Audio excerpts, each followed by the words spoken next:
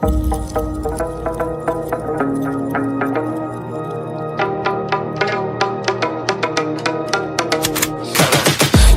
got the juice like a snow cone, ice in my veins and a cold flow. I'm getting cash overseas by the boatload. You wanna ride my wave? That's a no-go.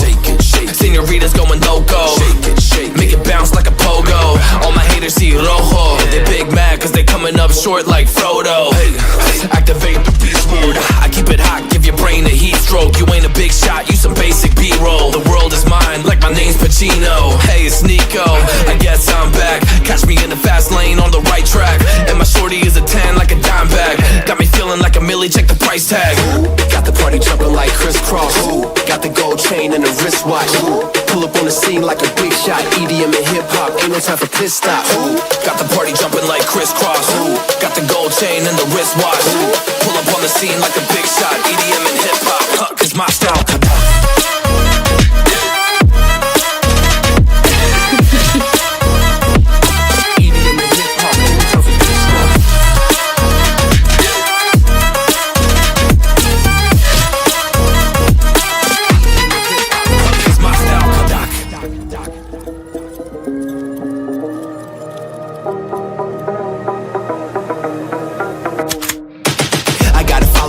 No time for daydreams. All my brothers get money, we call it gangrene. Just another day, but our focus still on the same thing. Us against everyone else, I recommend you change teams. Who the hottest in the city? We the top two. You said your music was litty, but that is not true. Just being honest, you should really just stop, fool. Matter of fact, empty no pockets, give me that watch too. My mind is wicked, that's why I spit it so hostile. Freaky girls in the crib, it's like I live in a brothel. All I spit is Leviticus, but I'm not an apostle. My nuts hang low, long and they colossal. Black trader black, she messiah to the misfits.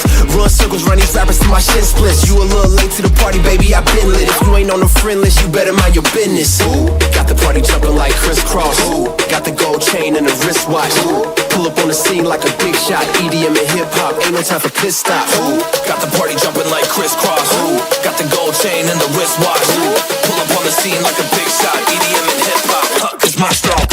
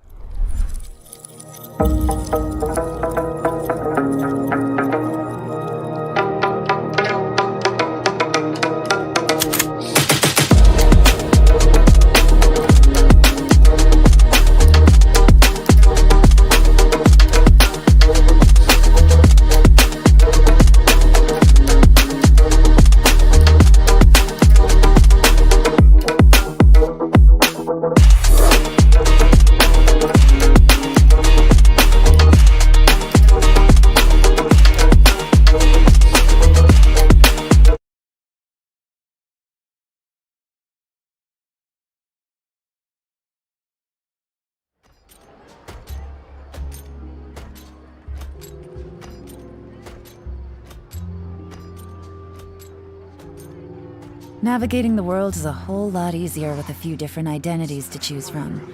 Need me to come up with some for you?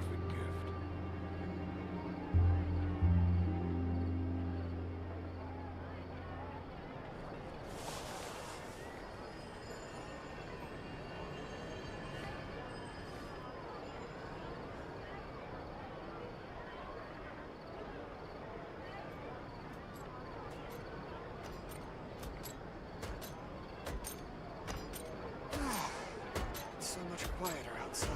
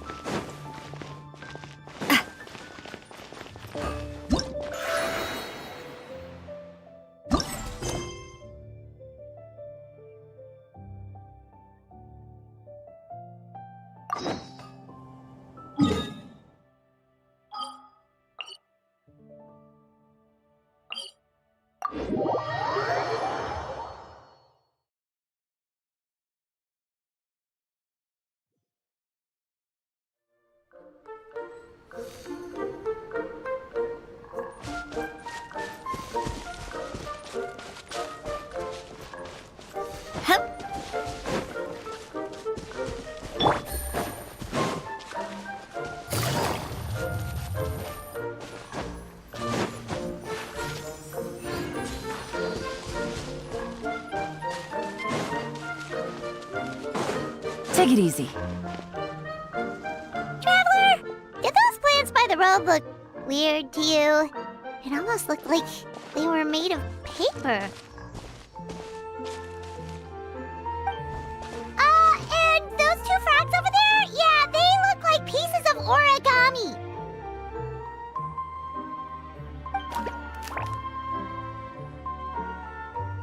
Oh, by the shade of a lotus leaf stream, don't tell me you forgot how to jump! I didn't forget, Firecracker. I'm just not sure if what I remember is correct. Next thing you know, you'll have forgotten how to sing, much less notate a score. You still remember why we call you Stream, don't you? Yeah, because I've got a great singing voice. Although these days, name seems more ironic than anything. Not just a great voice, one that evokes the gentleness of early morning dewdrops flowing into a spring. So cheer up and make the jump over. If you're still unsure, just use that roll of magic thread. I won't laugh, I promise. Now, don't tell me you've forgotten how to use that as well. I haven't forgotten everything, Firecracker. Your name, for instance. It's kind of hard to forget that you're named after your fiery temper. Now do me a favor and pipe down for a second. I'll be right over.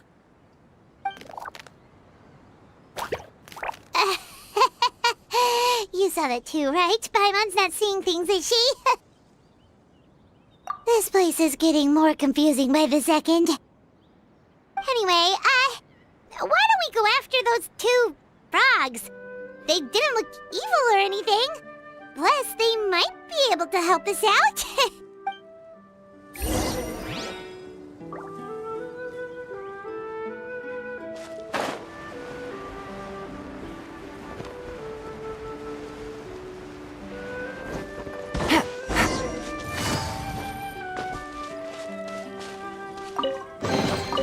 A chest full of valuables and a trove of potential clues.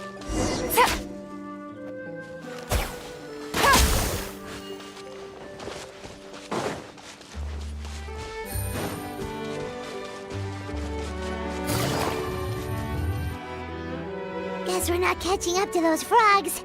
They were so fast. Paimon couldn't even tell where they hopped off to in the end. Excuse me, honored travelers. Did you come from the Cliff of Prophecy, perchance?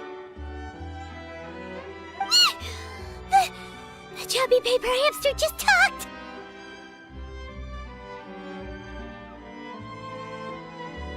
Chubby? Who are you calling chubby? I've just got a slightly thicker layer of paper on me, that's all. Allow me to introduce myself. My name is Armand. friend, and I'm an elder of the Forest of Blessings. I've been waiting here for the hero of prophecy to arrive. Traveler, could you pinch Paimon just to make sure she's not still dreaming? Pinching, you say? Well, I can help with that. Although you'll have to get a little closer. My arms are rather short. That's alright. We just need a minute to collect ourselves. Okay, let's think things through. We know for sure this isn't the world we're familiar with. The talking paper animals and all the paper trees and plants make that pretty clear. The hero from another world, supported by their companions, shall restore peace to the world. That is what the prophecy says. Dearie me, I completely forgot to introduce you to this world, didn't I? And here I am, getting all excited by the arrival of the hero. You'll have to excuse me. This old brain isn't what it once was. All shell and no nut.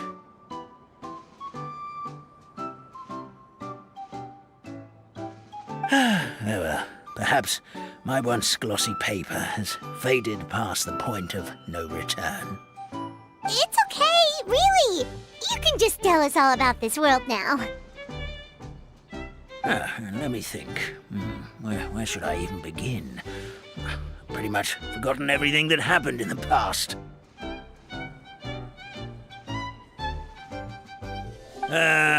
Right. I believe the story circulating along the pulp of this forest goes as follows. A long time ago, 3 goddesses created this world and named it Simulanka. The goddess of creation, who presides over matter and magic, created the mountains and rivers and gave us life.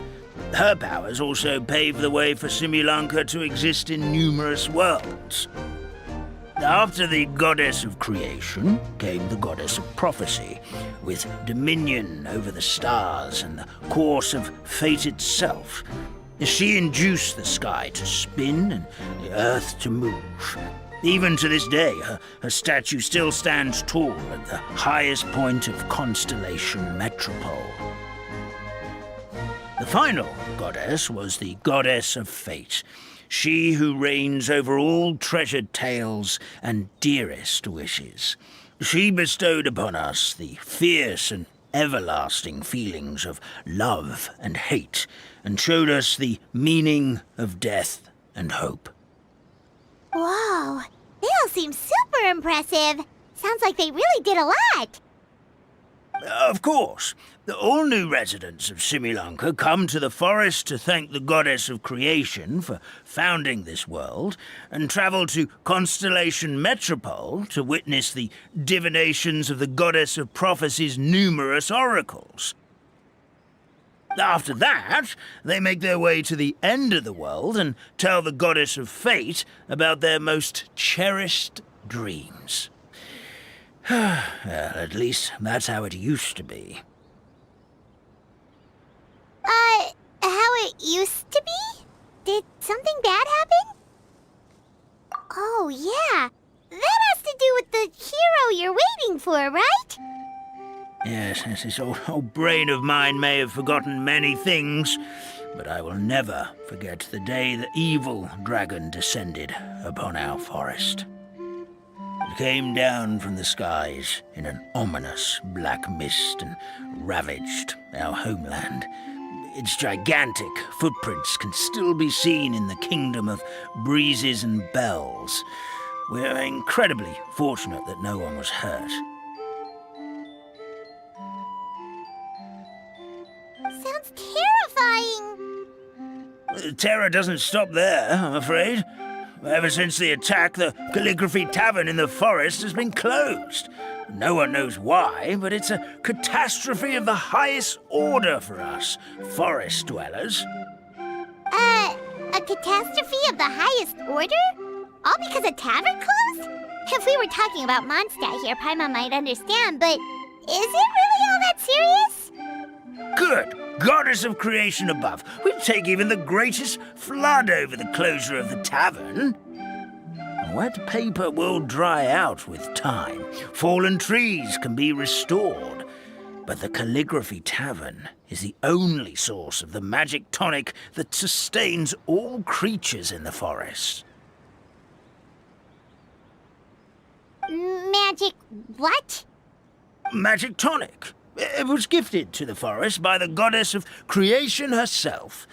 A special potion that helps us maintain our vitality. Well, our bodies will gradually crumple and become brittle until they eventually disintegrate entirely. Our colors will fade and we'll start to lose our memory until we can't even remember our own names. But wait, Grandpa Almond, does that mean you've already... Oh, I'm afraid so. The color has all but completely faded from my paper. To be honest, all I really remember is that I'm supposed to wait here for the hero of prophecy. But I've already forgotten who gave me that order to begin with. Then we've got to act fast! How can we help? Oh, brave Pixie. May the goddess of fate reward you and your friend for your kindness. Could it be you're the heroes I've been waiting for all along? Not sure how we know that. Plus, we can't even remember how we got here, so it's not looking too promising. Well, this is turning out to be quite the conundrum for old Almond Brain here. The prophecy never mentioned anything like that. For now, why don't you come with me to the Hut of Blessings? Our forest fairy lives there. Maybe she'll know what to do. Whoa, a forest fairy? Like one that knows magic? Oh, you betcha. She's prophesized to join the hero on their journey. Well, then she sounds like exactly the kind of person we need. Please lead the way, Grandpa Almond.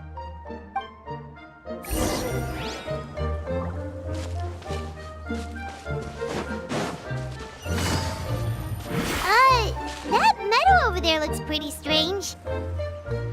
That's what the Calligraphy Tavern looks like. Now it's lost all of its color.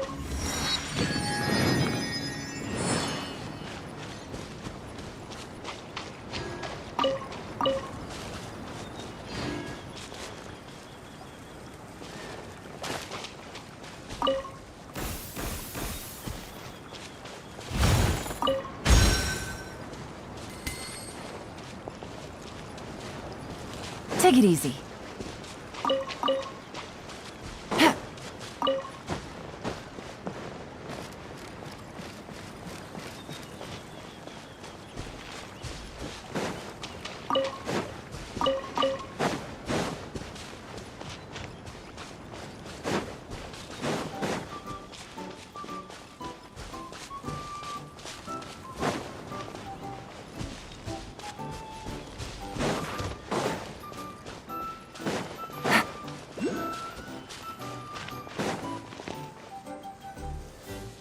This is the place. If you could just wait a moment, the fairy should be... Traveler! Paimon! Paimon knows that voice! It's really you! I'm so happy to see you! Sorry. So Nilu is the forest fairy? Well, you certainly look the part.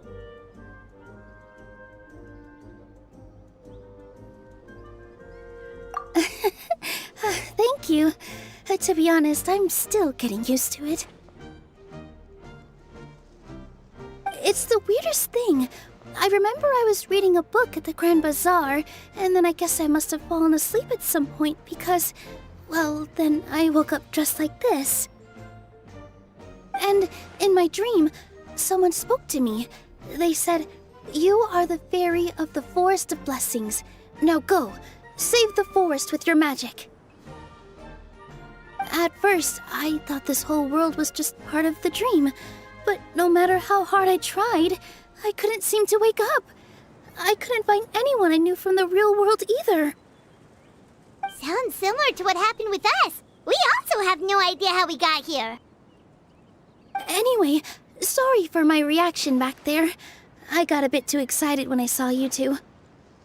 It's okay, we totally understand. We were looking for a way out, too. At least we know we're not alone. Oh, blessed be the goddess of fate above. You're already friends with the fairy of the forest. Grandpa Almond, thank you so much for bringing my friends here. Could you let the others know I'm coming? I'll head over right away. Of course, leave it to me. Hey-ho, pistachio. Today truly is a blessed day. Wow, Nilu. Looks like you made short work of getting to know the locals. Well, when I arrived here yesterday, Grandpa Almond told me all about the state of this world. Since they think of me as their forest fairy, I just felt like I had to try to help them.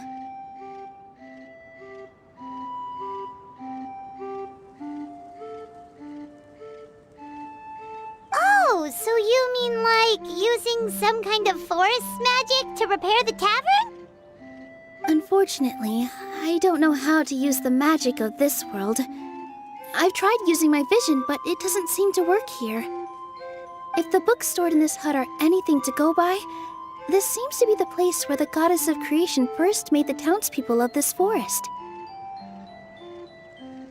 She folded the pages of books into small origami animals, gave them life with her magic, and with time, that's how the Forest of Blessings took shape. Maybe one of the books here could teach us how to use magic. I read them all, but only found one reference to magic. The incantation, abracadabra, means to create what I say. This is a world made up of words, where fantastical powers can be wielded by all. Okay, so basically everyone in this world can use magic? That's nice, but still kind of vague. Yeah, from the other books I read, it seems like this goddess really likes to play fast and loose with the details. So, what should we do now? Didn't you say you were going somewhere, Nilu? Oh, yes. I was going to help some of the other residents of the forest. They've been busy making preparations to reopen the tavern, so I thought I could help out. Got it! Guess we should just focus on what we can do for now. This whole thing is making me pretty nervous, actually. It's like I've been pushed on stage without being taught the choreography. Since I'm already wearing the costume, though, I might as well try to play the part. It's what a professional dancer would do. And who knows? Maybe I'll find my own magic along the way. All I can do is try, right? At least you're optimistic. Thank you. Then let's go.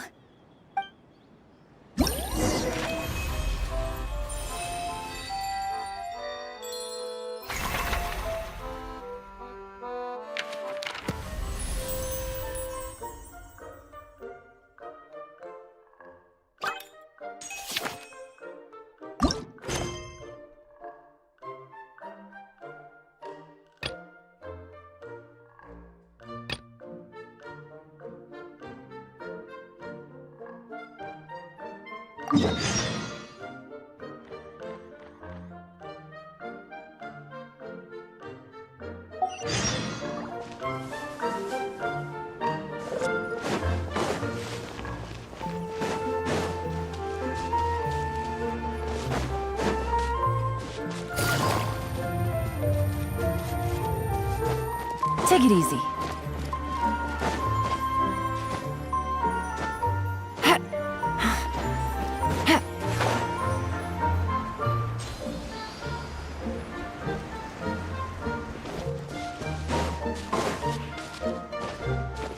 Take it easy. How about we explore the area ahead of us later?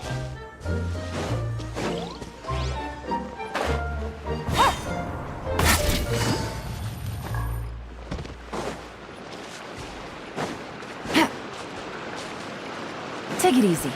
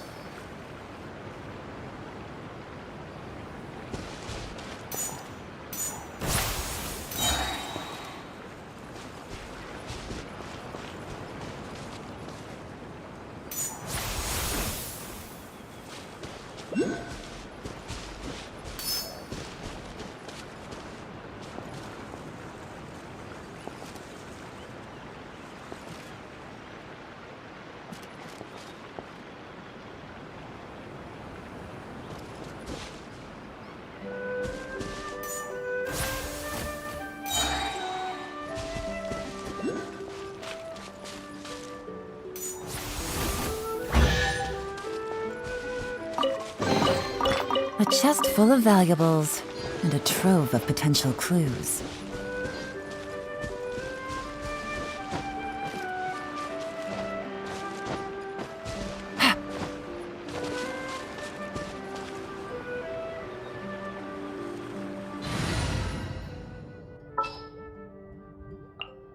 All right, let's head off. One with nature.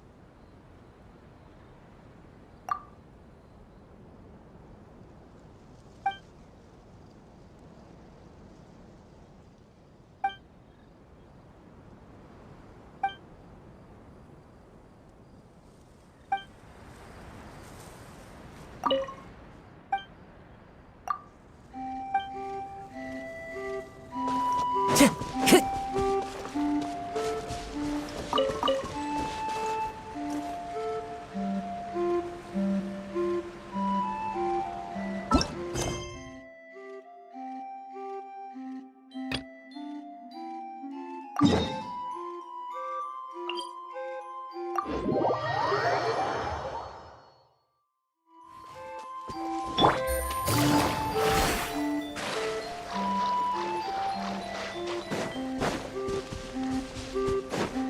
it easy.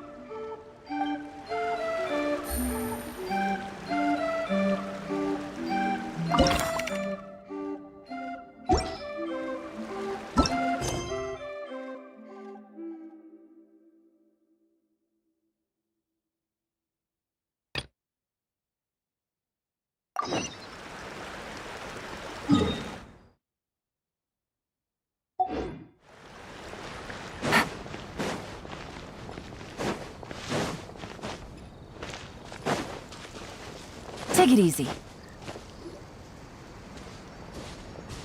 Look, the forest fairy is here, and she brought her companions.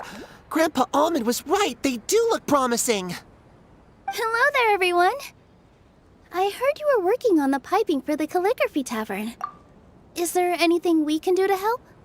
Oh, we wouldn't dream of troubling you with our petty problems, my lady. Don't you worry. We have it all under control. You sure about that? Because from where Paimon's floating, the piping is looking pretty chaotic. Ah, yes. We have my careless friend to thank for that. He promised we could leave the pipe connecting to him, and, well, the results speak for themselves. Hey, I just wanted to inspect each pipe.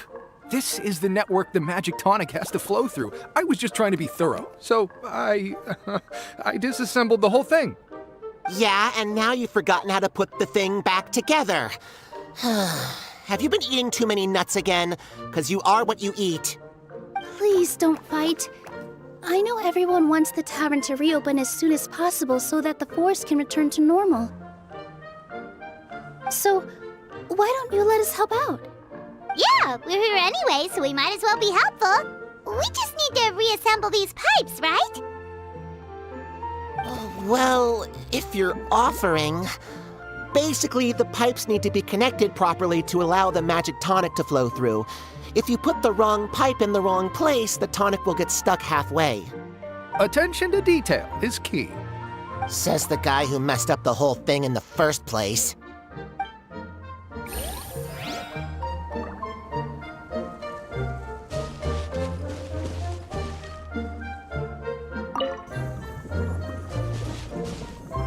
Something doesn't seem quite right. The tonic is stuck.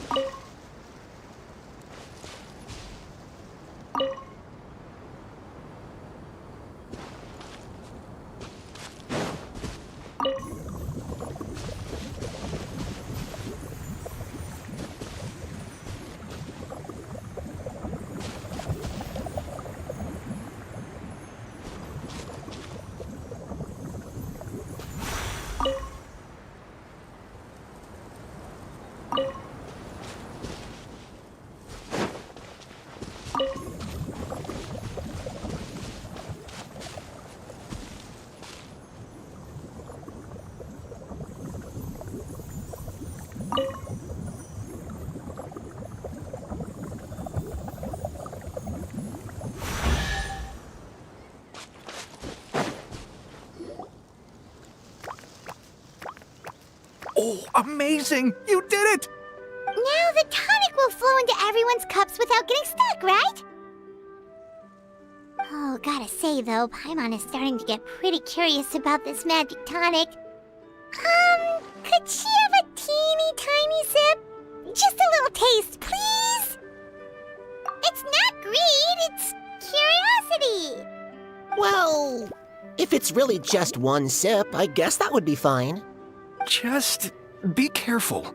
This is one of the last cups left in the entire forest. We're supposed to save it for our research. Just a sip, promise. Okay, here it goes. What was that? Oh, it's sticking to Paimon's tongue. Wait, is this just regular ink? Wait, does that mean what the legend says is true? The goddess of fate used ink to compose her stories on paper, and the goddess of creation used her power to bring those tales to life. No wonder the tavern is so important to the forest. Maybe the fading disorder occurs when the ink within the body dries up. That would explain why the beings here are forgetting their own stories. Oh. I'm not really sure I can really wrap my head around this conversation, but there's no need to get all worked up on our behalf, my lady. With the pipe installed, I'm sure the tavern will be up and running in no time. What do you mean, can't wrap your head around it? The fairy is recounting the story of how the goddesses gave us life. In fact, I've seen the goddess of creation with my own eyes. Really? Don't be ridiculous. There's no way you're old enough to have met her. We're the same age, and I think I would know considering we went to tell our wishes to the goddess of fate together. So stop talking a load of papier-mâché. Oh, fine. It was my grandfather, all right? He was the one that saw her. He said that one day after he finished work, he saw the goddess of creation grant us life with his own eyes. In her hands, she held the very paper used to form our bodies. She whispered something into the pages, and then suddenly a paper frog was born, ready to leap into the world. Oh, it was spectacular. Cut the theatrics, will you? You weren't even there. Wait, so that's it? Paimon thought creation magic would have a little bit more pizzazz. Oh, so in your world, the creation of life is a much showier affair? Huh, I'm learning something new every day. Well, that's not exactly what Paimon was trying to say. Magic doesn't have to be spectacular. That's enough out of you. All your boasting is confusing our kind fairy. Oh, no, it's all right. I actually think I understand the magic of this world a bit better now. Thank you. The honor was all ours, milady. Traveler, Paimon, we should make our way to the next location. A chest full of valuables and a trove of potential clues.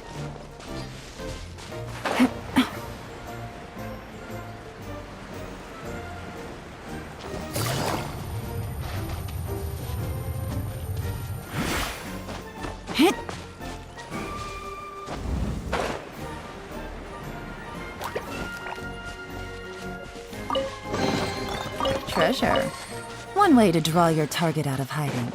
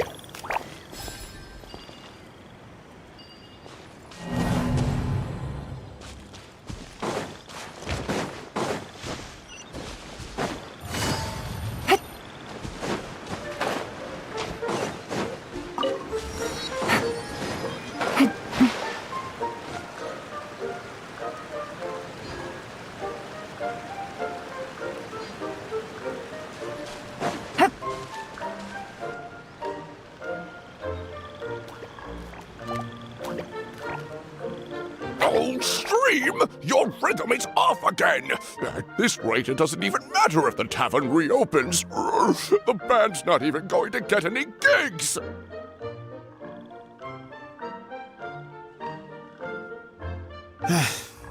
I'm sorry. Hello there. I hope we aren't interrupting your rehearsal. Wait, these are the two frogs we saw on the road a little while ago.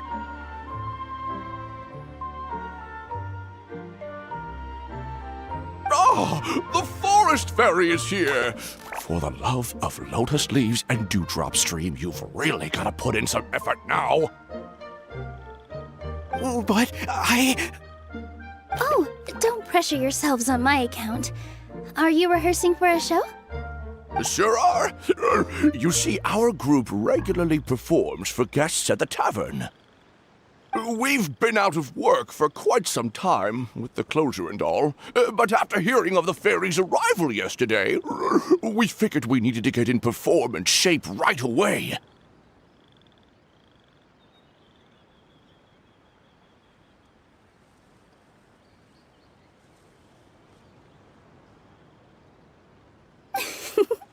I understand how you feel. Back at the Grand Bazaar, Zubair Theater's always busy with rehearsals too. The Grand Bazaar? Do people there sing on lotus leaves as well? Yeah, they do. And it's a really big one. You're the conductor of your group, aren't you? You remind me of Mr. Zubair. Ah, then he must be an ambitious director. One who would do anything to avoid disappointing a single member of the audience. It's just...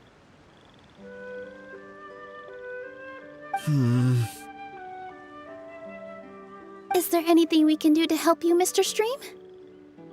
Oh, no. My problems are mine and mine alone. It's just... after the tavern closed, I somehow forgot how to sing. I'm always a few beats behind everyone else, and I keep singing out of key. You were our trump card, our best singer by a mile. I know, but... So he is a victim of the fading disorder too? Don't be sad, Mr. Stream. Whenever I've forgotten important dance steps in the past, my friends at the Grand Bazaar always stick by my side to encourage me.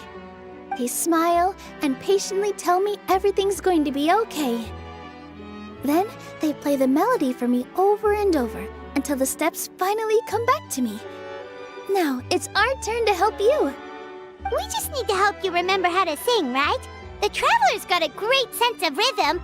We can help keep you in time. Well, what do you say, Stream? I think it's a great idea.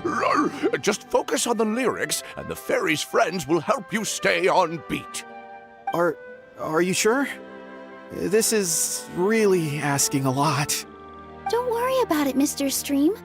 It'll all be worth it when the tavern reopens and we finally have the chance to hear your marvelous singing voice. All right, then. Thank you so much, everyone. I'll give it my best shot.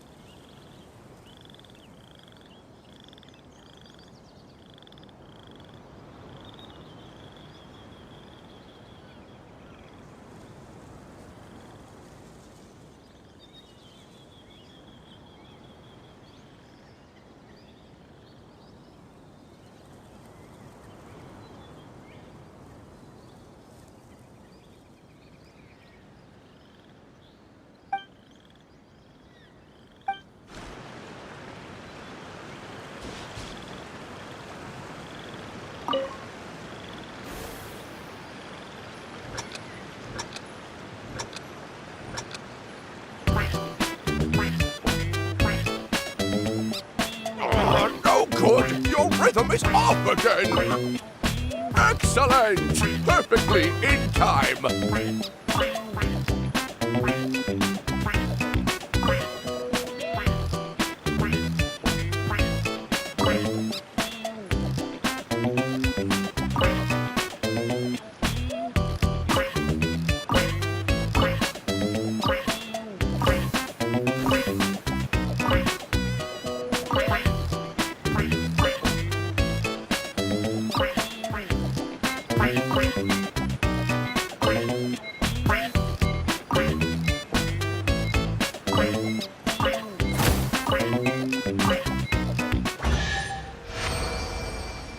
I feel like I'm getting the hang of it again.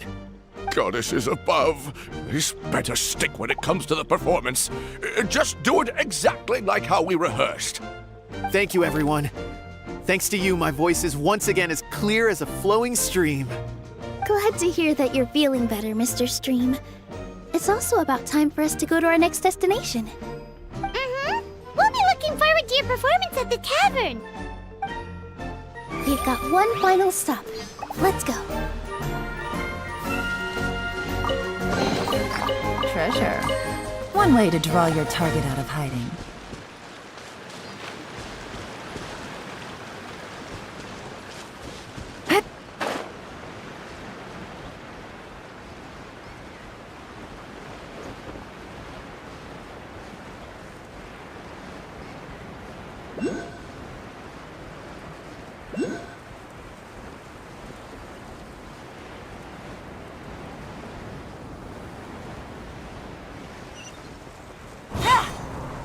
Take it easy.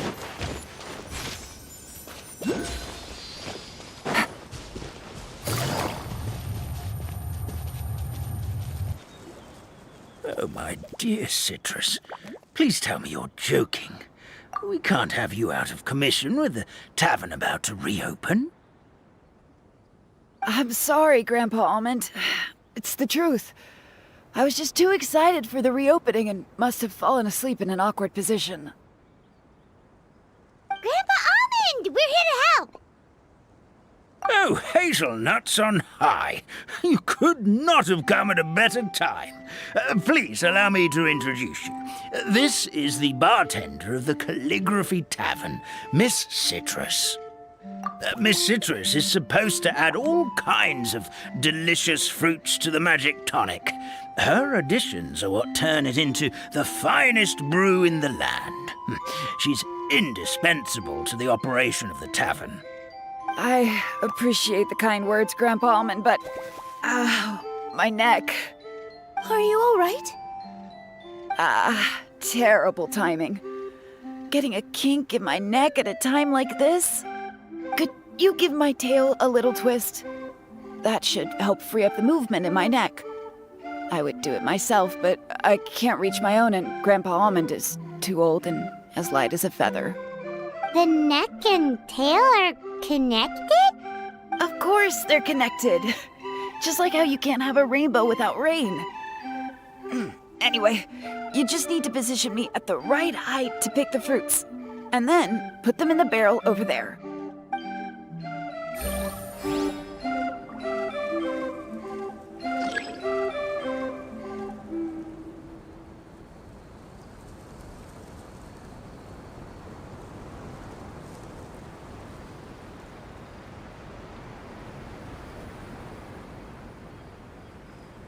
I got a new letter from an informant. Looks like the situation has changed again.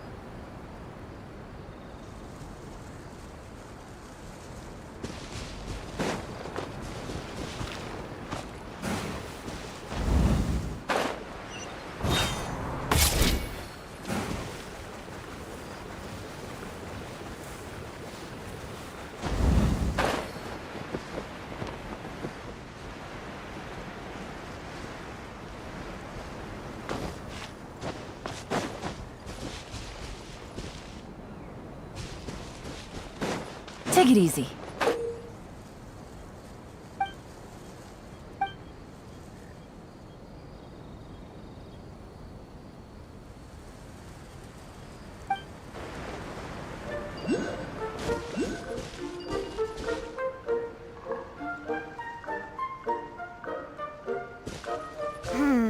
This doesn't seem quite right.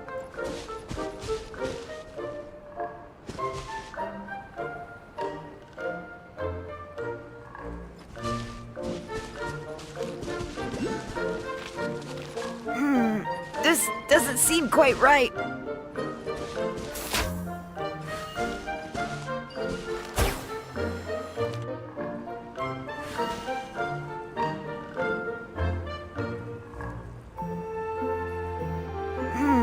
This doesn't seem quite right.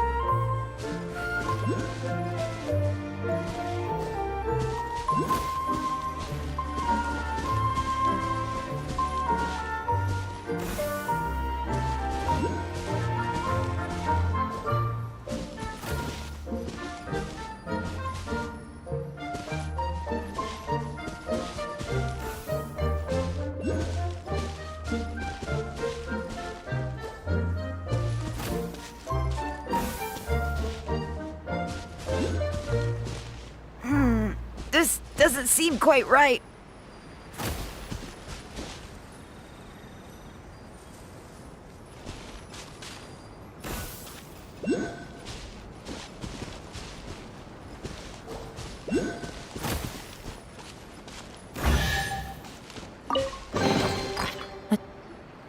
Perfect!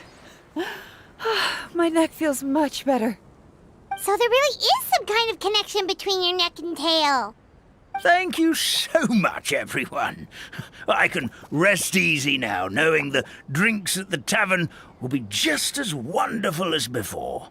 That's another problem solved!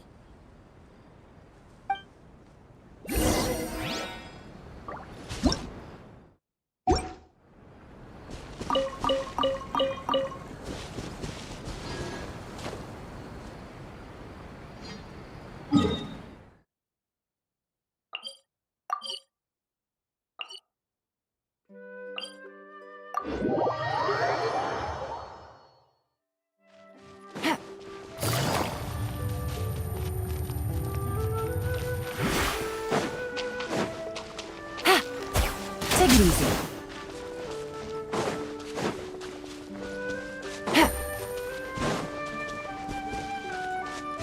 Take it easy. Well, since we've taken care of most of the tasks, all we need to do now is reopen the tavern.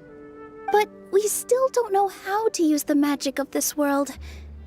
We don't even know why the tavern closed in the first place. Oh, what about the method that one hamster mentioned? You should try it, Nilu. You mean the creation magic his grandfather saw outside the Hut of Blessings? I wonder.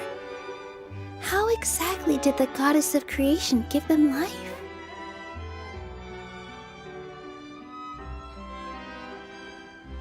Maybe you don't need to understand it. Just give it a try. Everyone here calls you the Forest Fairy. Maybe you have the magic powers already and you just don't know it. In other words, this forest is a stage, and all I need to do is step out into the spotlight? Sounds just like a fairy tale. Well, we are surrounded by talking origami animals and magic potions after all. Almost seems like anything's possible in this place. You're right, Paimon. We won't know anything unless we try. In that case, let's see. This is how you do it, right? I think I got the folds right. Whoa, your origami skills are great! I once saw one of our prop people making something similar. It looked really cool, so I took some time during my break to learn the basics. It's not a bad way to stave off sleepiness either. Well, how do you feel? Sense any, magical powers flowing through you? No. No? What are we missing? Magic words? But how am I supposed to know what the goddess said to bring them to life? Oh, good point! You're the Forest Fairy, Nilu! What do you want to say to the new resident of your domain?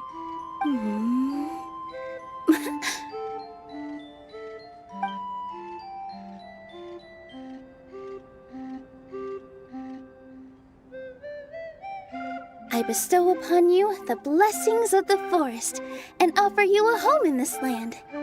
Your name shall be Harisara. May you bloom in this world as beautifully as the flower I love. My name is Harisara. It worked! It actually worked! Well, peel my shell and call me a nut. I'd never imagined I'd witness such a miracle at my age. It's just like what the stories said about the goddess of creation. Shell? Miracle? Nice to meet you, Harisara. I'm Nilu, the fairy of this forest. From this day forward, this place is now your home. Hello, Fairy Nilu. I hope you'll grow up happily in this forest. Grow up. Oh, you can leave the little one with old Almond for now. Oh, this sure brings back memories. It's been such a long time since we last held a welcome ceremony. Here, Harisara. Come to Grandpa Almond. Well, now that Nilu has mastered the goddess's magic, we should be able to reopen the tavern, right? Grandpa Almond, could you send a few people to check the underground space beneath the tavern? Oh, of course. May I ask why? The moment I used magic, I sensed something strange down there. I have a feeling it's connected to why the tavern had to close down. Of course, we'll look into it right away. Make sure you listen to Grandpa Almond, Potty Sara. Don't go running off on your own. Potty Sara. Listen. Running! Hey, come back here, you! Wait! Yep, that's Nilu's creation, all right. She's got so much energy. Anyway, how did you manage it, Nilu? Well, all I did was say my wishes for her out loud. Maybe the magic is in the words themselves, just like the book said. This place is seeming more like a fairy tale by the second. I mean, we're somewhere called the Forest of Blessings, so it kind of makes sense. Well, anyway, Paimon thinks this magic suits you perfectly, Nilu. When I brought Potty Sara to life just now, I was able to sense the magic flowing through the forest, and the flowers and trees, and inside the creatures that live here. But for some reason, there's a hollowed-out space beneath the tavern where I couldn't sense anything at all. We're back, my lady. That was fast. You were right. There was something under the tavern that I've never seen before. It looked transparent and gave off a clinking sound when I knocked on it. Transparent and clinking. Oh, I've got it! Already? You've got to use fairy tale logic, Paimon. That's right.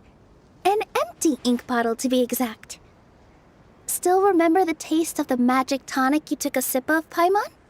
Yeah, it was ink. Oh, Paimon gets it now!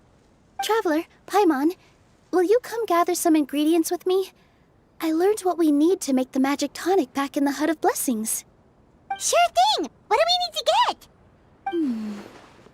A setting sun that never sets, a dragon that cannot fly, and a moon that only shines at night.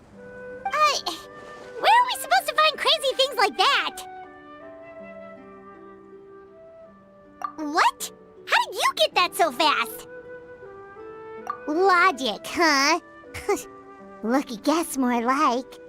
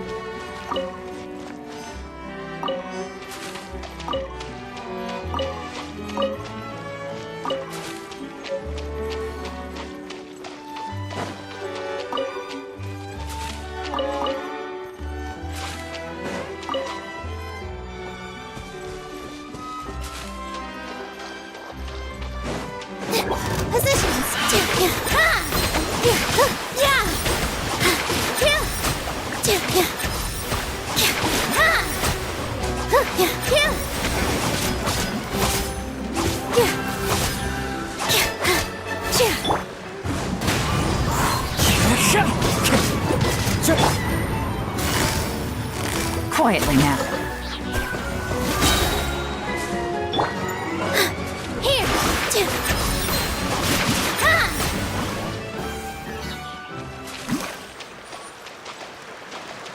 That should be everything, right? What should we do now? Let's go back to the Hut of Blessings.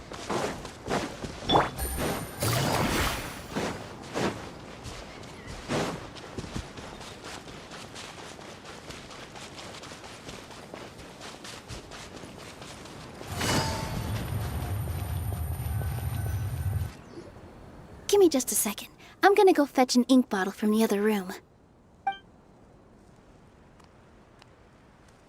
Paimon doesn't get it.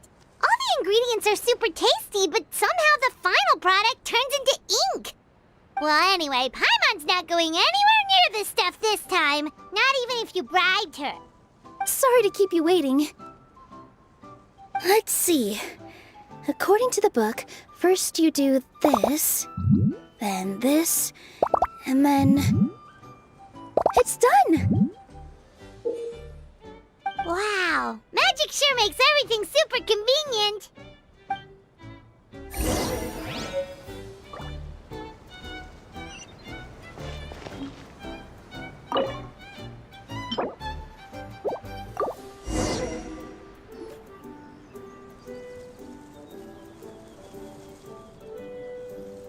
Yes, this is it.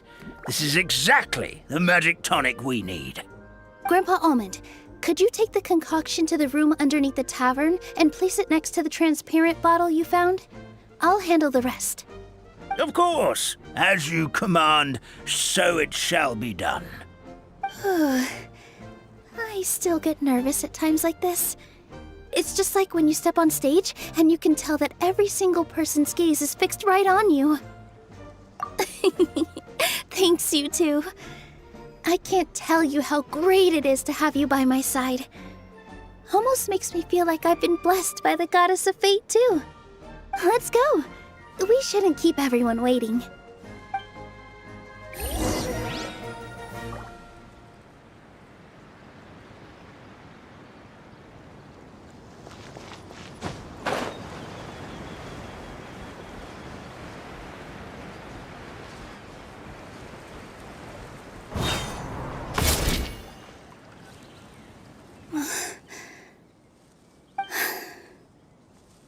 Forest, please heed my words and accept my blessings. May your spring of wondrous magic never run dry. And may all who call you their home lead happy, fulfilling lives.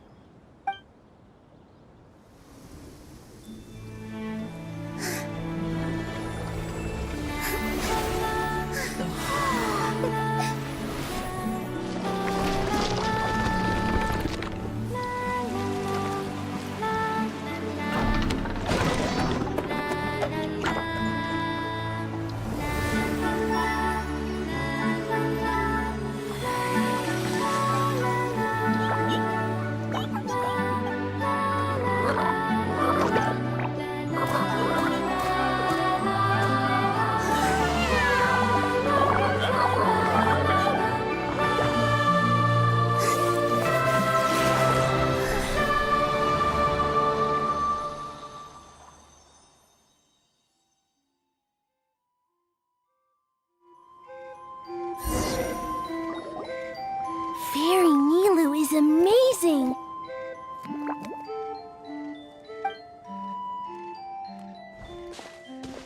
Wow, it's so pretty! What a beautiful tavern!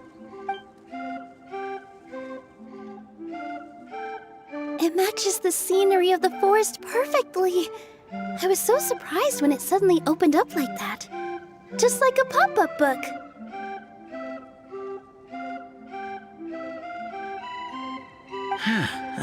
I remember now. I remember everything. It was me. I was the one who went to the top of Constellation Metropole and witnessed the goddess's prophecy. The hero who shall save this world will descend upon the cliff of prophecy. The hero, supported by their companions, shall restore peace to this world. So the prophecy really did have all the answers. You just forgot the first half. That's why I was waiting near the cliff of prophecy. Wonderful. Simply wonderful. There's still some hope left for old Armand after all. Is the Cliff of Prophecy that place with the huge mural? 'Cause that is where we woke up, but we don't remember anything about how we got there. Also, we didn't get a change of clothes like Nilu. Are we definitely the heroes? If not you, then who else? You've already helped the fairy revitalize our forest. To us, that makes you heroes, prophesized or not. All right. Either way, we're going to keep adventuring, even if it's just to figure out how we can get back to our world. Yep, we've beaten up plenty of dragons already, so what's one more? As expected, the words of the goddess of prophecy always come true. I'll come with you. It can't hurt to have a magical fairy tag along, right? Heroes and fairies, dragons and new adventures. This is sounding more and more like a fairy tale by the second. I would say your next stop should be Constellation Metropole. It's Simulanka's most prosperous city, just across the sea. Once you've arrived at the Astral Garden at the highest point in the city, maybe you can try seeking divine counsel from the Goddess of Prophecy herself. Are you leaving, Fairy Nilu? I'm afraid so. There are still other people who need my help. I won't go far, though, and I'll come back to visit the minute I have time to spare. So be a good girl, Padisara, and help out Grandpa Almond whenever you can, all right? Got it! Padisara will wait here for you. That's a good girl, Padisara. I almost forgot. If Constellation Metropole is where you're heading, you'll need to take the Maritime Express. I'll head to the station first thing tomorrow morning and wake up that lazy station master for you. Why don't you take a break for the rest of the day? You should savor the beautiful scenery of the forest before you go. Sounds great! Paimon definitely feels tired after being on the go for so long. There's a spot in the tavern with Paimon's name on it. Oh, sounds like someone's ready to order. Oh, well, if you're offering, Paimon will take a glass of Buell fruit tonic. But hold the tonic.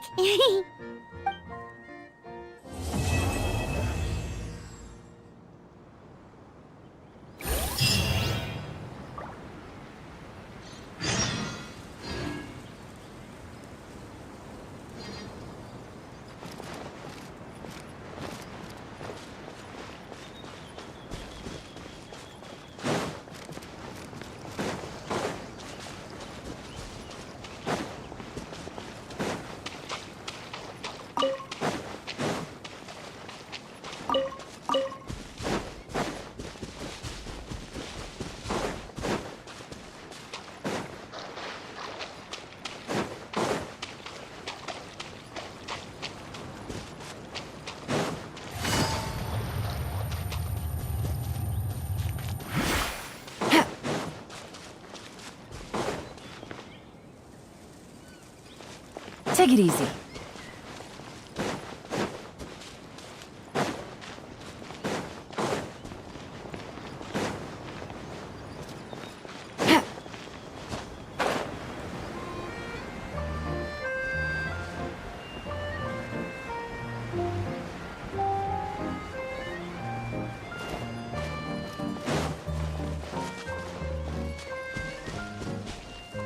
Our kind fairy dances just as beautifully as the goddess of creation.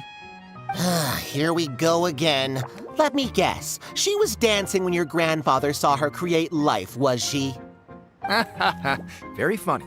A goddess is all-powerful. Of course she can dance.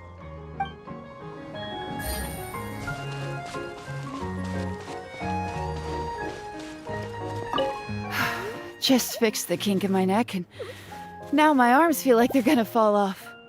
But seeing the tavern full and lively again makes it all worth it.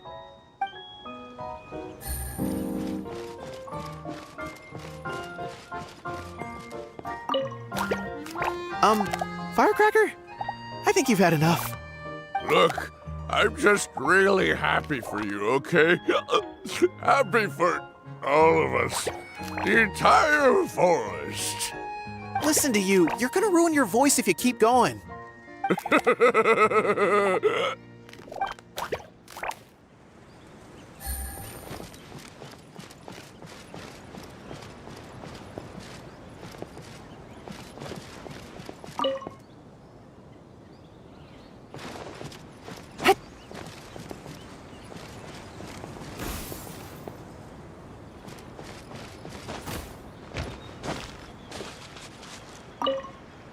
Fairy Nilu, can you teach Padisara how to dance? Oh, of course! How about we start up with the most basic steps? Okay. What about you, Grandpa Almond? Would you like to join? This old nutcracker? I'm not quite as limber as I used to be. Come on, Grandpa Almond. Join us. All right, all right. Grandpa can't say no to you, can he?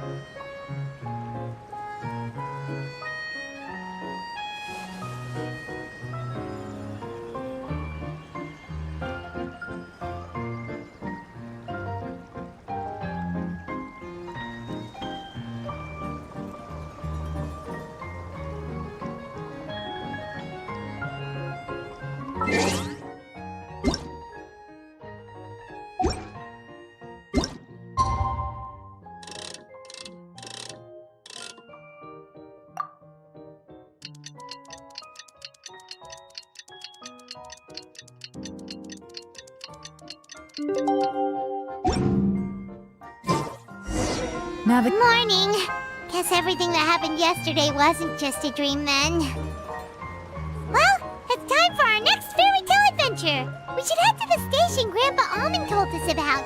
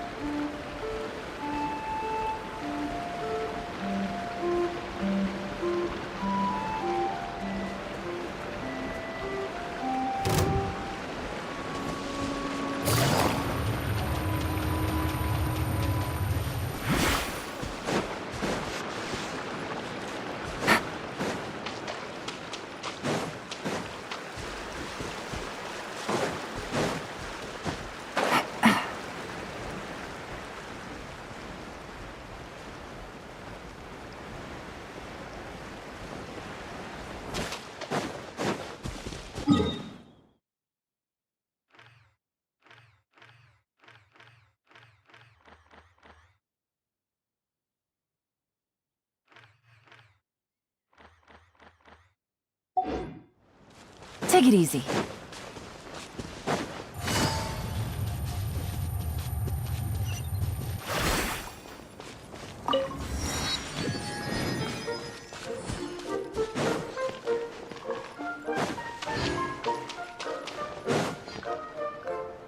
Get up, said Jewel. Time to get to work, you lazy bones. I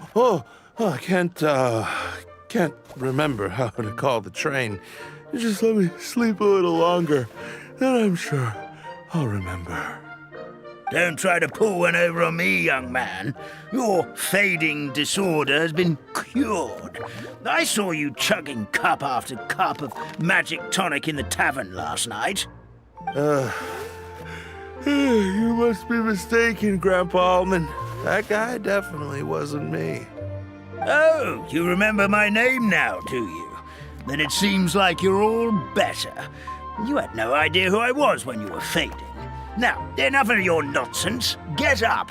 The fairy and her friends are going to be here any second. All right, I'm up. The Maritime Express should be here soon. That's more like it. Lie there any longer and you'll start gathering dust. Is everything okay? The hero, his pixie companion, and the forest fairy. Oh, I didn't know you were already here. Merciful macadamias. I'm sorry you had to see that. Oh, it's all right. Paimon knows the feeling. Who doesn't want to sleep in first thing in the morning? Does the Maritime Express run out of Constellation Metropole? Yes, each train needs a conductor to operate, and the conductors are always from the capital. The more difficult maneuvers are a little too complicated when you're made of paper. Oh, so you mean the people of Constellation Metropole aren't origami animals like you? Well, the city welcomes visitors from all over the world, so you're bound to run into some forest dwellers there.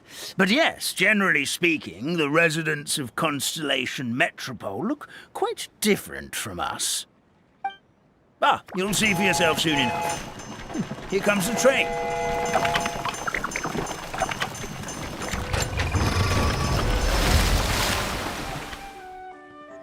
Pleasure to meet you, everyone. My name is Will, and I'll be the conductor for your journey today. I'm assuming you're the ones who called the train. Whoa, it's a little toy man! Yes, we called the train. The hero and the forest fairy need a ride to Constellation Metropole.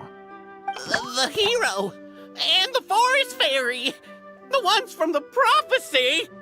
Oh, why didn't you say so earlier? We could have prepared a far more luxurious train. I'll just go back and get a better one.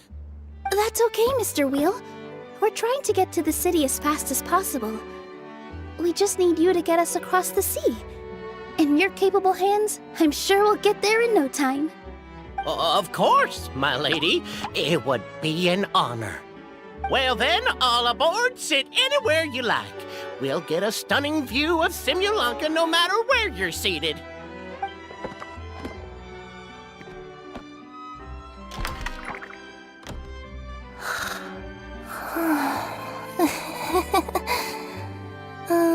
Breakfast.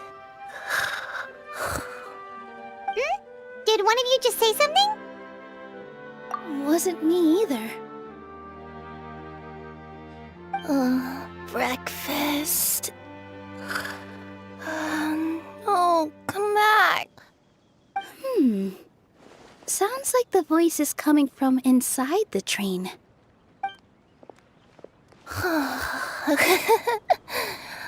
Fish. Chicken drumsticks. Oh, gotcha.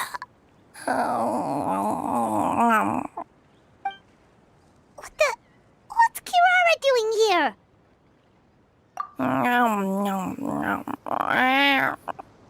Is she a friend of yours? Oh, let Paimon introduce you. This is Kirara. She's... Oh, wait, actually, maybe we should wake her up first. So noisy. Is it morning already? Oh, morning. Huh? Traveler! Paimon! It's you? Which means... Oh, thank goodness. It was all a dream after all. Oh, gotta hand it to my imagination. It all felt super real. There were these toy people, but they were alive and they could talk. Madam, sleeping overnight in the train car is prohibited.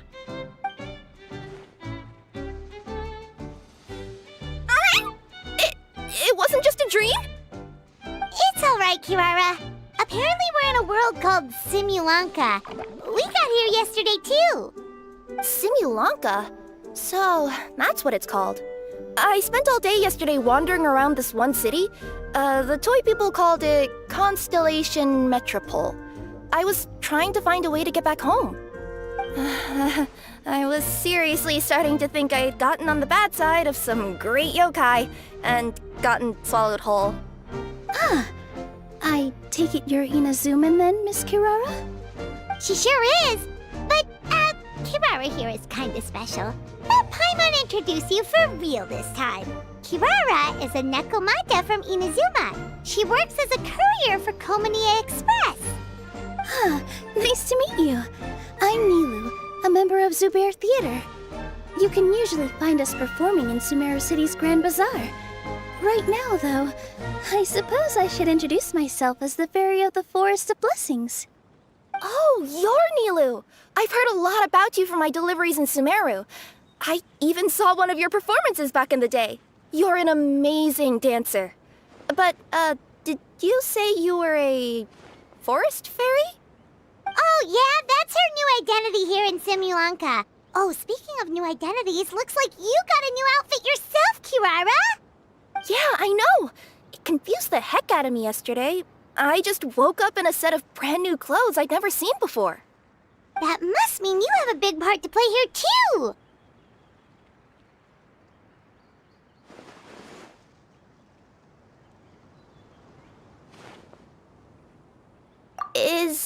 Is that a thing?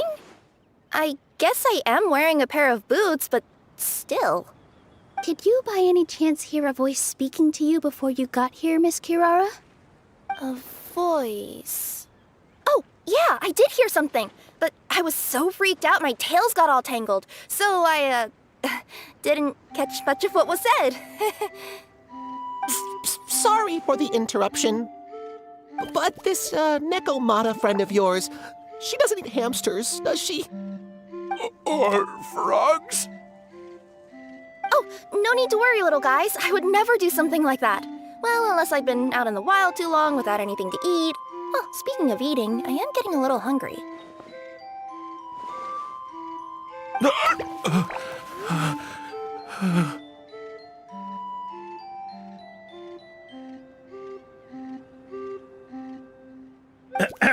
Where are your manners, everyone? This young lady is a trusted friend of our esteemed hero. Now, I know a fear of felines is etched into us with ink, but I'm certain Miss Nekomata in boots here means us no harm. It sure looks like you're keeping your distance, though, Grandpa Almond. You will have nothing to fear, I promise. I met some origami animals in Constellation Metropole yesterday, and I even made sure to retract my claws so I didn't hurt them by accident. Plus, you all look just about as tasty as the cardboard boxes I deliver. Not that I'd try to eat you even if you did look tasty. Promise. Please excuse us, Mom. It's just an unconscious reaction. Dear passengers, it's almost time for us to depart. Oh, yeah, that. Whoops. This turned into a pretty long conversation, didn't it? All right, let's get on the train. You coming with us, Kirara? Mm-hmm. I'll ride with you to the next stop. There's a place near the Metropole that caught my eye yesterday, so I want to go explore it today. Then all that remains for me to say is, on behalf of the Forest of Blessings, thank you once again for all you've done for us. May the Goddess of Fate be with you and bless your journey, Madam Fairy, Miss Nekomata in boots, and our brave heroes. Please do visit us in the Forest of Blessings again, once peace has returned to this land. We will. We'll definitely meet again. Take care, Grandpa Almond.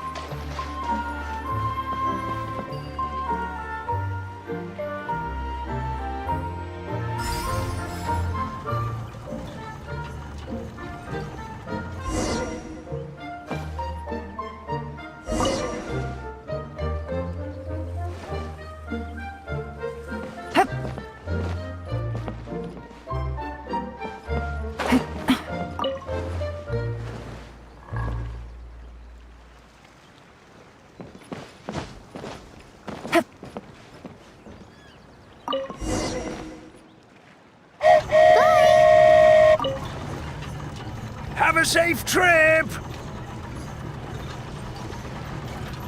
Wow, a train ride over the sea? What an incredible Phew! Please keep your head and arms inside the train at all times. We don't want anyone falling into the sea.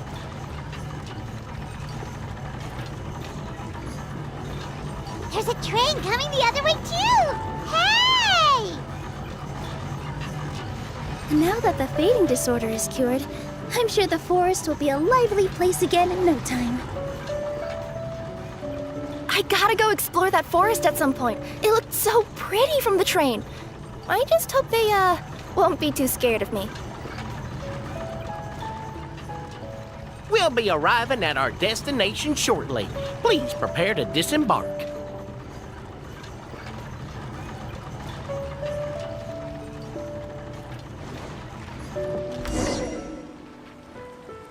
Here we are! Constellation Metropole is right over there.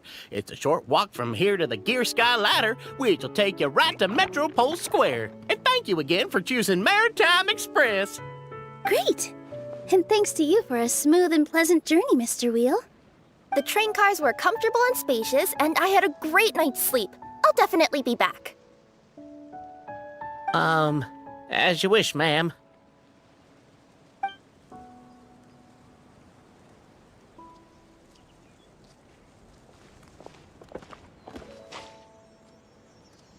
Where should we go next? Is that place you wanted to check out nearby? Mm-hmm. I took a walk around yesterday, and it felt like there was something weird about it. So, I think I'll indulge my curiosity and go investigate. Want us to come with you? It's okay. You guys go ahead and visit the Metropole for now. Hopefully, that's where you'll be able to find out some more about this world. I pretty much explored the whole place from the rooftops yesterday, but for some reason, this is the place that caught my attention. You know what I mean, right? Like, when you get a stone stuck in your claw or something, it keeps nagging at you to dig it out, but you can't focus on anything else until you do. Don't worry, if you run into any trouble, I'll be there faster than you can say gold-level courier of the Comania Express. Okay, fair enough. We'll head to the Metropole then. Guess this is where we say bye for now. Mm-hmm. Don't worry about me. Let's not forget, I'm a yokai.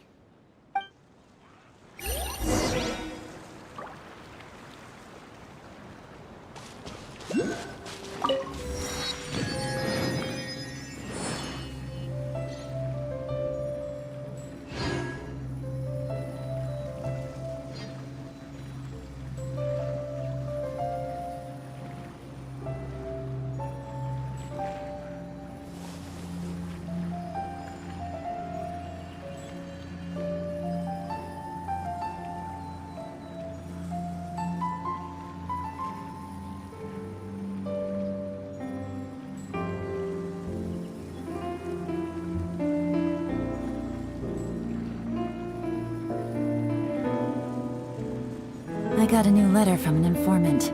Looks like the situation has changed again.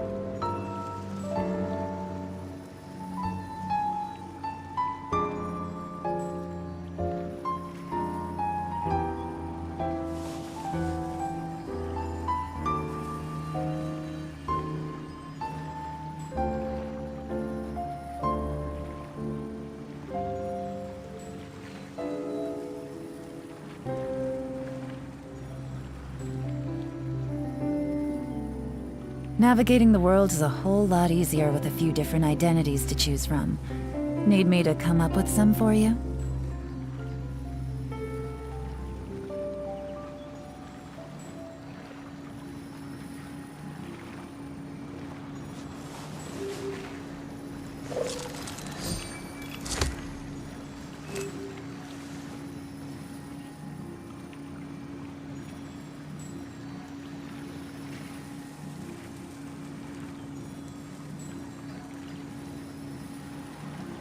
I got a new letter from an informant.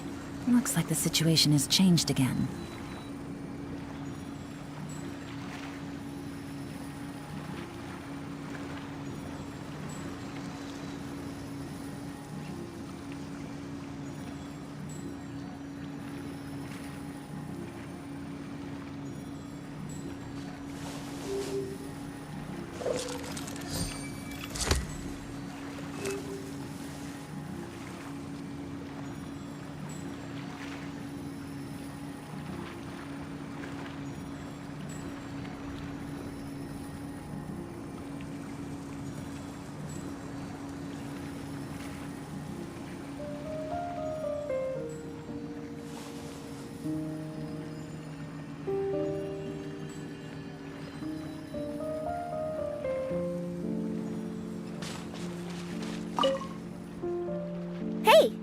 you guys already finished with everything in the Metropole?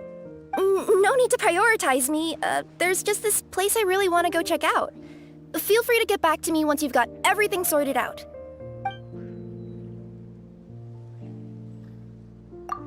Sure. Don't worry. I'm not going anywhere.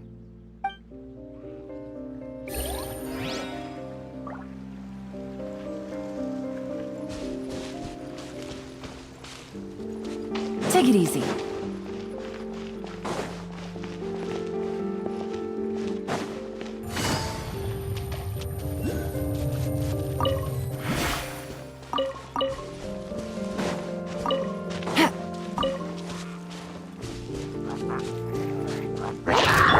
Shower me with praise!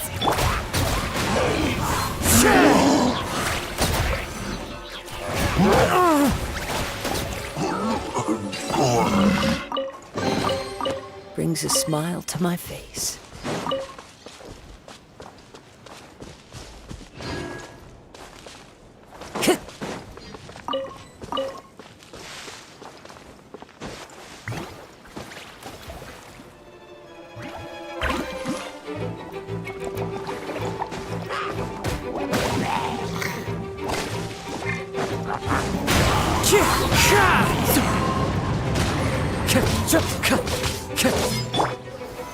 Stabilize!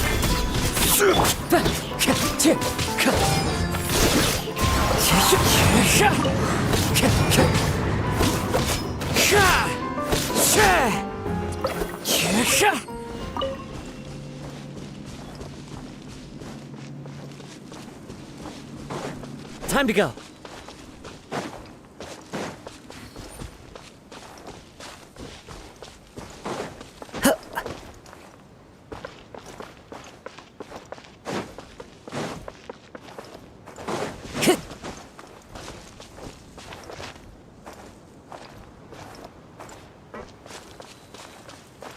Time to go.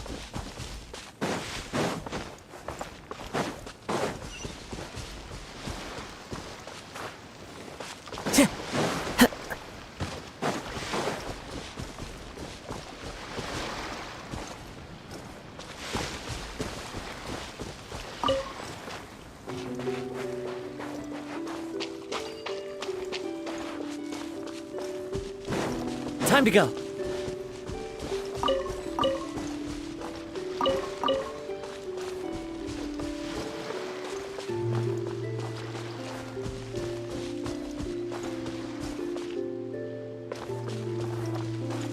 Help me! Somebody, please! Over there! Somebody needs our help!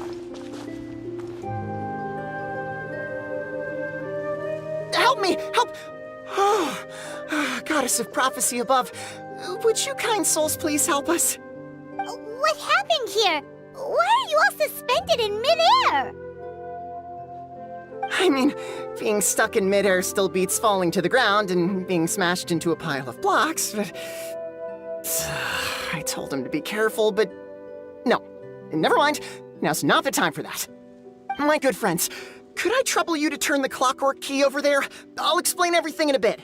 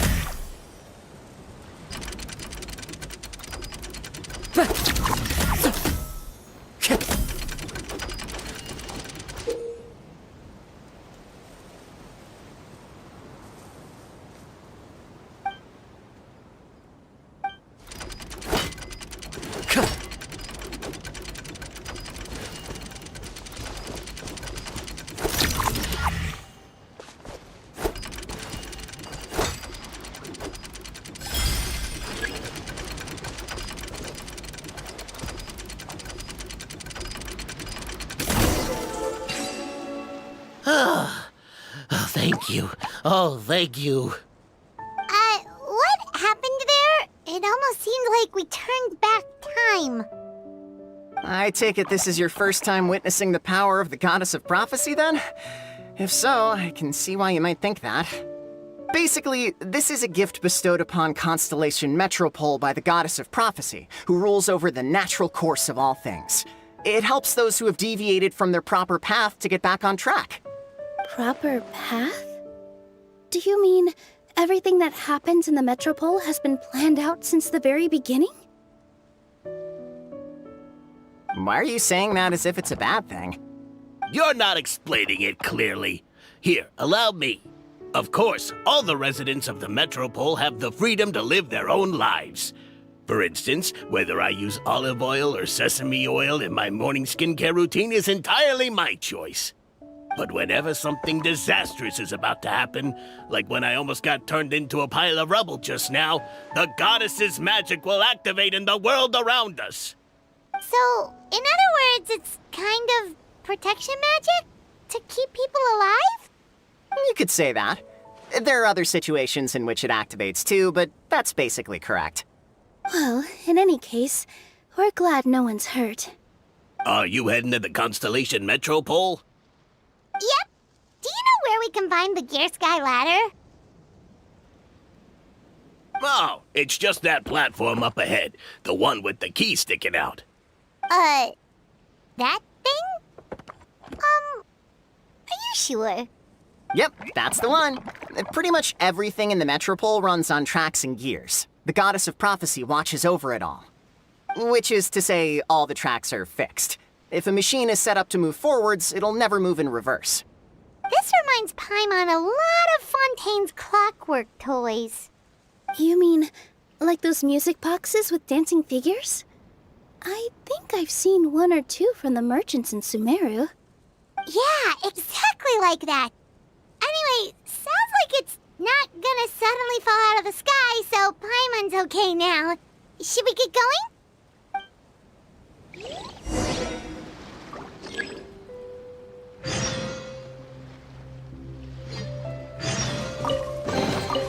Who says there aren't benefits to a life of wandering?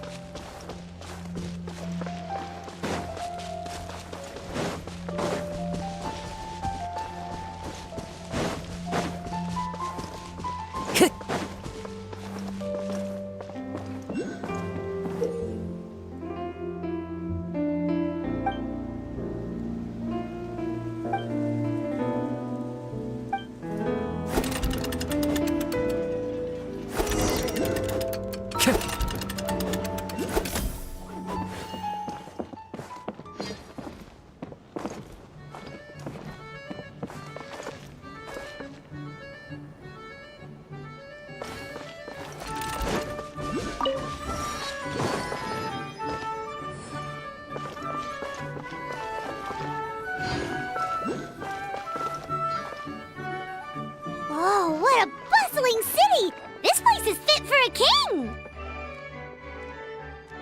Our next step is to get to the top of the Metropole and ask the Goddess of Prophecy for guidance. If there is a king in that castle, I sure hope he won't get mad at us for trespassing.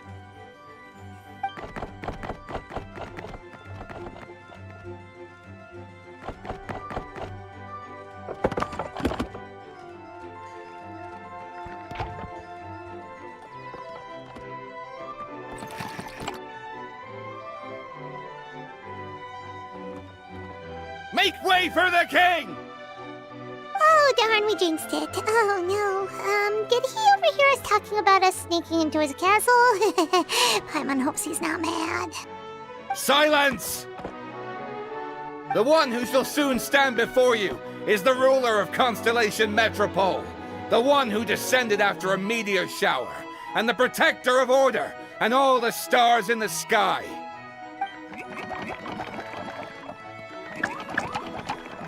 That's a long list of titles. I bid ye welcome, guests from afar.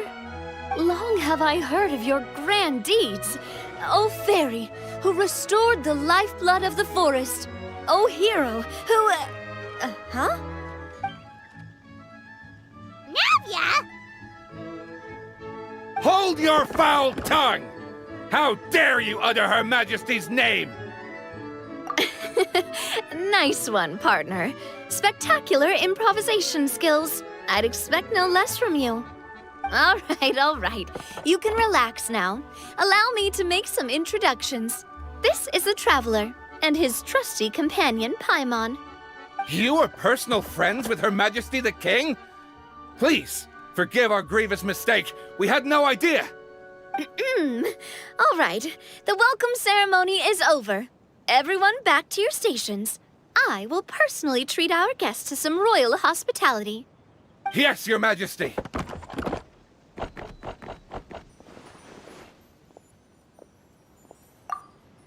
Oh, come on. I've already sent them off. So, anyway, how did you guys get here?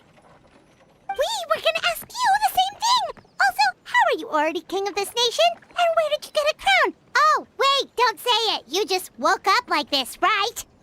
Sounds like you've answered your own question. But before I woke up, I heard a voice say to me, "You are the king of Constellation Metropole. Now go forth and save your city." A similar thing happened to me. Oh, yeah, sorry. You must be the fairy of the Forest of Blessings, right? Mm-hmm. This is Nilu, a friend that we made during our time in Sumeru. Nice to meet you, Miss Nilu. I'm Navia, the president of Spina di Rosula. If you ever get the chance to go to Fontaine, make sure you come and visit me. I'm based in Poisson. Seems like you're taking this all in stride. Aren't you nervous about getting stuck here and never being able to get back home? Why would I be worried about that? We've faced much bigger problems than this before, and we always pull through. This should be a piece of cake. Besides, life's always full of surprises. You gotta learn to just enjoy it. That sounds like a great outlook on life. You have a very optimistic spirit. Thanks, I'll take that. Honestly, though, it also puts me at ease to find out that you guys are the fairy and heroes that I've been hearing about in this prophecy. We're kind of veterans at dealing with prophecies by now, aren't we? About that, has anything bad happened in the Metropole? We heard about an evil dragon. Did it make a mess here too? It sure did. Apparently, for whatever reason, he went for the stars above the city recently. Literally just flew up and started snatching them out of the sky. Luckily, the guards responded quickly and stopped the dragon from taking them back to his lair. Unfortunately, though, he dropped them before he flew off.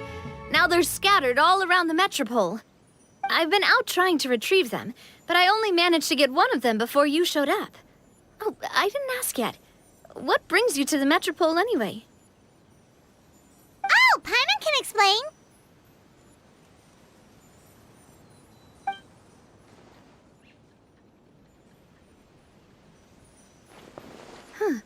I see.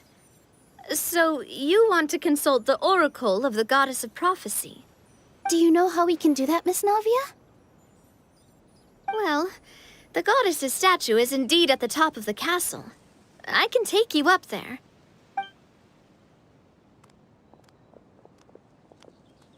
However, I've heard from the citizens here that the goddess hasn't given out any new revelations in a very long time. Really? But Grandpa Almond told us that he received his prophecy from the goddess. Oh, that's probably because the prophecy about the hero of Simulanka has been around for a very long time. But recently, people realized that the goddess didn't reveal anything about what's supposed to happen after peace has been restored. Okay. Still, can't hurt to try your luck. And maybe you can help me get rid of the invaders while we're at it. Invaders? So the dragon's not your only problem? Right. The forest isn't the only place where strange things have been happening to the residents. Have you come across the gift from the Goddess of Prophecy yet? You mean The protection magic that stops them from coming to harm? We saw it in action. Yep, that's the one. Over the past little while, this magic has been triggering far more frequently. We don't know if it's simply because the Metropole has grown a lot more dangerous, or if there's a deeper reason behind it. Some residents find themselves getting stuck in a place and unable to move. Others start repeating the same thing over and over again, like they're trapped in some kind of loop.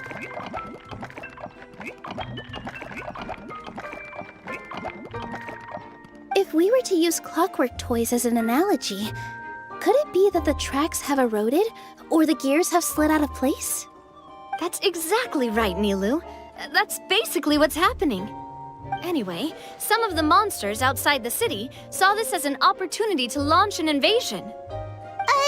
But we didn't see a single monster on our way here. That's because I already took care of most of them over the past couple of days. Of the remaining few, we trapped some of them inside the castle and chased the rest back out of the city. Okay, so to summarize, not only has the magic here gotten all messed up, but the dragons also knocked some of the stars out of the sky, plus there's a bunch of monsters in the city. Sounds like there's a lot more to fix here than in the Forest of Blessings. Well, defeating the dragon and the monsters should be straightforward enough. But how do we fix the magic? Supposedly, the goddess has had it all planned out for ages. One of her oldest prophecies says this: "Go and push the gear that connects up to the starry sky. When that time comes, I shall dance and return the tracks beneath my people's feet back to the stars in the sky." Huh? But weren't the tracks the gift that she gave to her people in the first place? Does that mean she plans to take the gift back? That's what the prophecy seems to be saying, yes. So, as a result, some people are against turning the gear, despite what the prophecy says, since they fear a future where they no longer enjoy the goddess's protection. But letting this drag on isn't the answer either, is it? No, and I think they know that. But they're just too afraid to take that final, terrifying step. They're still hoping there might be an alternative solution. Now, we could ignore their objections and go turn the gear ourselves. But... Exactly. You know me well. And that's why you're my partner. I want to get as many people on my side as possible. At the end of the day, this is their city, and they should have the right to decide its future. Ooh, spoken like a true wise king, Navia. I am the boss of Spina di Rosula, after all. This may be my first time as a king, but there are a few similarities between the two roles. Traveler, Paimon, Miss Nilu, would you be willing to lend me your support? With your help, I'm confident we'll be able to find the most frictionless way to resolve the problems plaguing this city. Not gonna lie, Your Majesty is definitely growing on me. Seriously, like we'd ever say no. We're your friends! No need to ask us so formally in the future. I'm happy to help too. This is a beautiful city, and just like the Forest of Blessings, I would love to see it return to normal as soon as possible. Ah, great! As the King of Constellation Metropole, I extend to you my gratitude. All right, everyone, follow me. I'll show you the way to the goddess statue at the top of the Metropole. And stay close. You don't want to get lost in my castle. It's huge.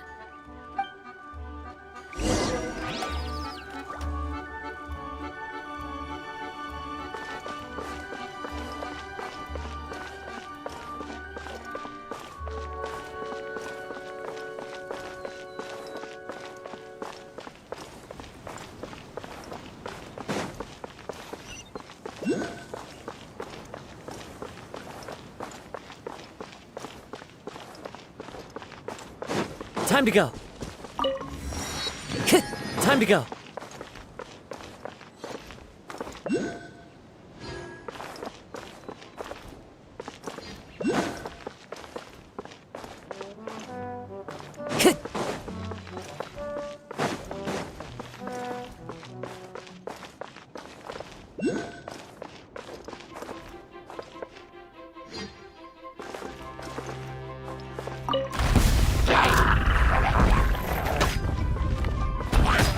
wind knows me.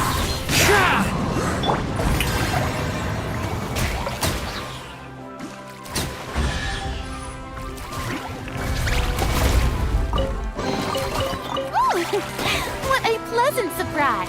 Truly an extra slice of joy.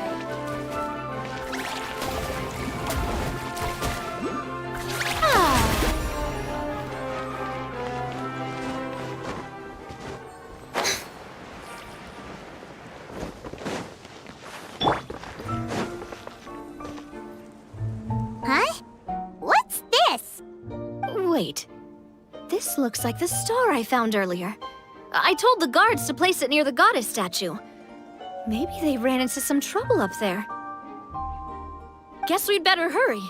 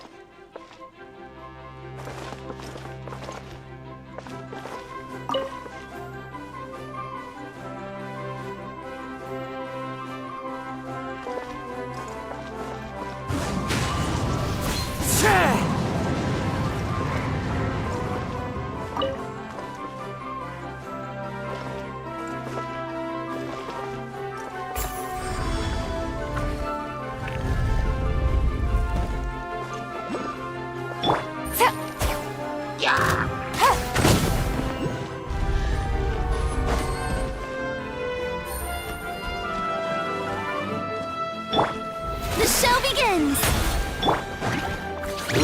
One with nature. Order guide you.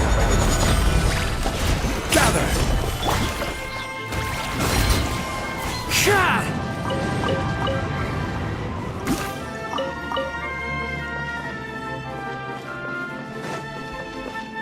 Whoa! Why is the star on top of a mechanism? Uh-oh! More monsters incoming!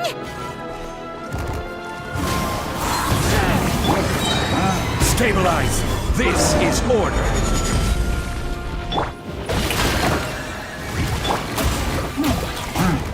Into the wind.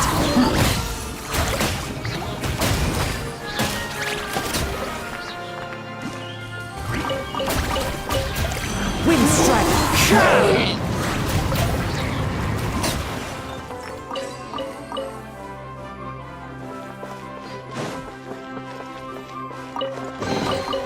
Who says there aren't benefits to a life of wandering?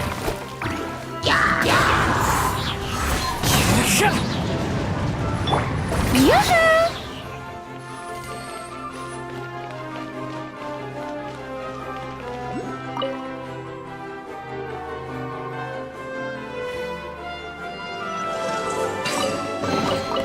Take it.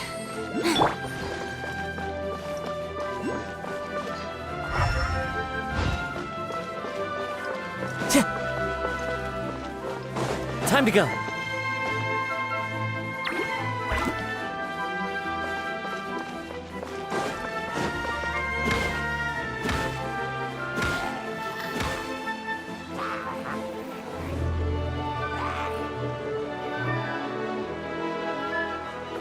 One with nature.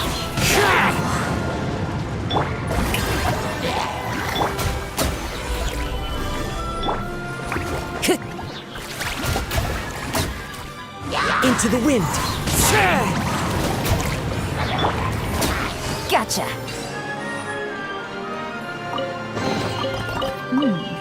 Easy money.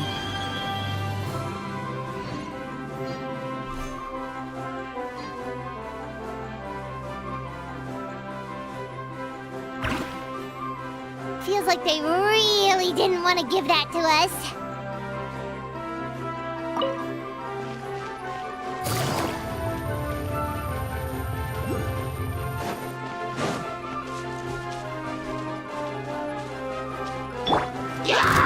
The wind knows me. Quietly now.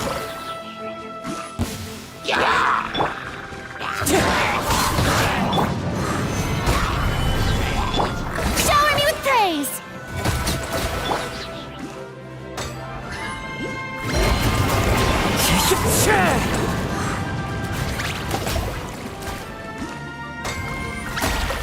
Wind strider.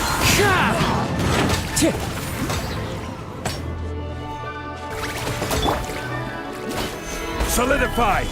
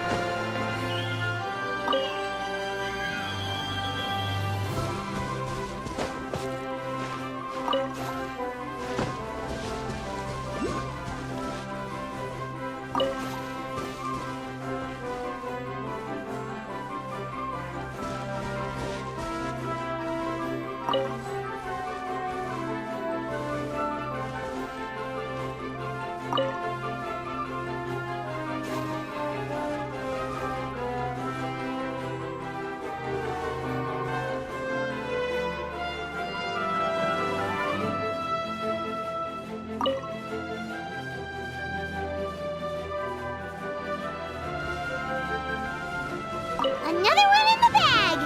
That sure was rough. And all the more valuable for it. Yeah.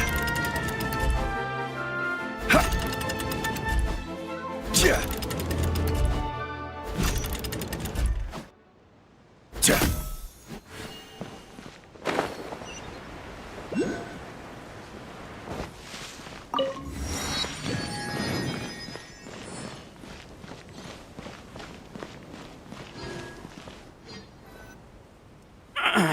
Drat! I can't move! What happened? Your Majesty! This conservative radical, he attacked us! He threw the star from the Astral Garden and even stole the magic thread linking the Oracle Pillars! But just as we were about to arrest him, the goddess's magic activated, and now we can't move! No! Nobody touched the celestial gear! What's an Oracle Pillar? You need to use it to pray to the goddess. I'll explain later. First, let's help these guys.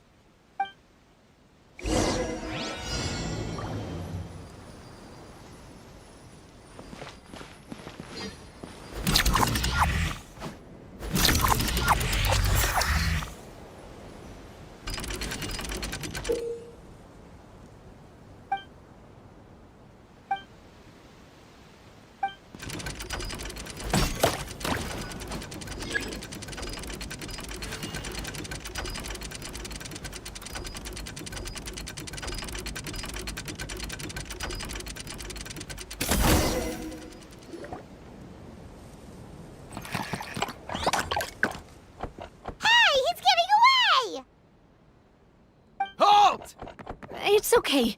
Let him go. But, Your Majesty! Even if we catch up to him now, we won't be able to change his mind, much less quell the fear that many others like him are feeling. All it would do is turn him further against us. Understood, Your Majesty. Also, this is the magic thread he was holding from the Oracle Pillars.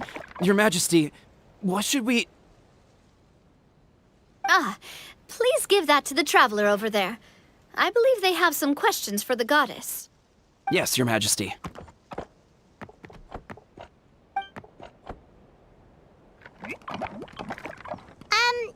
So, what do we do with this exactly?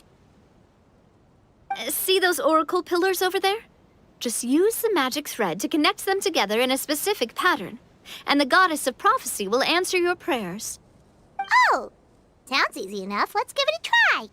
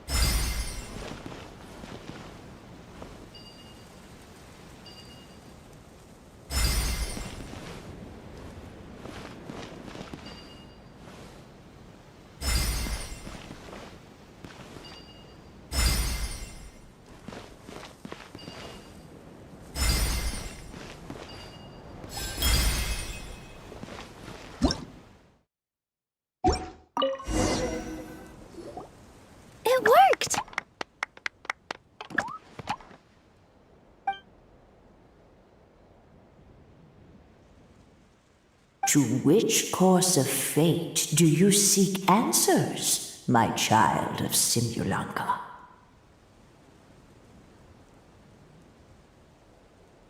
The hero from another world, supported by their companions, shall restore peace to this world.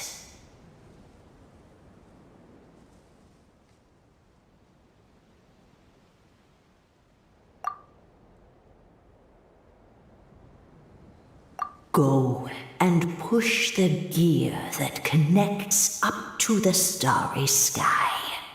When that time comes, I shall dance and return the tracks beneath my people's feet back to the stars in the sky.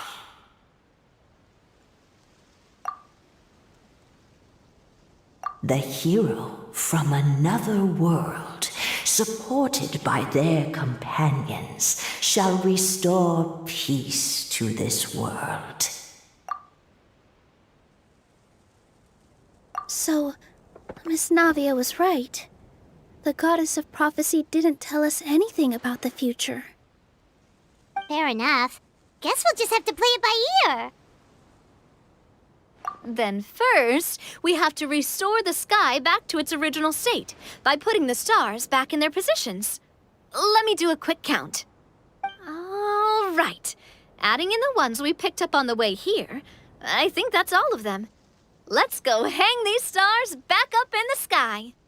In the sky? How do we get up there? Oh, I got us covered. We will, of course, be taking the Aerial Express. Is that a flying train? Hey, you already took a train that runs on water. Is a flying train really that much weirder? Well, at least the Maritime Express still runs on a track. Oh, come on, don't worry about it. This train has been blessed by the goddess of prophecy. Its whole purpose is to protect the Metropole's skies. It took me a lot of effort to find it, you know.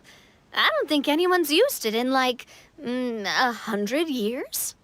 100 years? Are you sure it's safe? Let's not forget that the goddess of prophecy's magic has been going haywire recently. Well, it's not like we have any other options. Unless you want to do the honors, Paimon. Fancy flying up there on your own? No, thank you. It's way too high up. Oh, wait, Nilu. You've got a feel for how magic works here. Can you do your thing and sense if this train is a real deal? I can try. Yes, I can sense traces of magic. But it's different from the kind I felt in the forest, so I don't know. Okay, fine. Guess there's only one way to find out. That's the spirit. I'll come with you. Miss Nilu, will you be joining us? I think I'll stay behind.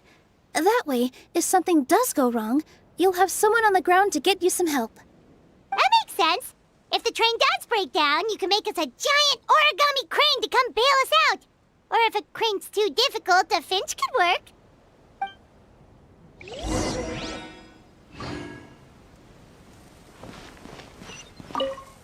Best of luck! A finch, huh? I think I know how to fold one of those.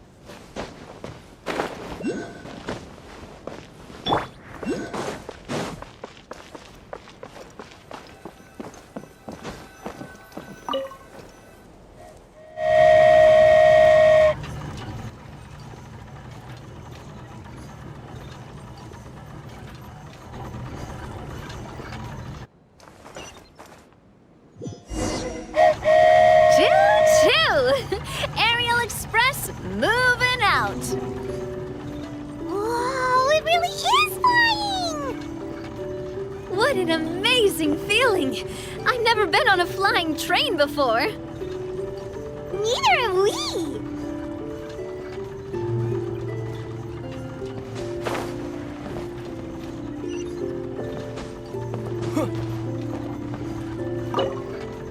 That should do it. On to the next location.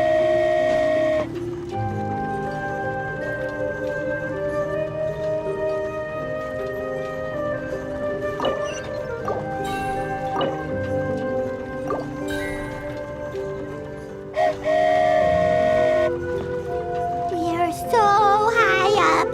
Don't look down. Don't look down.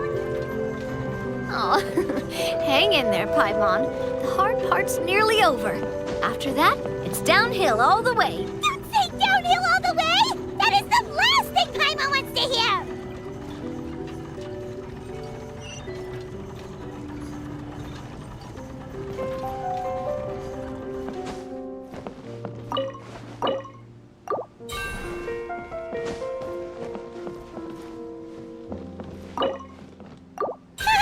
We're finally done! Okay, let's get back down while this train is still working!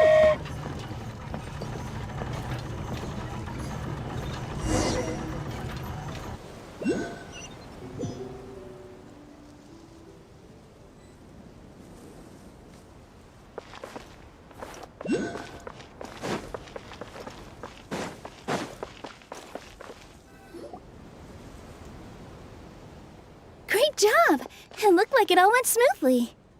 Yeah, and it was an absolute blast, too. You gotta ride with us next time, Miss Nilu. Huh? I'm okay. Thanks for... Halt! What do you think you're doing? Get out of my way! What's going on? Your Majesty, there! Let us through! Stay back! It's okay. Let them through.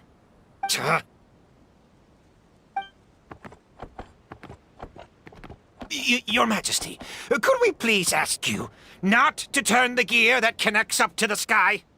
And why is that? As you have seen, the goddess's gift is very important to us. It keeps us from harm and protects our very lives. Some of us, we just aren't ready to lose that protection. I see. I understand. Huh? Your Majesty, do you mean... I won't turn that gear. Not until you're ready. What? I've said before that the Metropole belongs to the people, and they should have the right to decide its future. But let me ask you this. How do you plan to solve the issues we are currently facing? Well, we'll start by rescuing the people that have gotten stuck.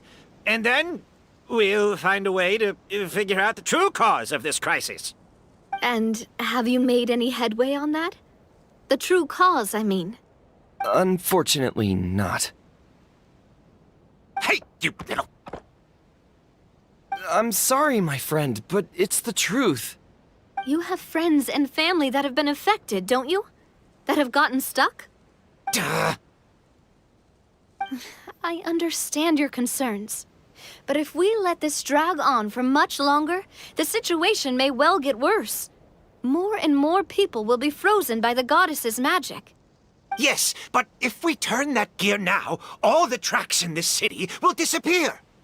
I know this is a hard decision to make. But have you ever thought about why the goddess might have made things this way in the first place? Huh? Why do you think she might decide to take back her gift and stop revealing further prophecies about the future? Are you saying she has abandoned us? No. Quite the opposite, in fact. What do you mean? The goddess dearly loves this world and all the people of Simulanka. And because she loves you so much, she wants you to be able to choose your own path. Every parent hopes their child will have a happy and carefree life. But if they're overprotective, then all they'll manage to do is keep their child trapped. If a mother bird lets her baby ride on her wings for too long, her child will never learn how to fly. Perhaps the goddess of prophecy has always known that one day she'll have to let go. Children can only become independent if they're allowed to form their own opinions, make their own decisions, and deal with the consequences on their own. Only then will they be able to continue their journey alone, even after their parents are gone. But we've relied on the goddess's protection for so long. We don't know what it's like to go it alone. We don't know if we have what it takes. Are you kidding me? I think you've proven yourselves more than capable of that. What do you mean? You made a call in a time of crisis, and you've come all this way to talk to me. Even the guards couldn't stop you. That must have taken a lot of courage. But we only did it because we were scared. Why you set out on the journey doesn't matter. What matters is that you've proven you can choose your own path. My friend, I fear our king is right. It is time for us to face our fears. What? But we... We can't go on living like this. Living in fear. Look at what it's driven you to do. You threw away a star personally created by the goddess of prophecy herself. You once revered her more than any of us. And I think the king is right. She hasn't abandoned us. So, why don't we put our trust in her one more time? I don't care anymore. Do what you want. Aw, he laughed. I'm sorry about my friend. That's just how he is. Always had a terrible temper. Please accept my apology for his impudent behavior. Is it just me, or has he accepted the goddess's prophecy? I think so. Not that you'll ever hear him admit it out loud. Your Majesty, please turn the gear that connects up to the sky. So, you've made up your mind? About giving up the goddess's gift? Yes, I've made up my mind. But maybe losing the gift isn't what this is about anymore. Because we've gained something too. You have given us courage. Well said. I am proud of your decision. Now, gather around, everyone, and join me as we make the night sky of this wonderful city turn once more.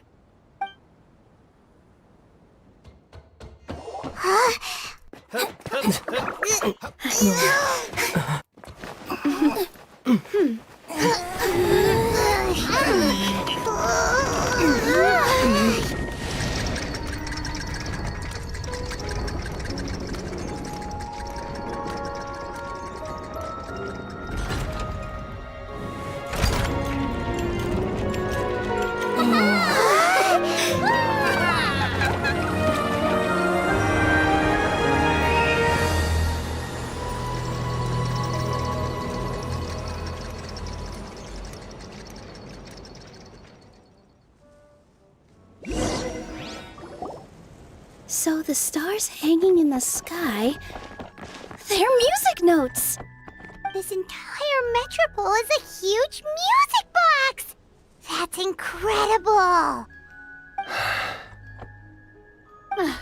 How do you feel? A little scared and uncertain. But for some reason, I feel a lot more at ease. It's as if some kind of huge weight has been lifted from my shoulders. Figured out any next steps? To be honest, not really.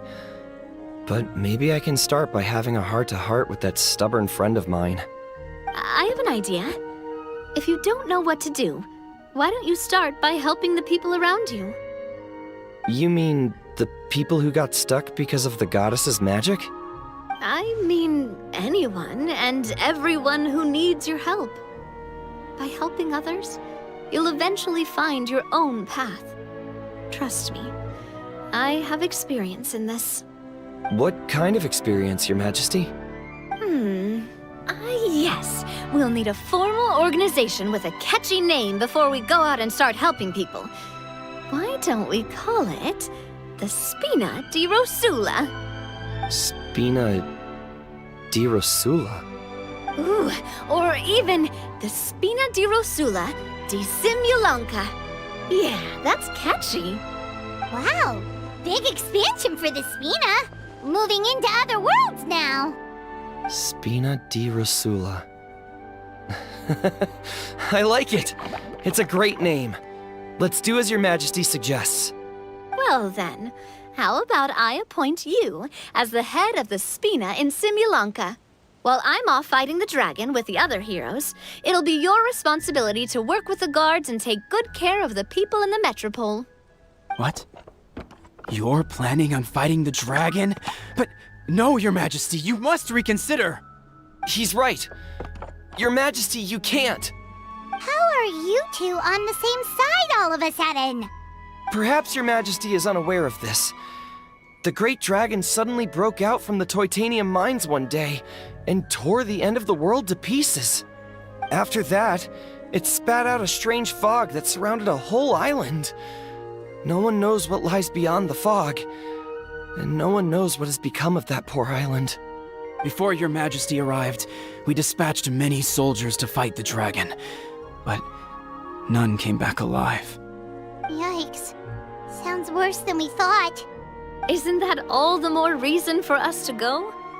There could still be guards trapped there, waiting for someone to rescue them. King Navia is right. We cannot simply stand by and watch as the people of this world suffer. Very well. Though I have not served by your side for very long, Your Majesty. 2 days is enough for me to have learned that once your mind is set, any attempts to change it are futile. You're a pretty good judge of character. He probably didn't mean that as a compliment. Since you're serious about this, I won't try and stop you. There's only one way to reach the end of the world, and that's by taking the Maritime Express. Oh, right! So there's a line going there too? Yes, it was originally built to serve the workers commuting to the Titanium mines, but it has been abandoned since the dragon attack. I'll tell the conductor to wait for you at the platform by the side gate to the Metropole first thing tomorrow morning. You're embarking on an extremely dangerous adventure. Please be careful, Your Majesty and friends. Oh, thank you for your concern. While I'm gone, I leave the Metropole in your capable hands. Yes, Your Majesty! Just call me boss from now on. That's what everyone in the Spina calls me, and it's what I'm used to.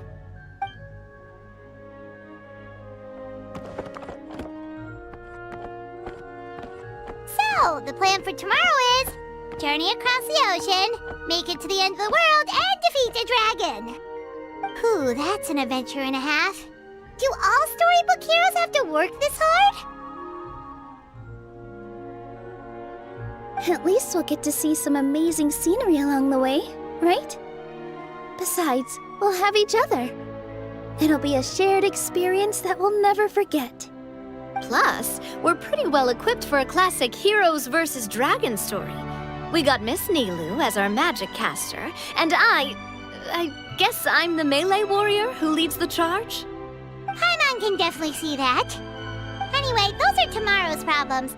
Right now, all Paimon wants is to eat a proper meal, because worst case scenario, if Paimon ends up getting eaten by a dragon, she wants to do it on a full stomach. And something about the end of the world doesn't sound like a great place for food options.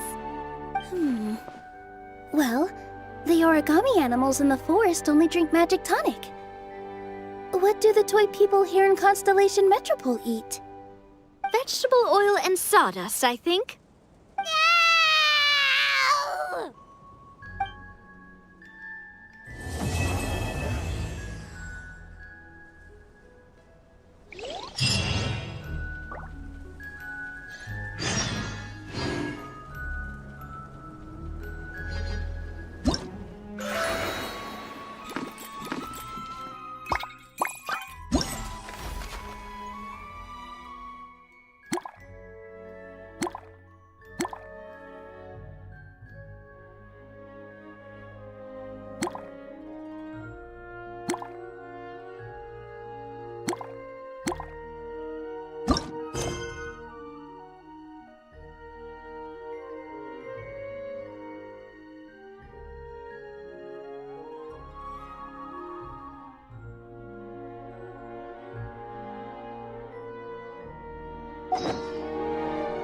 There are leaves around, and I know just the tune to accompany them, if you wish to hear it.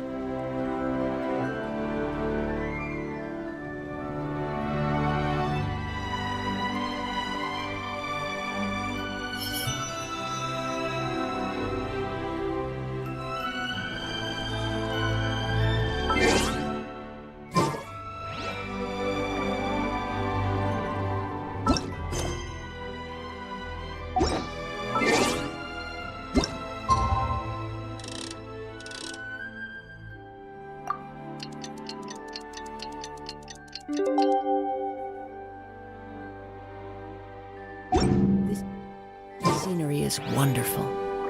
Surely enough to convince anyone to become a wanderer.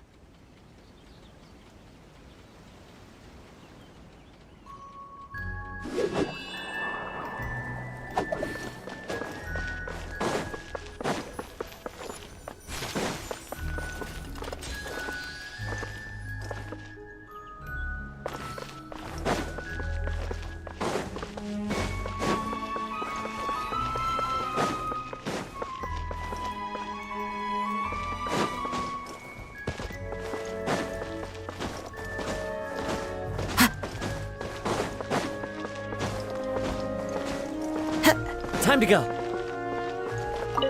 This way, Miss Nilu. After you. Thank you, Miss Navia, but it's fine. I don't mind not riding the Aerial Express. Oh, what is it? Are you scared of heights? Huh? No, it's not that. It's just... Then you'll be fine. If you feel scared, just hold on to my hand.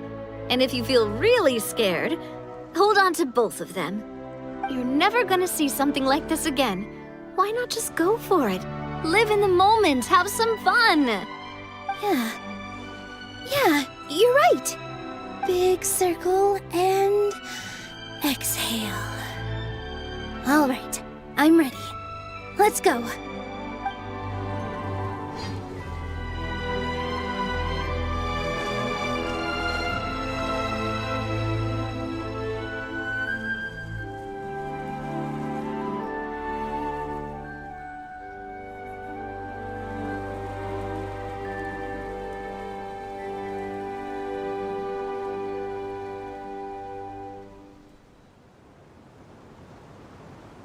Wherever in this world I roam, I carry memories of my home.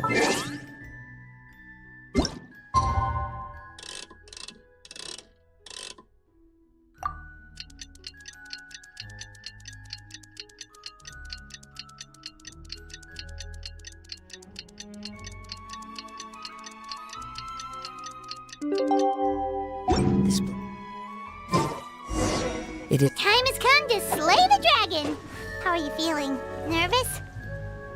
I'm most curious to see what this end of the world place is like. Come on, let's go meet the others at the station.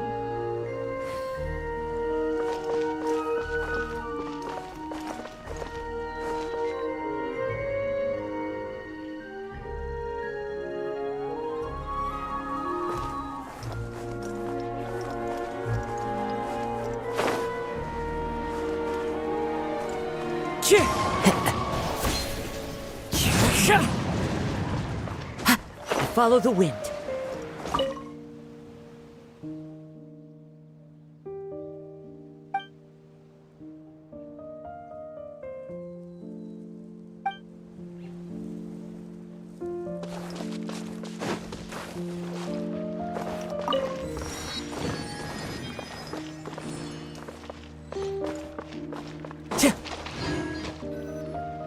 Carriage inspection, check.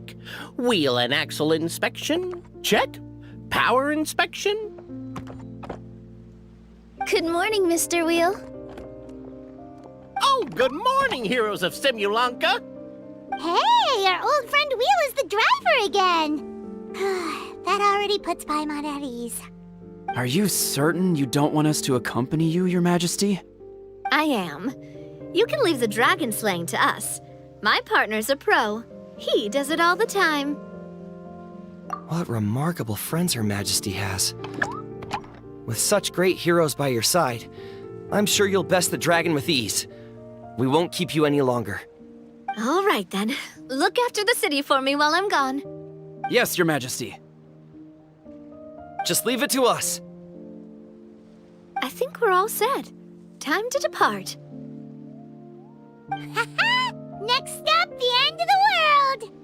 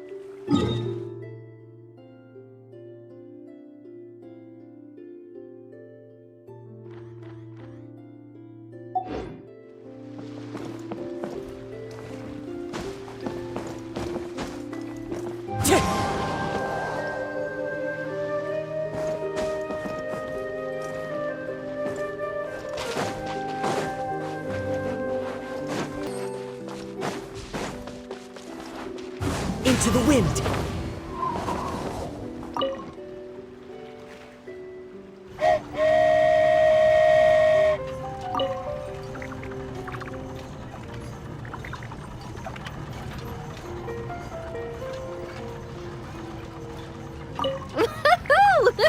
So this is what it feels like to ride a toy train. Ooh, you're really easy to please, Navia.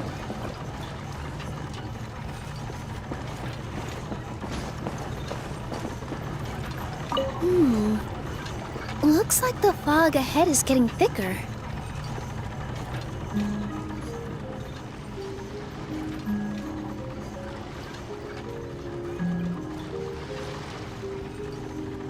Attention, passengers! We've arrived at the transfer point. All change, please, all change. So we've got to switch trains, right? Huh? What's that? It looks like Haley Turtles, they've taken over that platform! Huh? What do we do?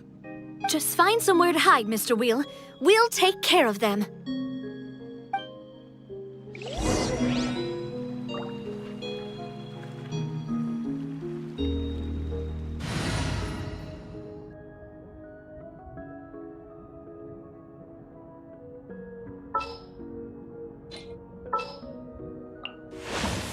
Perhaps we could take a walk by a riverbank or...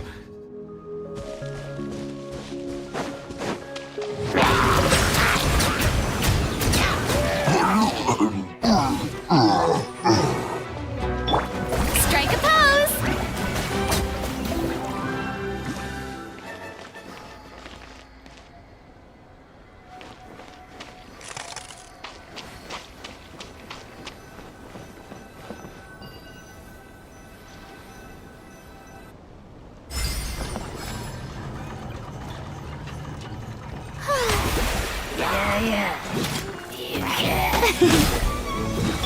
I will have order. Gather.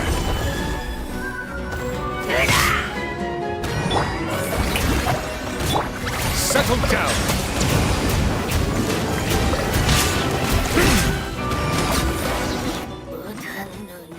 Whew. That's all of them. Thank you so much for your help, everyone. Now, let me take a look at the train.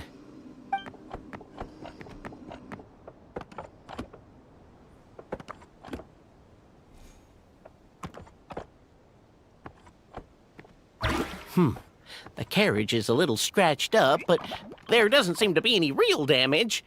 And the engine's still operating normally, so I think we're good to go. Wonderful. Let's keep going then.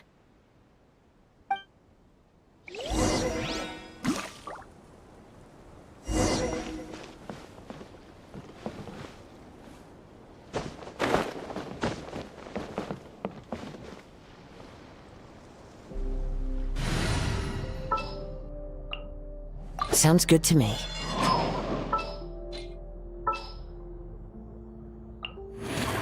This will be a productive...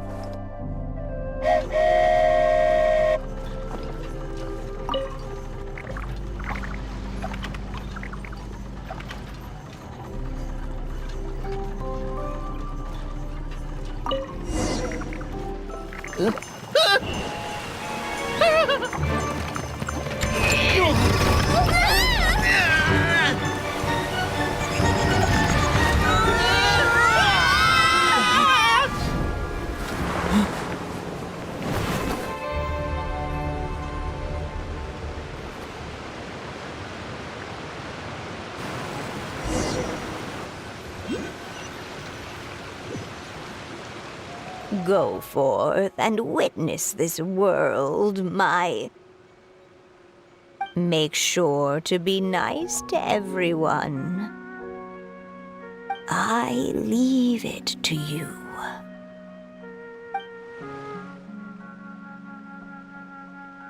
Are you okay, Miss Nilu? I'm fine, but I think the traveler is still unconscious. We're lucky this guy caught us on the way down. Passed out from a little fall, did ya? How fragile. Aw, cut him some slack. The traveler's had a rough few days. We should just let him nap for a bit. But my leg's falling asleep. You couldn't have set him down on the grass over there, Hat Guy? Ha! I go out of my way to save 4 people who fall out of the sky, and now you're nitpicking my choice of soft landing? That's the most ridiculous thing I've ever heard.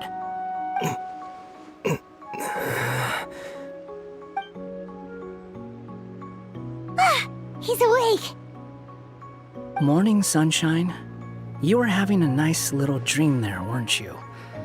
Not gonna lie, it was kind of adorable. You and your friends fell from the top of that waterfall, and you passed out along the way. Guess someone couldn't keep it together. Sorry to break it to you, but crashing into the ground doesn't take you to another world.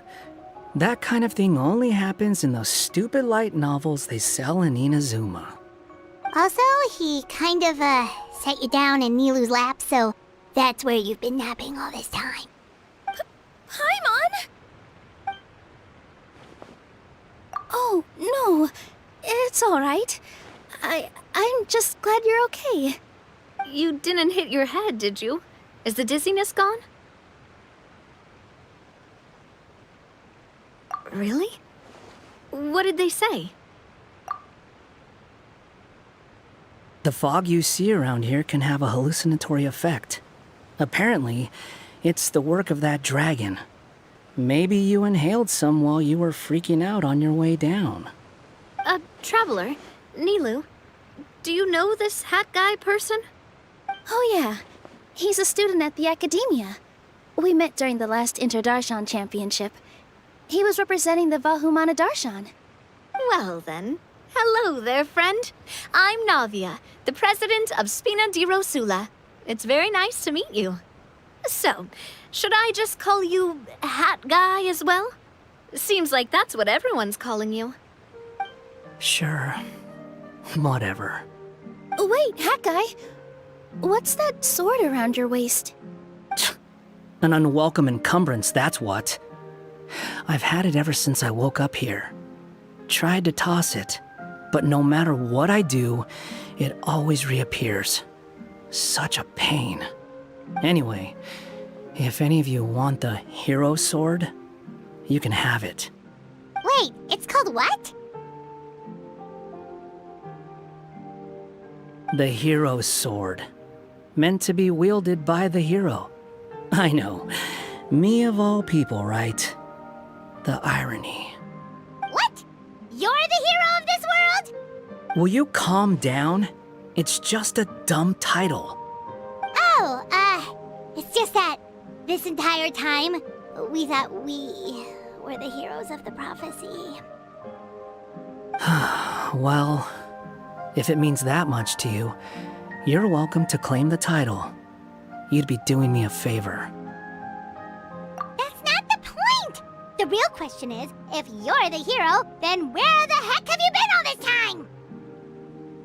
Looking for a way out. I heard there's a boat in this area that can bring you to another world. So I came to investigate. But look at the state of things around here. The lighthouse collapsed, the boat won't budge. I say we try to find a different way out. Huh. Paimon's guessing a voice told you what you were supposed to do here. That's what happened with Navia and Nilu, at least. You expect me to take orders from some disembodied voice? Hey, wait, where are you going? To find the so-called source of this world's misfortune. The dragon responsible for this whole mess. Wait, we came here to fight the dragon as well. Why don't we go together? Grab that dragon scale over there before you leave. It'll come in handy later. A dragon scale? Where? How did you know about it? What's it for? And... Have you ever considered keeping your questions to yourself? Because if you actually expect me to answer them all, we'll be here until the next Inter-Darshan Championship. You little... doot!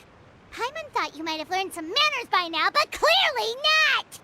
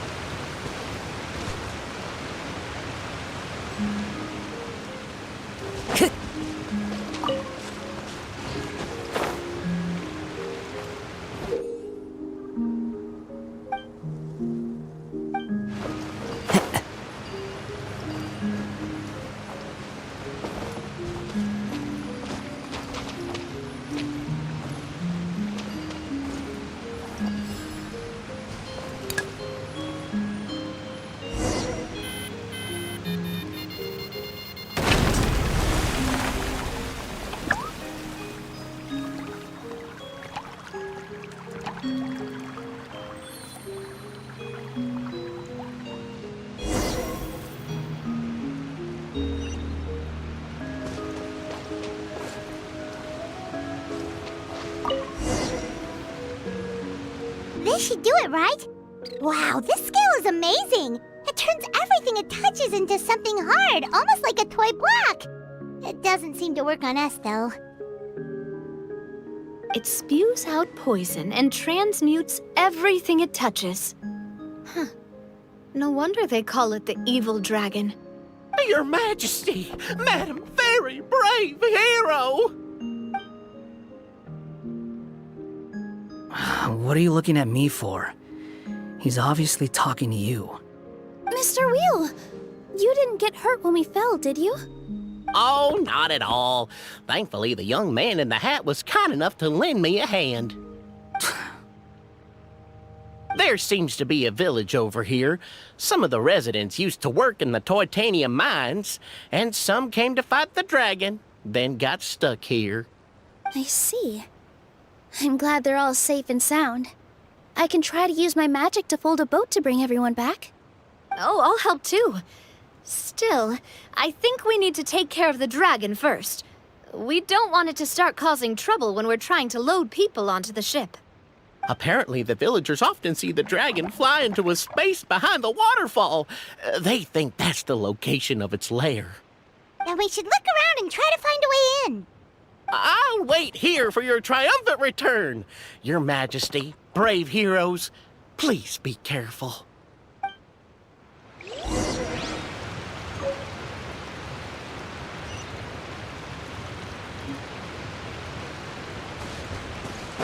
Time to go.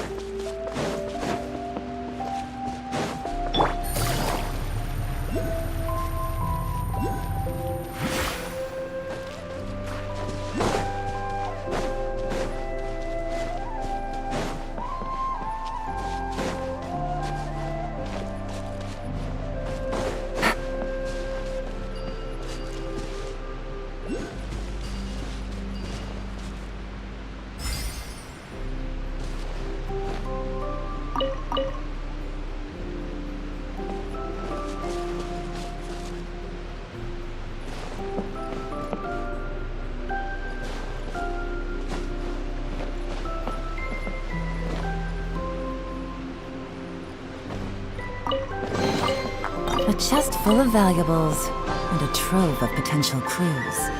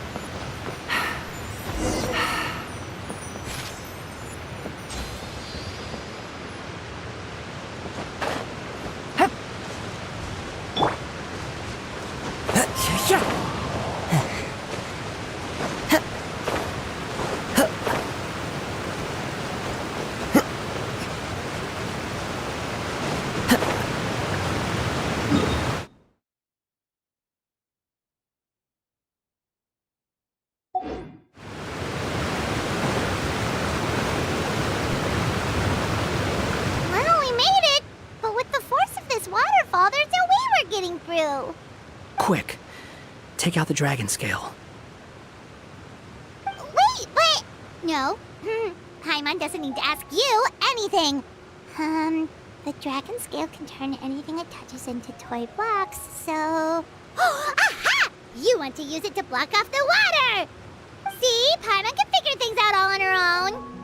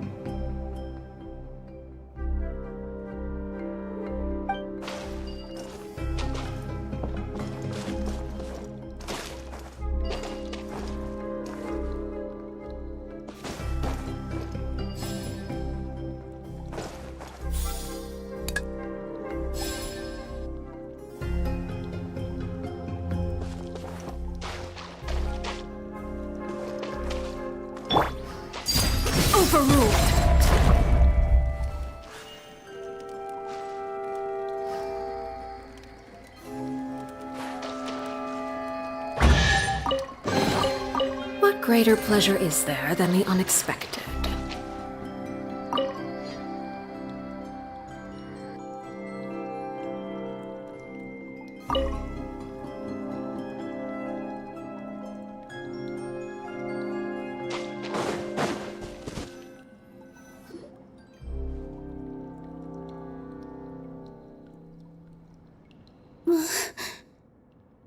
What's wrong, Milu? Oh, nothing. It's just... I sensed a very powerful magical signature just now. Huh. Guess this is the dragon's lair after all. Huh? When did you put your hat on? Well, we're getting ready to fight, aren't we? I feel more comfortable in my regular outfit. Hat Guy also put away that sword around his waist. Should have never had to use this thing to begin with. Do you need to do anything to prepare, Traveler? Paimon's getting kind of nervous seeing everyone else serious like this.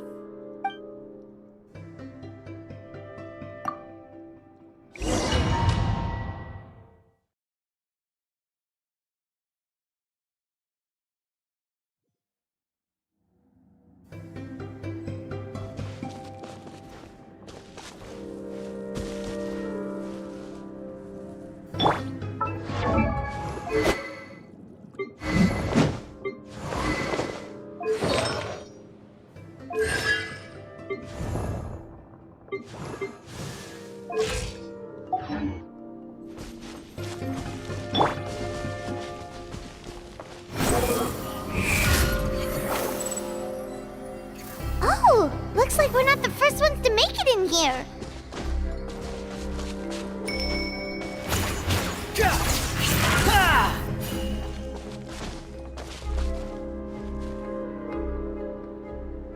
Wait, hold on! Let's fight the dragon together! They're already gone! Let's try to catch up!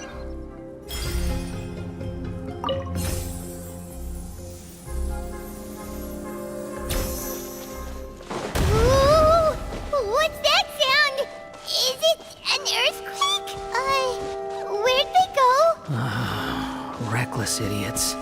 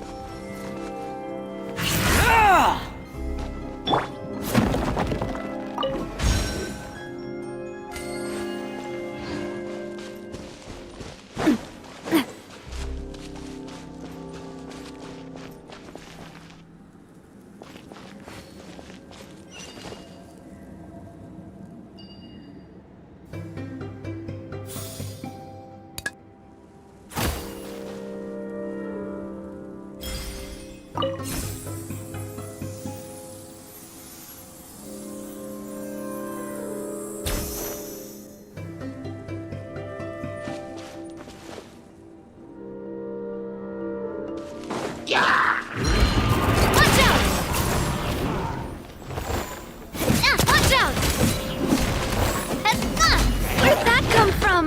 Oh! Watch out! The wind rises.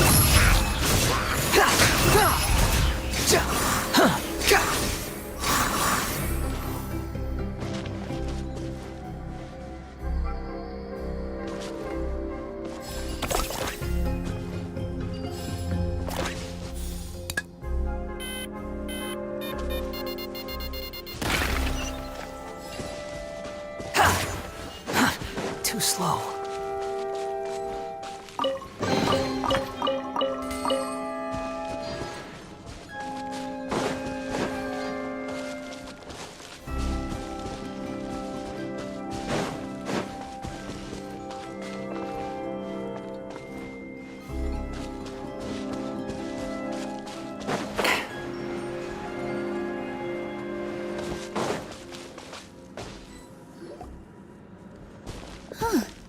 This space is completely empty. Paimon bets this is where the dragon sleeps. Watch out in front! It's coming!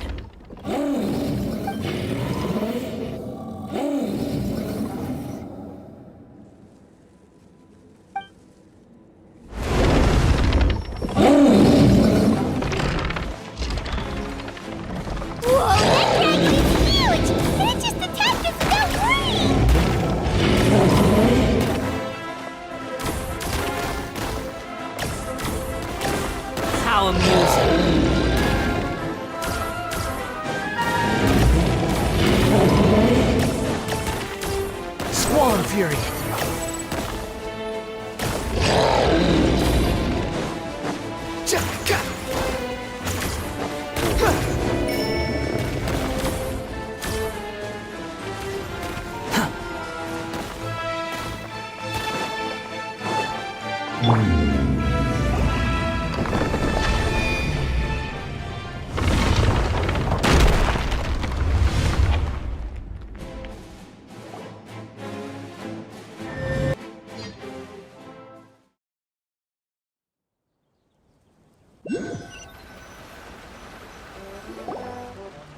Look, he's here. Ah, another new soul has joined this world. But are you sure his fate will be as you described? Of course. My predictions are never wrong. I just don't like that kind of story. Then you need only do as you said, and let him find his own story within your fairy tale. You're right. Then listen closely, my child. Your name is...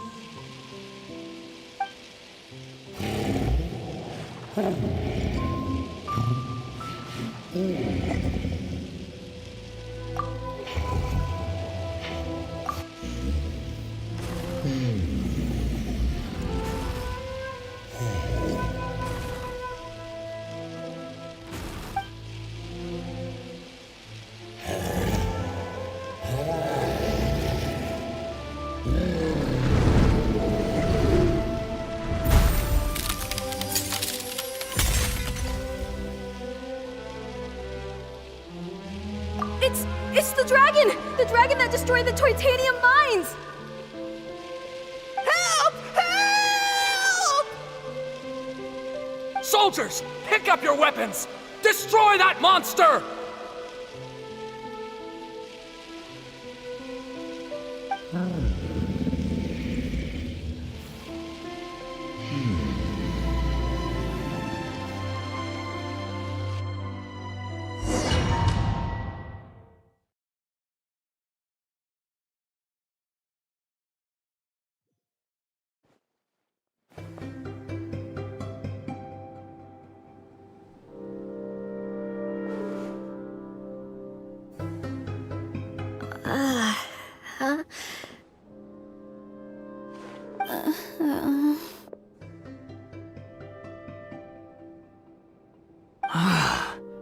How many times am I going to have to save you?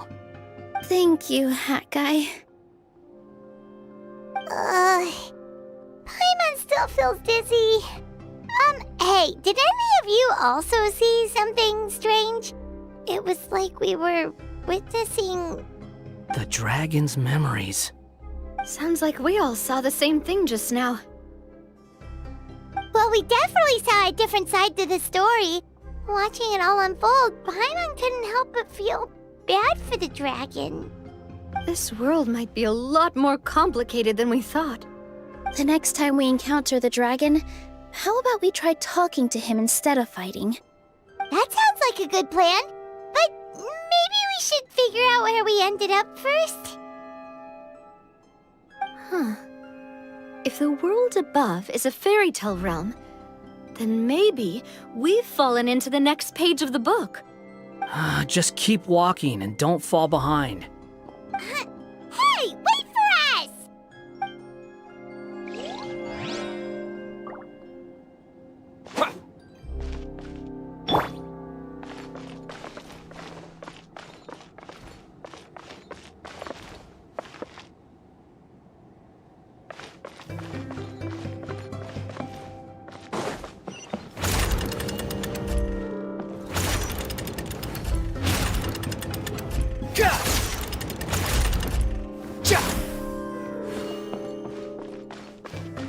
Wow, this place looks a lot different from the dragon lair.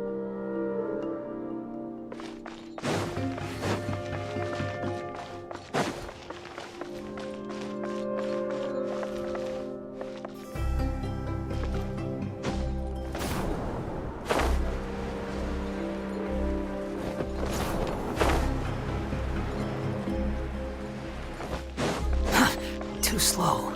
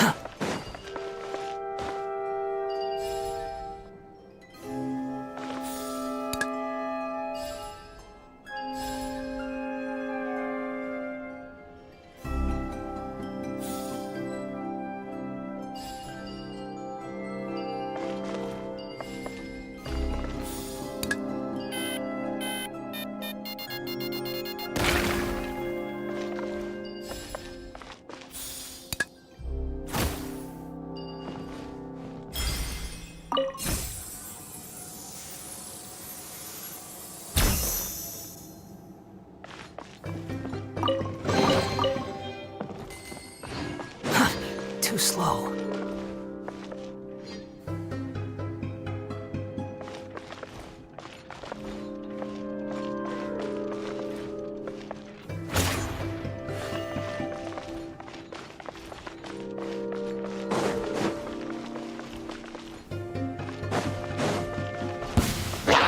Tipping roll. Search for it. Yeah.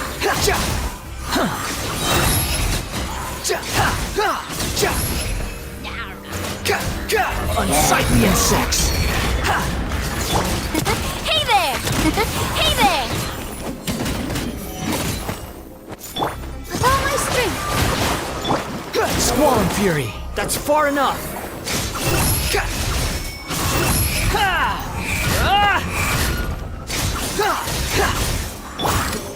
Watch out! Nada Kundala.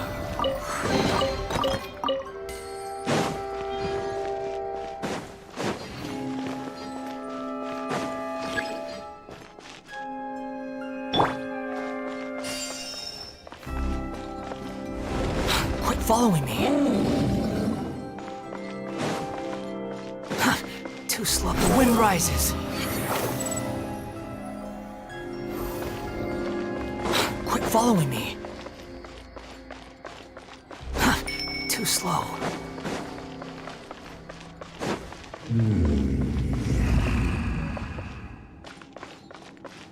Quit following me.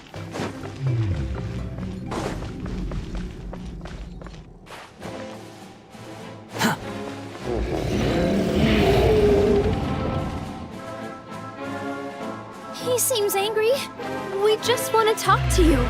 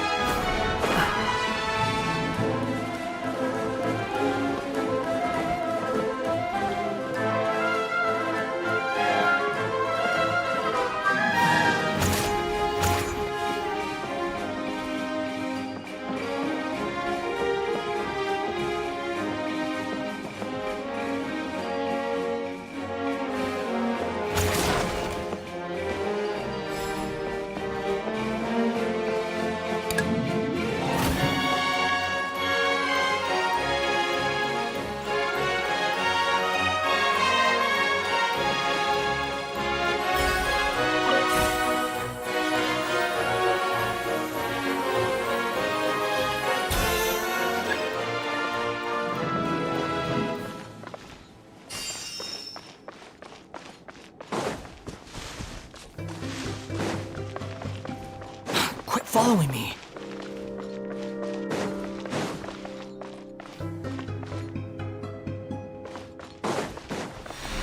Our home! It was destroyed by that evil dragon! The stars! It flew away with the Metropole stars! Oh no! We didn't get eaten by the dragon? The dragon just dropped us off here? Hi, guy! You're getting too far away! He's just up ahead. Is he trying to lure us somewhere?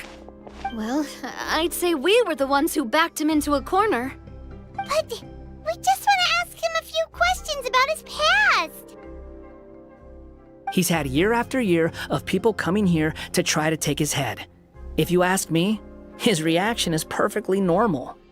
Maybe there's still something we can do to calm him down? I wouldn't count on it. Maybe his earlier attacks were just a warning. But now, he's actually getting serious. Prepare for a final battle. Sometimes, it takes a little force for someone to finally wake up.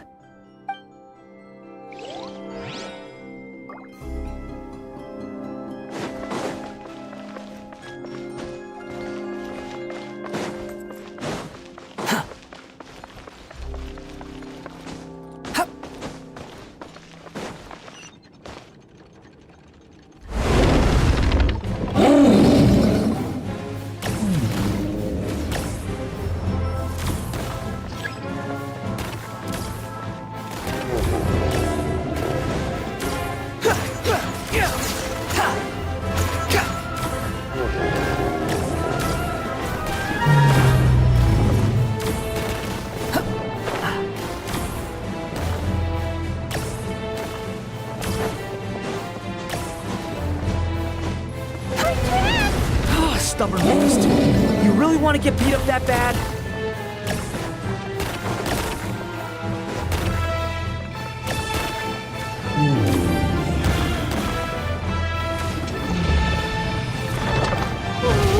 Its mouth is huge! Are we really gonna have to throw a bomb in its mouth?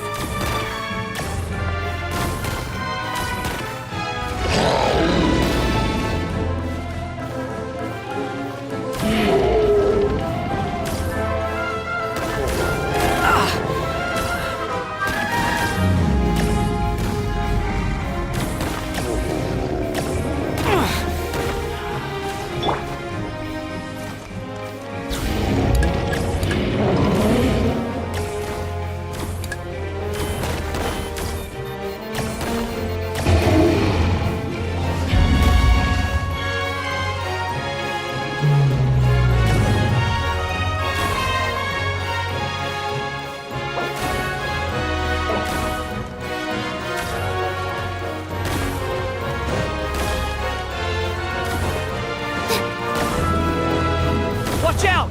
If you fall, you're on your own this time.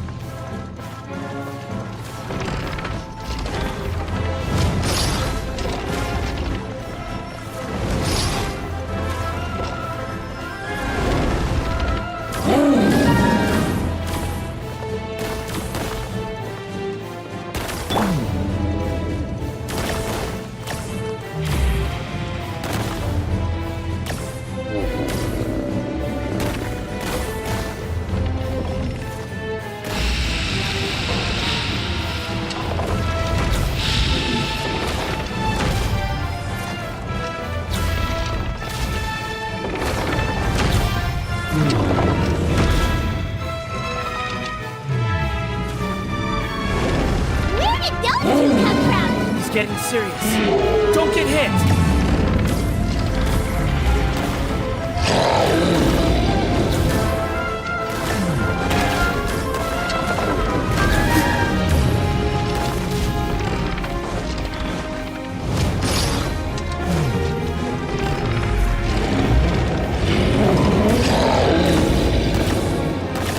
There's a bomb over there! Just like before! Throw the bomb right into its mouth!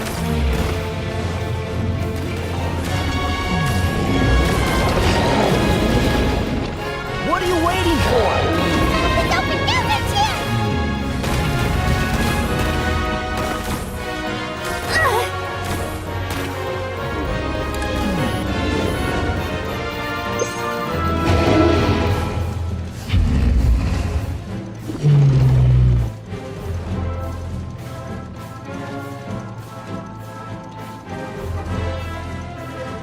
Now's our chance!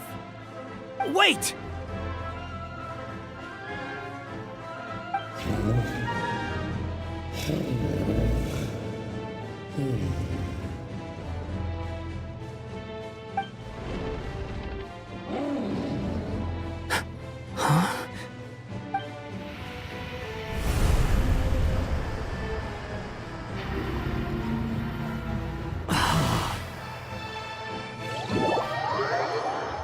Are we inside the black mist?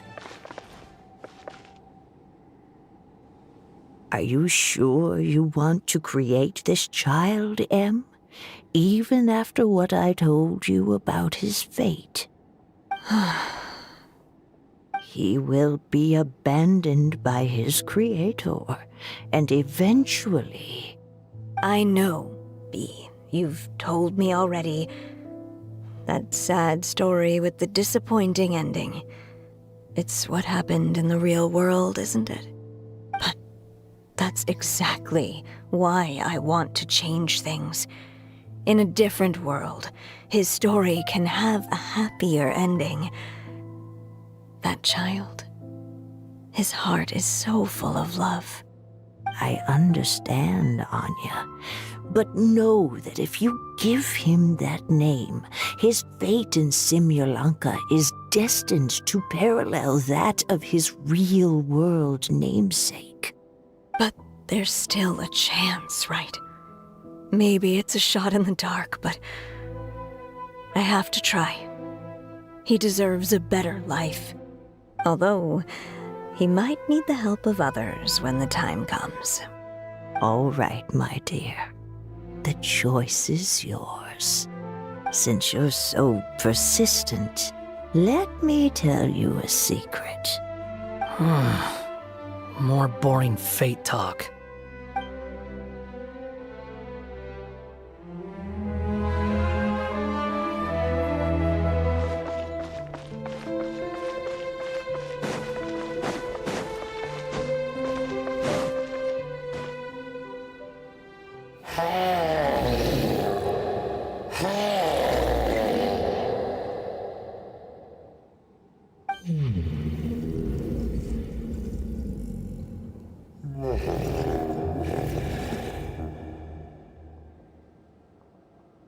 I'm sorry, my child. Unlike my friends, I don't have a long time to live. All said and done, the story of my life will be shorter than the fairy tales in this book. So I will have to leave your side, I'm afraid.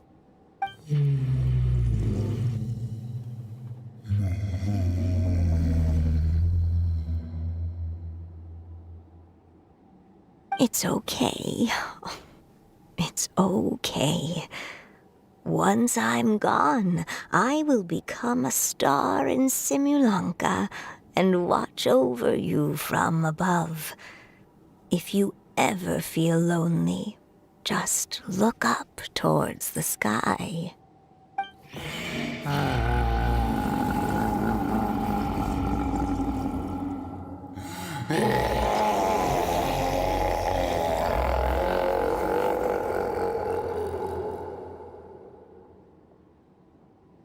Go forth and witness this world, my child. Make sure to be nice to everyone. You'll meet good friends one day. I'm sure of it. That is my wish for your future. As for this world, I leave it to you.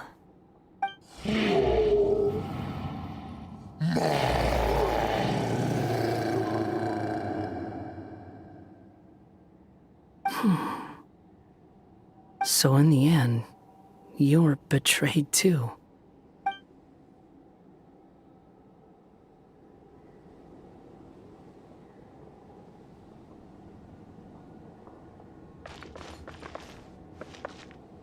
Hey, Mr. Dragon! I brought you some food. You must be hungry.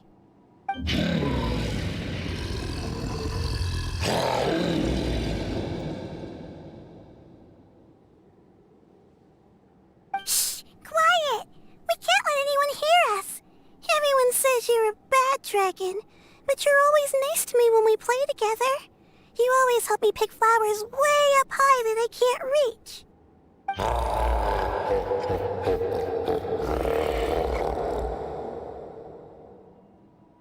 It's okay. Just keep hiding here, and tomorrow I'll... Oh no, my child! Help! Somebody help me!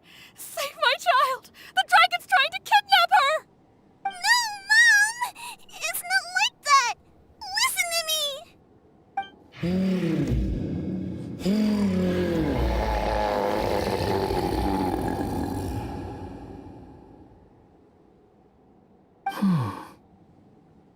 So you're hated by people too.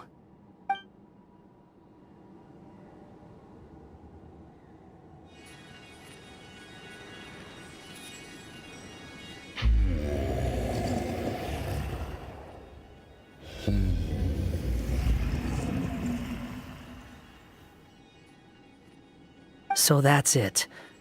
That's really your wish? To never have been born at all? That's not a fate you should wish for.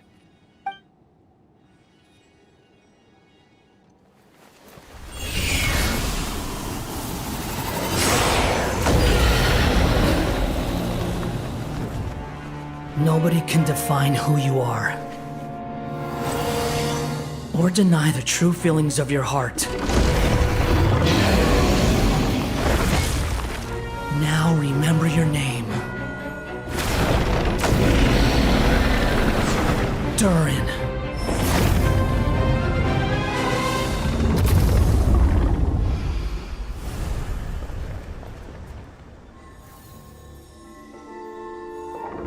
It's all right now.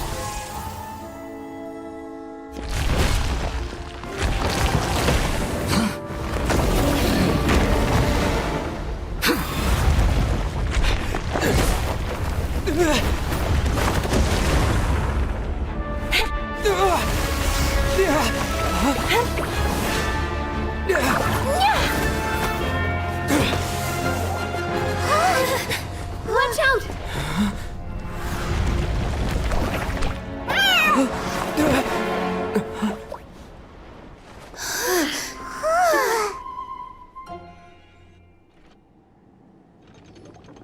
That was a close call. Are you guys all right? Back in Constellation Metropole, I heard people saying you'd gone to fight the dragon, so I followed you here. Right when I managed to catch up, I saw you fall through that hole. Wait, didn't someone else fall through just now? Shouldn't we do something? Oh yeah, Hat Guy. Well, he can fly, so he'll probably be fine. He called the dragon something earlier. It sounded like he said... Durin. That's his name. Oh, Hat Guy, you're okay. Wait, what about the dragon... Durin? He's fine. Durin. Oh, wait, that's the name of the dragon from Dragonspine, right? The one that became a part of the mountain after being slain by Dvalin? If Paimon remembers correctly, it was created by... Right! It was created by Rhine Daughter! Created, you say? So, what exactly happened down there? You've been acting weird ever since the end of the fight.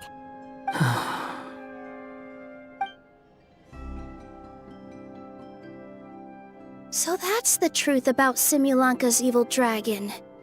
What we saw in the mist weren't hallucinations, but the dragon's memories.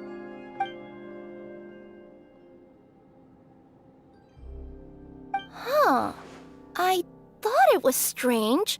The people around the Broken Sea are clearly stranded, but I never heard any stories about the dragon attacking the village. The people we met along the way are probably workers from the Titanium mines, or guards who came here to claim the dragon's head. Durin probably allowed them to live here because there was nowhere else for them to go. When I first came to this world, a voice spoke to me and said, "You are the hero of this world. Now go forth and save the dragon." Who is the person behind this voice anyway? And why did they bring us all here? Come with me. The answer to all this can be found below.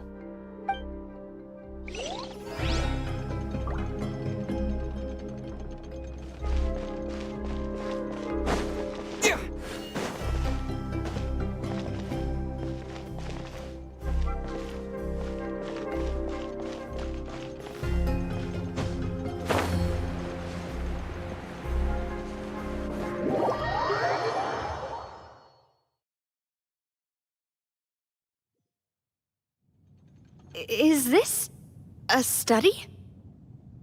That's right. It belongs to the goddess of fate. Goddess of fate?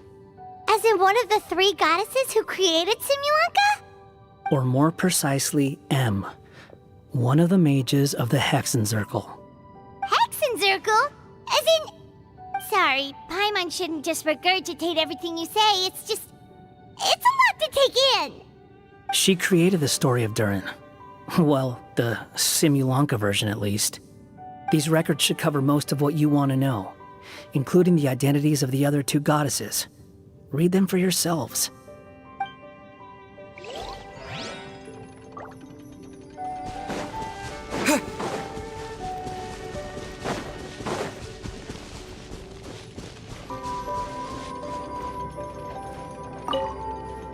By all rights, I should have been A, since A is the first and last letter of my name. But Alice overruled me on the basis of seniority and said I should be M instead because of my middle name. She really knows how to push my buttons. Still, her magic never fails to amaze me. I still can't believe she got one of my origami frogs to start talking. Why don't I write a story with origami animals as the main characters? Let's see. Once upon a time, in a magical forest, there lived a group of animals made of paper. Barbie loves looking into the future, so she used her powers to map out the fates of all living things in Simulanka. But knowing the ending in advance takes all the fun out of the story. I think I'll make a bet with her. I believe that one day the people of Simulanka will decide to carve their own destiny. Apparently, she wants to build a statue of herself in the capital city. Always looking to add some pizzazz.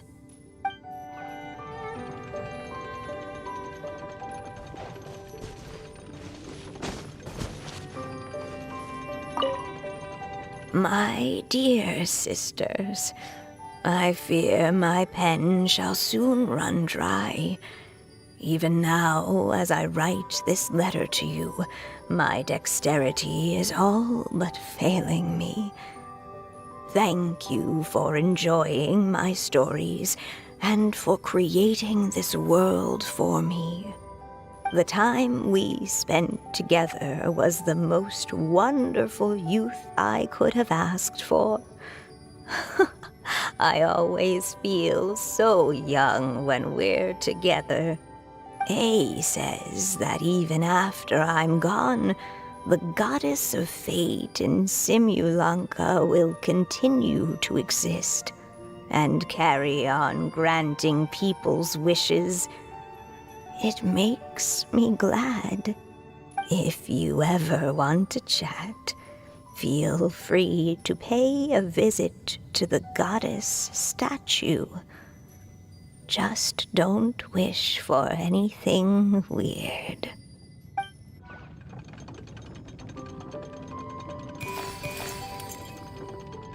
It's Simulanka Durin. And he's looking up at something. A star. This must have been after M passed away.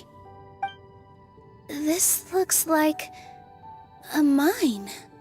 Maybe the Titanium miners dug too deep?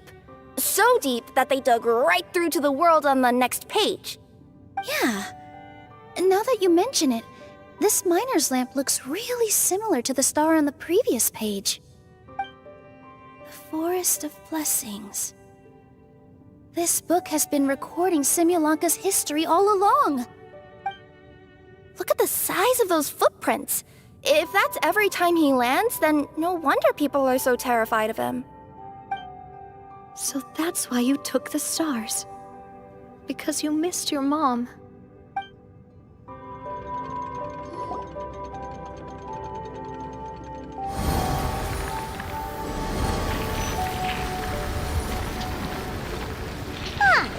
That statue looks different from the one in the Metropole. It's a different goddess. This one is the goddess of fate.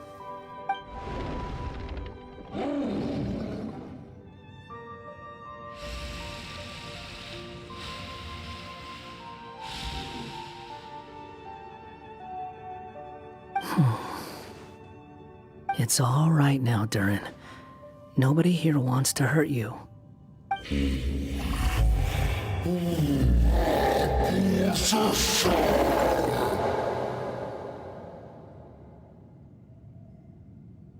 say that, Durin! Paimon made a mistake. She was wrong about you. But it's nice to talk, isn't it? Now that we've all calmed down?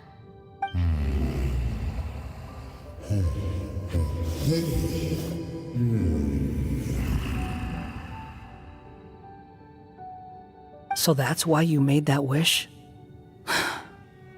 So stupid. Hey!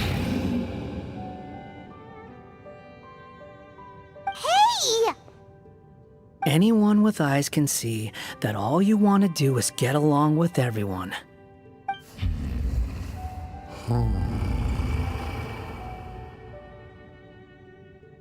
You just want to make friends, people to play with, to talk to, people who accept you, or at least accept your apology.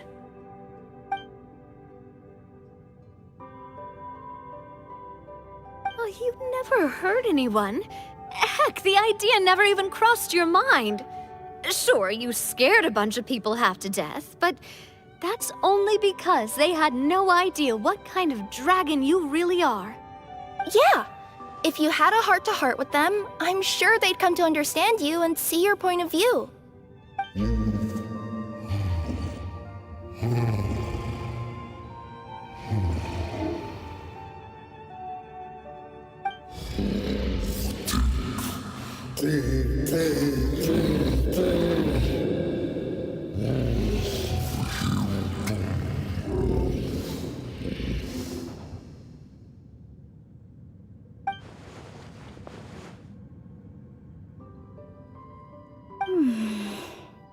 The curse. Huh? Nilu? Is it your true wish to live side by side with the people of Simulanka?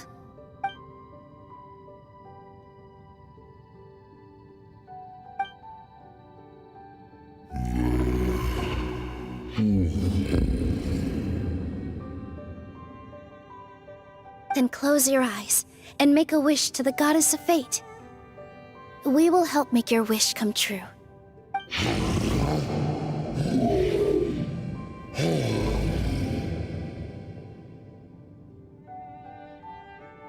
Just trust me.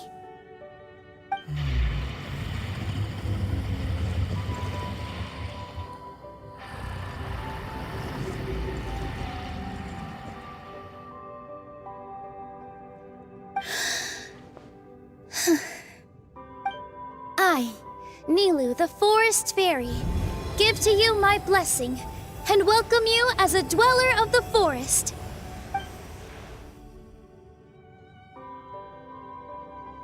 May everyone accept you as one of our own, and may the Forest of Blessings be a place you can call home. I, Navia, King of Constellation Metropole, give you my blessing. I grant you citizenship to my kingdom. Oh, me too! As the, Nekomata in Boots of this world, I give you my blessing too.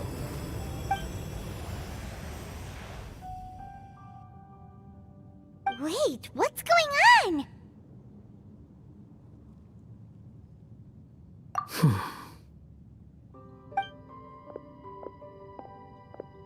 I, the hero of this world, give you my blessing.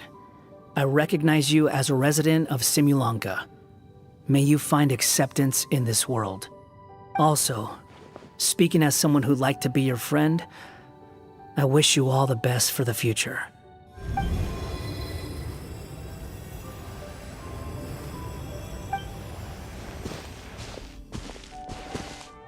I, a traveler who has traversed many worlds, give to you my blessing. May you find friendship and goodwill, no matter where you go.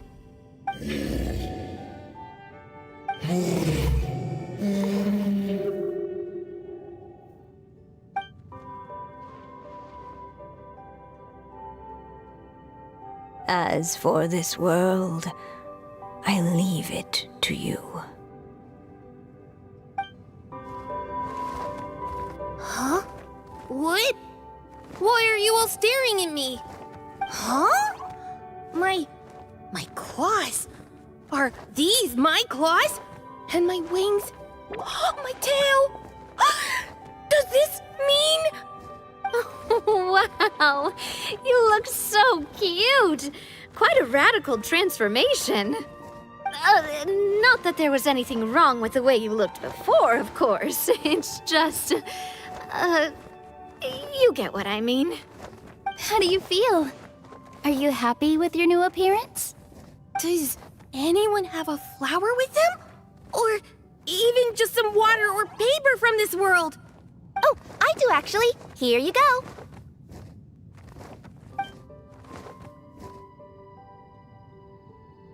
They're not changing.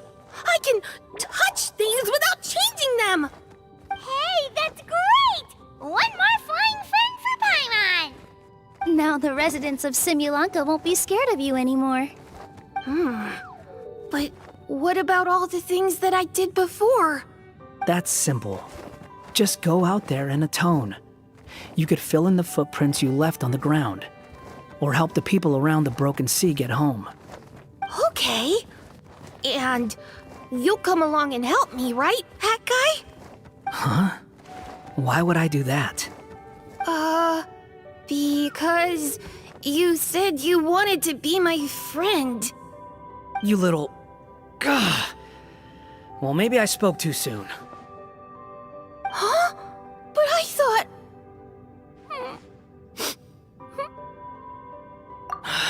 All right, fine. I'll go with you. Really? Yes, really. Lying to you would be no fun anyway. Oh, thank you! You're the first friend to call me by my name! Let's go back up. I'm about to suffocate down here. Oh, it feels so good to finally see Hat Guy meet his match. Yeah, okay. Paimon just never thought we'd see the day, that's all. All right, let's also head back up then. Don't be scared, Durin. We'll be right by your side. Thank you for your blessings, everyone! Oh, this is the happiest day I've had in a really long time!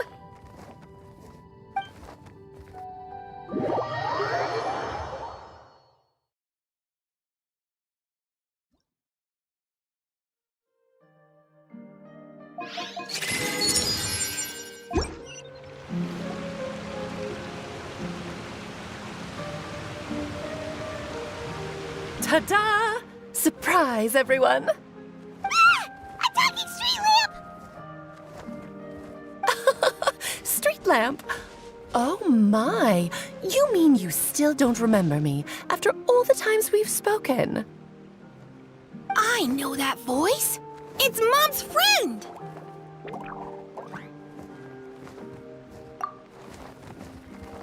Hello there, traveler and friends. And Durin, it's good to see you.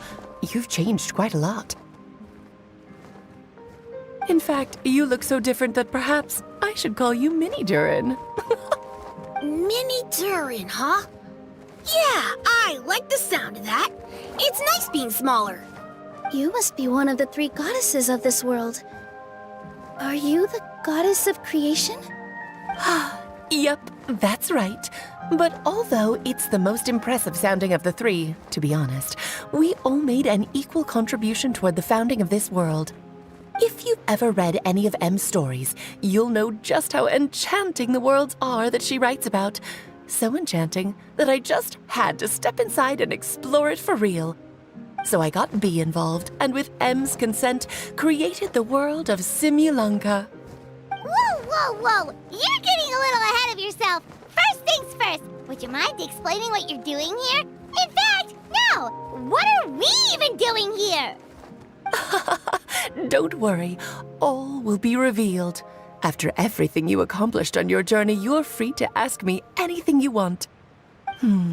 Let's start with your first question then. I'm here because I sensed a great magic power emanating from the book just now, and I couldn't resist the urge to peek inside and check it out. That must have been when we all gave Mini Durin our blessings, right? Yes, exactly. In the world of fairy tales, words and emotions often carry far more power than any spell. It's all thanks to your magic that Mini Durin was able to take this form. Come say hi to me, little one. Oh, look at you. You're as cute as a button. So, what about us? Was it always part of the plan that we'd come here? Plan isn't the word I'd use. If you ask me, I'd say fate works in mysterious ways. When Durin of Simulanka made his wish to the goddess of fate, it just so happened that in a world far away, all of you wonderful people were holding a copy of M's fairy tale at that exact moment. And because of your noble and kind souls, you were selected by the goddess of fate to come and save this world. Now that you mention it, that's what I was doing when I was transported here. I was reading a fairy tale to some children in the Fleuve Cendra. I think I just, happened upon an old book and decided to use it as my pillow during a nap in a box. Wow, what a crazy coincidence. Wait, that's not right. How come everyone else got assigned to roll except us? 'Cause we were also... Yeah, that was it. We just received a strange book and we had no idea who sent it. Then, the moment we opened it up to start reading it, we found ourselves here. You're the one who sent it to us, aren't you? Oh, is that what happened? Yes, that does sound like me, doesn't it? Good question. Why indeed? Maybe I thought this was such a good story it simply had to be read by someone. As the traveler and witness of many worlds, how could I let such a beautiful place pass you by? I can sense that your blessing for Mini Durin was a very special one. With this blessing from beyond the story, he might even be able to explore worlds outside of this one. Teyvat, you mean? That's right. In fact, back when we were first creating Simulanka, Em told us that she hoped the people of this world would one day be able to explore the wider world beyond. Every story has an ending, but if the story becomes reality, it should have the right to choose its own path. So, in other words, the predestined lives these people lead were always going to disappear one way or another. Wait, so even if the people here get to go to other worlds, surely there's gotta be a way we can leave too, right? Don't you realize you've been able to leave all along? Huh? You can either take the boat at the Broken Sea or touch the giant bookmark at the Cliff of Prophecy. All you need to do if you want to leave is focus on the place you want to go. How were we supposed to know that if you never told us? Huh, didn't I? Well, given how smart and capable you are, surely it can't have posed a huge problem for you. As for your other friends who were summoned here, if I had to guess, I'd say the Goddess of Fate probably didn't tell them about it because she wanted them to get engrossed in the story. She's M's reflection, after all. It wouldn't surprise me if she shares M's love for cliffhangers. Anyway, I think that answers your questions, yes? What do you all plan to do next? I'm gonna go say sorry to the people of this world. After that, I want to start protecting Simulanka, just like Mom told me to. Now we know how easy it is to get back home. Paimon's suddenly not in such a hurry to leave. Same here. It's not every day that you get to come to such a magical world. I, for one, plan to explore it a little longer. I'm glad to hear it. Maybe I should invite some other friends to join you too. By the way, Minnie Durin, I'm delighted to see you've made some new friends. I'm sure Em would be very proud of you. Now, before I depart, please let me give you a blessing as well. May your future be as rich and colorful as the stories Em used to tell. She's gone. Guess this is where the hero's journey comes to an end, huh? Ah, but it's also where a new journey begins. The adventures of Minnie Durin and friends. Huh? An adventure for me? You bet. For starters, I'd love to introduce you to my other friends in the forest. Even though there have been some misunderstandings in the past, I'm sure they'll welcome the new you with open arms. Huh? Stop looking at me. I already said I'll come with you. Whoa! Look over there! Wow. The stars are beautiful. Huh. I'll bet that's a gift to Minnie Durin from the 3 goddesses of this world. Oh. Thank you, Mom.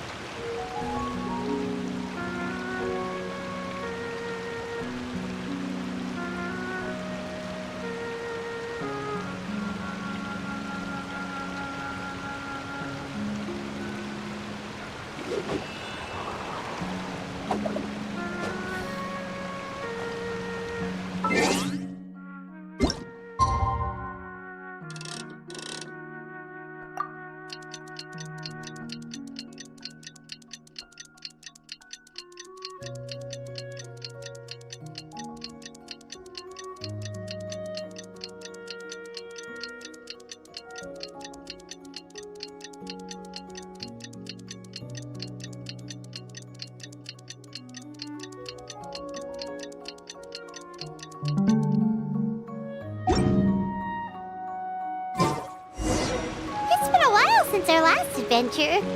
Oh, Paimon wonders how Minnie Durin is getting along in Simulanka. Let's go to the Forest of Blessings and take a look.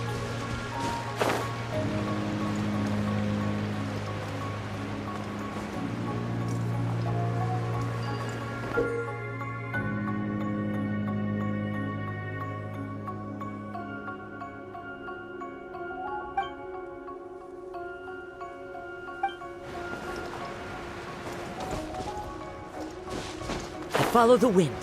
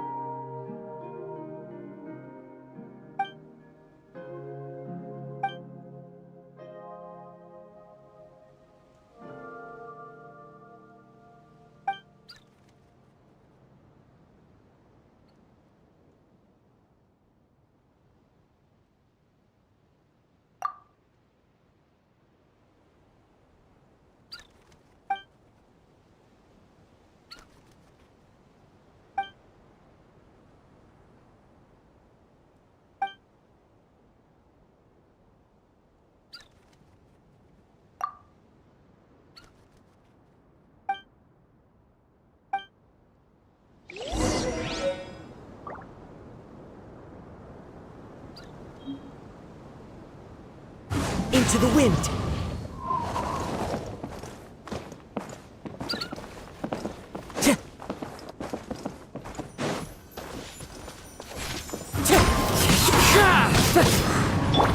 Transfixed!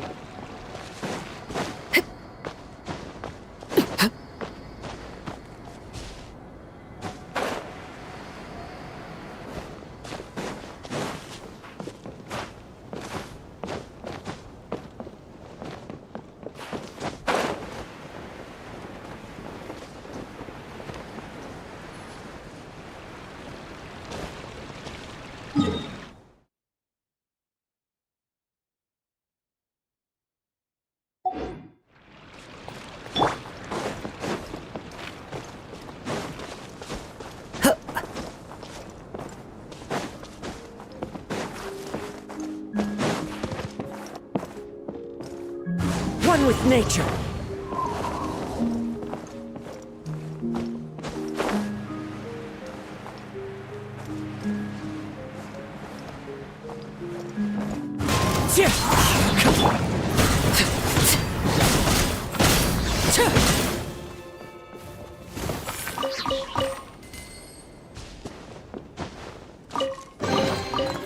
greater pleasure is there than the unexpected? Overruled!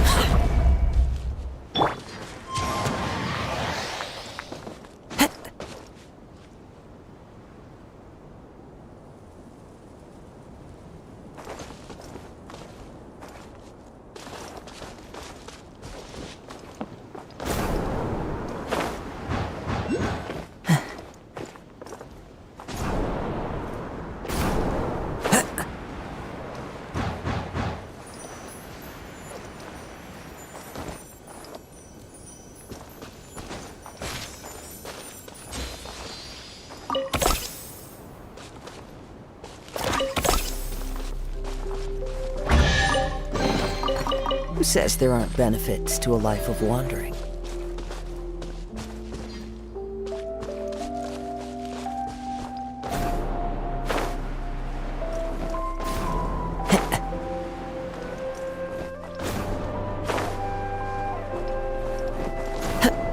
Follow the wind. Time to go.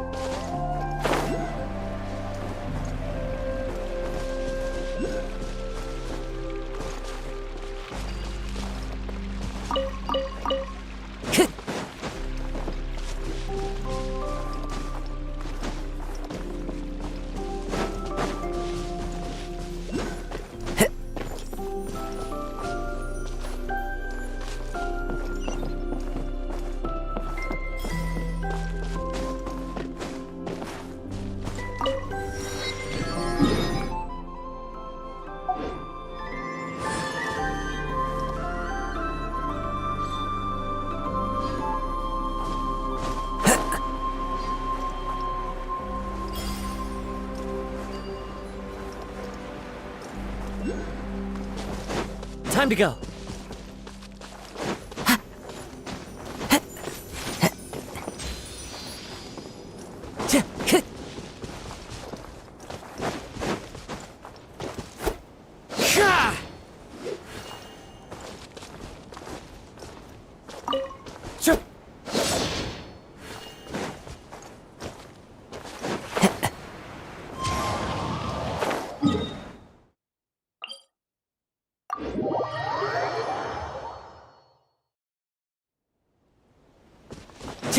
Time to go.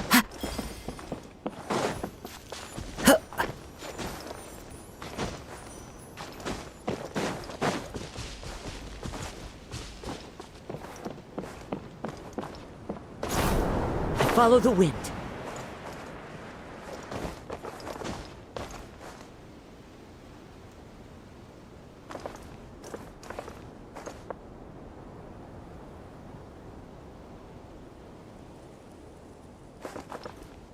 Into the wind.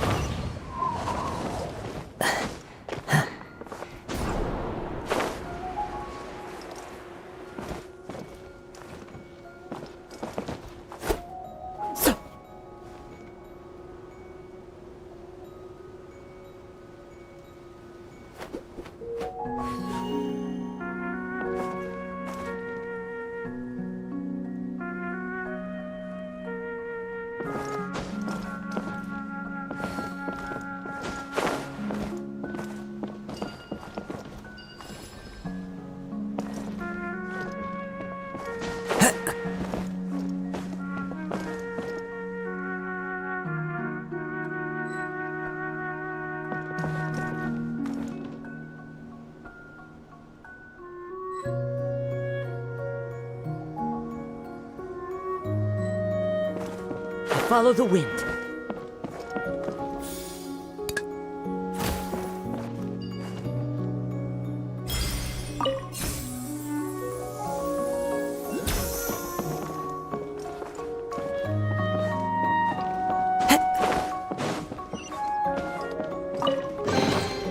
Who says there aren't benefits to a life of wandering?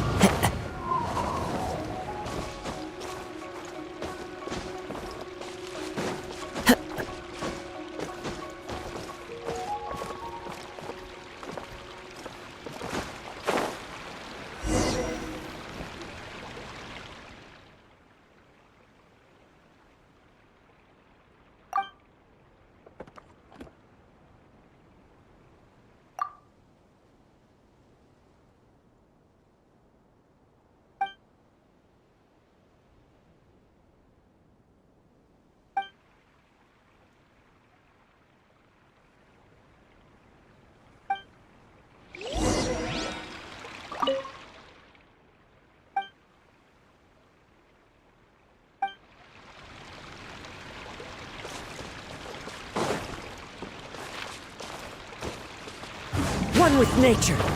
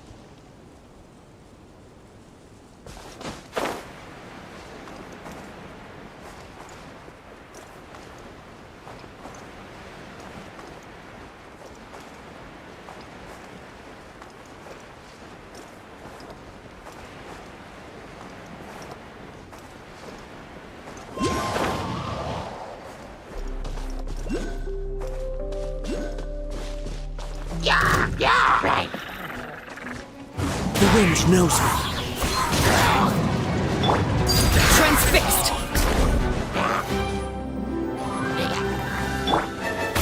Stabilize!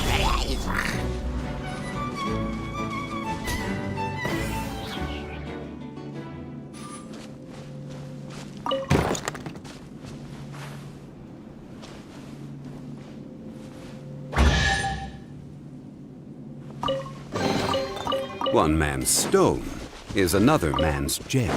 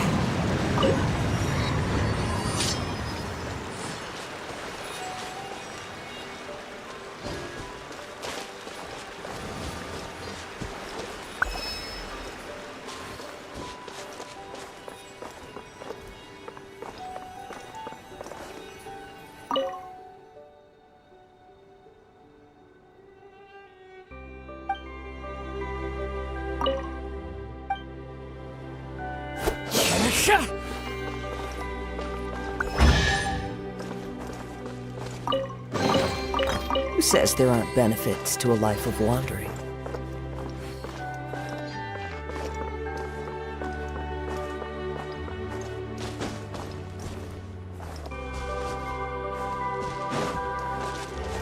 Time to go.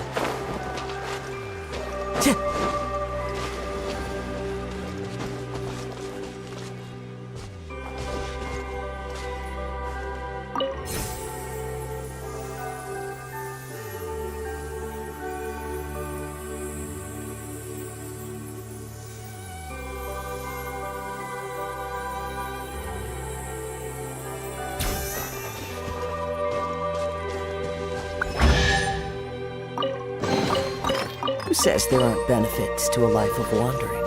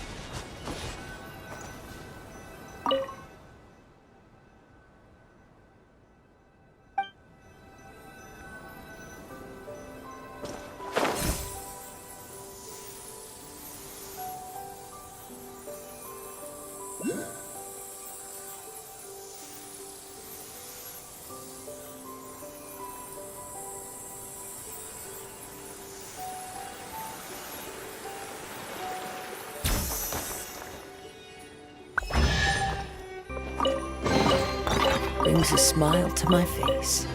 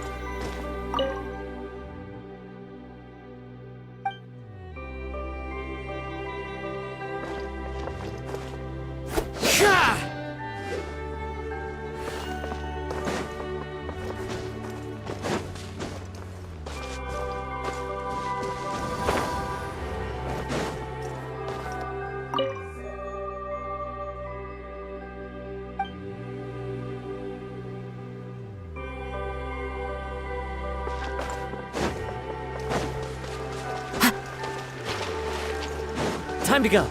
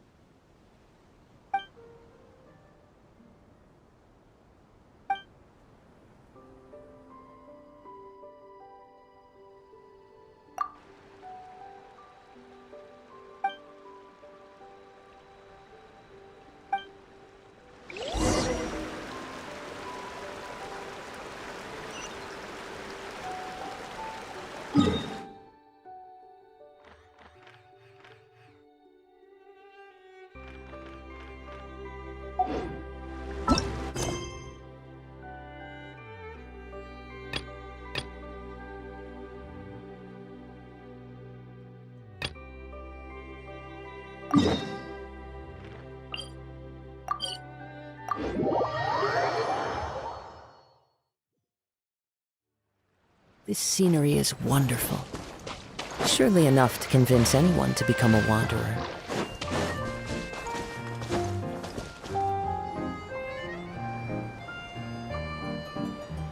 Here's your 2 magic tonics.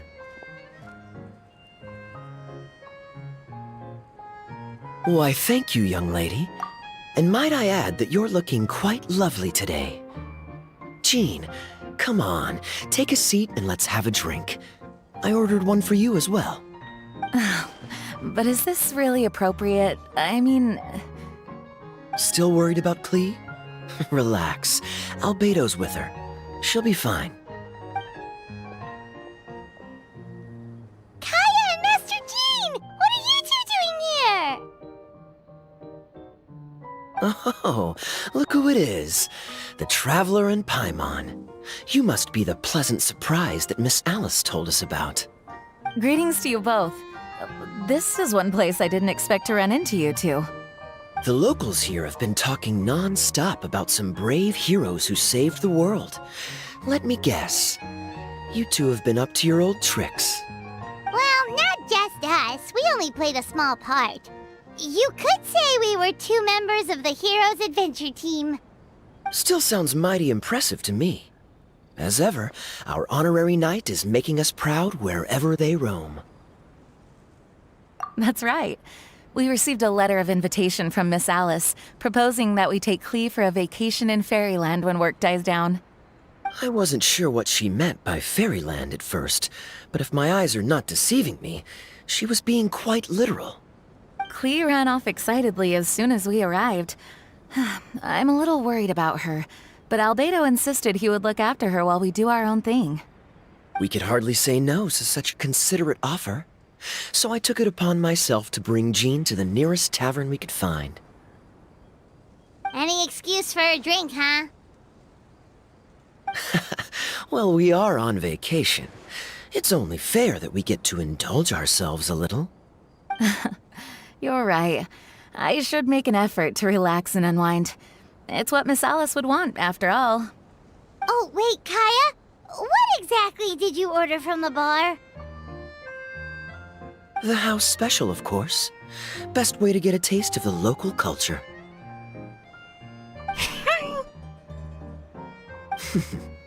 Why are you making that face, Paimon? Nothing. I'm just perpetually amused by your lifestyle, that's all. Go on, drink up. Something tells me I need to tread carefully here. Let's see, it's got a lovely color, but how about the taste? Ah.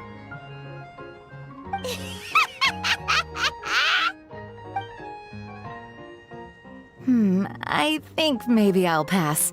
But it's such a shame to waste it. All right, Paimon. Well played. Well, Paimon got burned too, if it's any consolation. It's nothing personal. Oh, by the way, we weren't the only ones who got invited here. I saw Kale earlier. She didn't see me, though. She was making a beeline for that big tree. The Kingdom of Breezes and Bells, you mean? Oh, this is turning into a huge reunion! Maybe we should go say hi to her! All right. Well, give her my regards. Thank you. Enjoy your time here, too.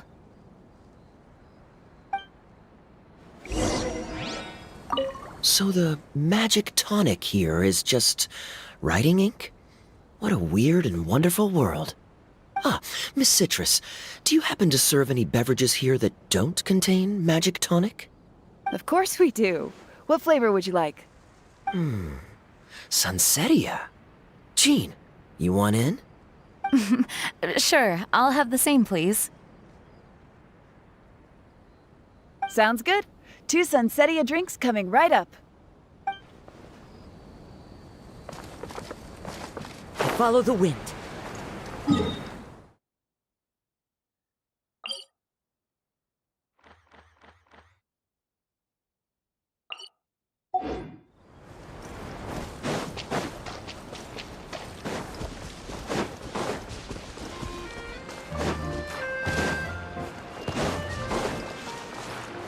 Time to go.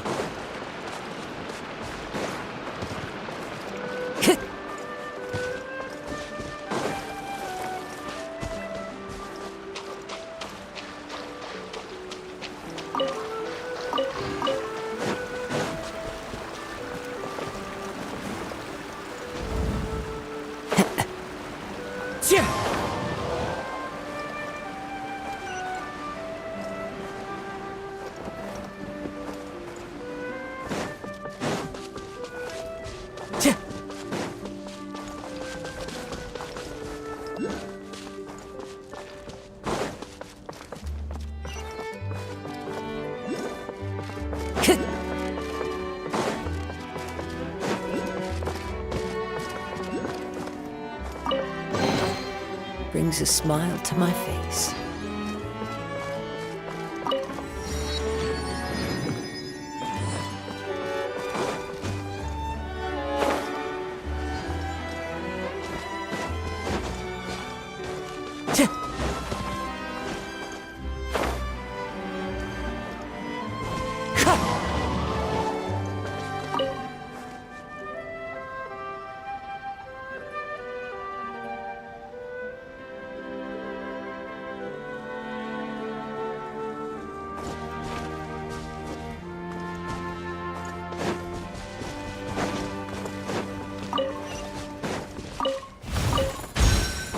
Time to go.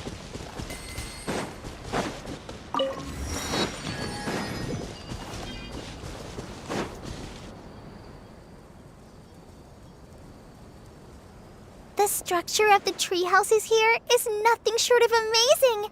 I have to write it down so I can tell Master Tainari all about it later. Hey, Kale! You scared me. Traveler and Paimon? You got invited here too? Yep. Well, they sort of skipped the invitation part, but anyway, what you doing out here? Something caught your eye? Oh, yeah. I'm trying to observe and summarize the structures of the trees here, and also the animals that live here. Well, the residents, I guess? I still can't get over the fact that they're all someone's origami handiwork. Once a forest ranger, always a forest ranger, huh? Not sure you'll be able to apply much of what you learn here back home, though, with this being a magical world and everything. What? Over there, by the giant footprint, have those houses always been there? Oh, those? The local flying squirrels told me that they were built by a small dragon and some guy wearing a hat. Oh, that must have been Mini Durin and Hat Guy. Any idea where they went? Supposedly, after building the houses, they went to somewhere called, Constellation Metropole? Did I say that right? Yep, you got it. Oh, also, when the locals mentioned the dragon, did they seem at all, did they say how they felt about him at all? Now that you mention it, the atmosphere changed a little when they talked about him. Oh no. They mentioned some stuff along the lines of past misunderstandings and welcoming new members. I only just got here, so I know very little about what has happened in the past. They seemed genuinely grateful for the houses, though, and said they were going to plan a welcome party. Oh, thank goodness. Whew. Sounds like the forest has begun to accept him. It's a step in the right direction. Are you looking for that small dragon? Yeah, he's a new friend we made after we arrived here. No way! Really? I'm getting more and more interested in your story. No. I've got to save it for next time. For now, I've got to make the most out of my time in this wonderful world. Oh, there's no rush. Just take it slow and enjoy yourself. Like Kaya. Oh, he sends his regards, by the way. Oh, Mr. Kaya is here too? Then I've got to go say hi to him. Well, right now he's at the tavern and he probably won't be leaving until he's drunk. Not that he'll ever reach that point because his alcohol tolerance is so high. Basically, it's Kaya. You know where to find him. You make a good point, Paimon. Then I'll focus on exploring for now and go catch up with him later. Shall we go pay a visit to the Metropole, Traveler? Maybe Mini, Durin, and Hat Guy are still there. Oh, right. By the way, something pretty interesting has been happening in Sumeru recently. Master Tainari has been working really hard on it, so if you have time, definitely go and check it out. Sounds good. We'll find some time in our schedule. Of course. See you later.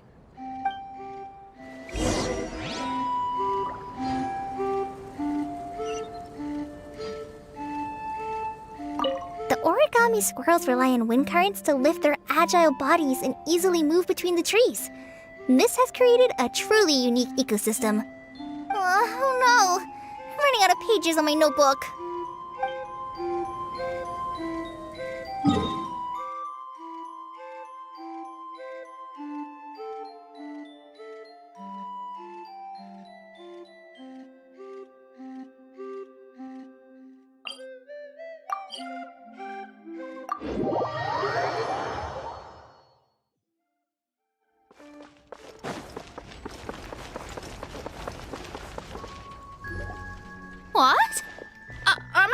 deceiving me. There is no way. I can't believe it. Hey, Mona! We heard you muttering from a long way away. What's up? Oh, is your scry glass acting up again? Oh, it's you, the saviors of this world. My scry glass is fine, but I'm not sure I can say the same about my eyes. Look! Look at this statue! What?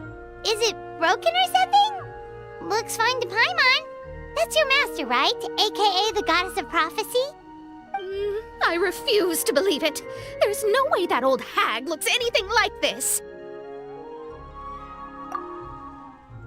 When she was younger. Oh, actually, now that you mention it, this does remind me of the fashionista phase she wrote about in her diary. She can't hear me, can she? I swear I just got chills down my spine. Either way, it's probably a little rude to talk about her right under her statue. But how do you know it's a statue of her if you never saw her as a young woman? I did a quick scry when I came into this world, and when I saw the stars' reflections, I was at a loss for words. It looks like fate in Simulanka is based directly on Teyvat. A projection of real-world fate to form an image of reality. Or in layman's terms, basically, the creator made this world inside a mirror or a lake, and this world is the reflection. Still sounds pretty impressive. The more I scried, the more familiar everything looked. It's her work, there's no doubt about it. Even so, everything's far more complex than I'd imagined. Trying to decipher it all is giving me quite a headache. I also asked the locals about her. They call her she who has dominion over the stars and the course of fate itself. Not even a pretense of humility. Clearly, she let the role of creator goddess get to her head. Not that I'm surprised in the least, of course. It certainly matches the tone of her diary. Anyway, we should change the topic. Oh, so Mona, have you seen a small dragon around by any chance? He's about the same size as Paimon, but with tiny little wings. Ah, you mean the one that caused all that trouble? I haven't seen him for myself, but I heard that he came to the Metropole not long ago to formally apologize for his actions. Apparently, he brought a huge stash of Toitanium and plant oil to make amends. Most people accepted his apology, although there are some who said that they'll reserve judgment until they've seen how he acts in the future. Oh, okay. Do you know where we could find him? One moment.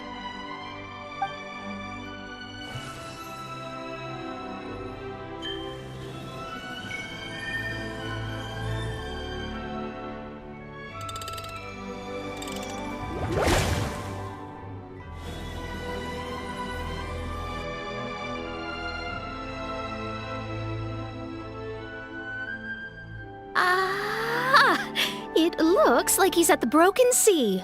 There's a big group of people with him, too. Cool! Wanna come with us? We can introduce you? I think I'll sit this one out. This might be the closest I ever get to meeting the old hag in her youth, so I think I'll spend some time seeing what else I can glean from her grand design. You guys have fun. Anytime. We'll be off now. See you later, Mona! Creating a whole world starscape is no easy task. Old hag, I guess you do deserve the title of Trismegistus after all.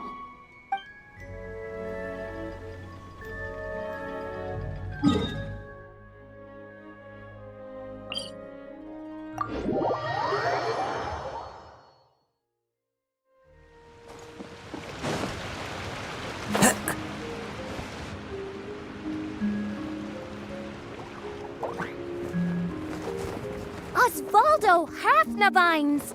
Does thou see what I am seeing? Tell me that my all-perceiving Aug de Verurtelung deceiveth me not.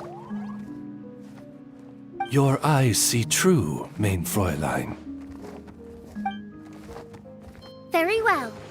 Then, as sovereign ruler of the Immernachtreich, I extend to you both my greetings, O Night Dragon from the land of the Thousand Stars, and his hat-wearing servant. Who did you just call a servant? What main Fräulein means to say is, hello, it's a pleasure to meet you. Pleasure to meet you too. But Hat Guy's not my servant. He's my friend.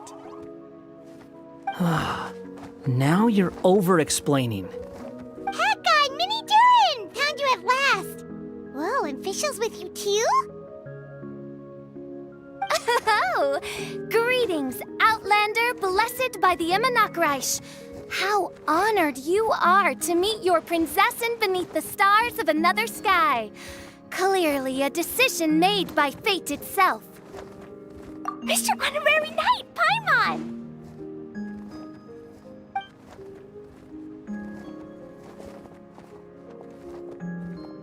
Greetings. You both look well. Hey there, Klee! Have you been having fun here? Yup, loads and loads of fun! There are so many cute animals, and a magic train that was really long, and a huge, huge castle, and a king lives there and everything! I've been taking Klee to see all the sights. It's been a very enriching experience. Alice's magic is truly outstanding. Yeah, Mom's amazing! Klee wants to build a great big house now, too! So, your mom and my mom were friends? Mm-hmm. Our moms were friends, which makes you my big brother. My mom used to read your mom's stories to me all the time. They were great! Big brother? Wow. Thank you, Klee. Can I go play with Klee, Hat Guy? Suit yourself. Albedo, can I? Go on. Just don't go too far away. I'll come pick you up later. Yay! Come on, Mini Durin. Do you want to come play with us too, Fischl? Your prinzessin accepts your invitation. Rejoice! Though you may be concealed by fog, still you shall have the good fortune to witness the true might of the Aug de Vertelang. What main Fräulein means to say is, perhaps we can all play hide and seek together. Main Fräulein is it. Hooray! I love hide and seek! Oh, me too!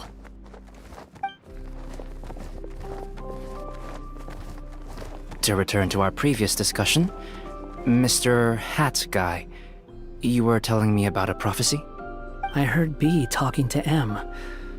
What she said was... Since you're so persistent, let me tell you a secret. Our child will one day rise from the dead. Is she saying that Dragonspine Durin will come back to life? I only heard it in a memory, so don't hold me to it. Understood. My recent observations at Dragonspine lend credence to this prophecy as well. Durin's heart has slowly but surely been growing in vitality. The process is extremely slow, but the trend is clear. What should we do? To start with, plan for every potential scenario, including, of course, the worst-case scenario. I am well aware of Durin's past, and I sincerely hope that things never escalate to that point. Still, we need to be prepared for every possibility. If the prophecy is true, and Durin's heart will one day beat again, I'd like to hope that whatever rises from the dead is no evil dragon, if you understand what I mean. Kind of? But not really. And so, when the time comes, Mr. Hat Guy, will you and Simulanka's Durin be willing to lend us a hand in our hour of need? Huh? What's this got to do with me? You saved the Durin of this world. I don't see that as a mere coincidence. If there is any meaning to be read into the actions of the three goddesses, beyond fairy tale whimsy alone, I can only boldly speculate that the fate of this reflected world may have a reciprocal effect upon our own world. If Durin of Dragonspine will soon come back to life, we will need Mini Durin's help, as well as yours, given that your fates are now intertwined. Well, that's a nuisance. To be sure, it certainly won't be easy. Albedo! There's a flying paper ship over there! Can we go see it together, please? Sure. 2 seconds, I'll be right with you. Please give my suggestion some thought, Mr. Hat Guy.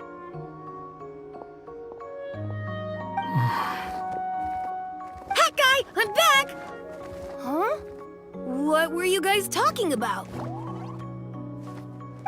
Nothing. Huh. Okay then. Let's go join the others. Everyone's going to check out the new origami ship. All right, I'll be right there.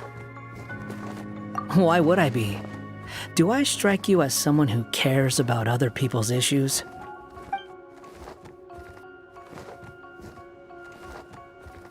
Quit trying to guess what I'm thinking. I'm leaving.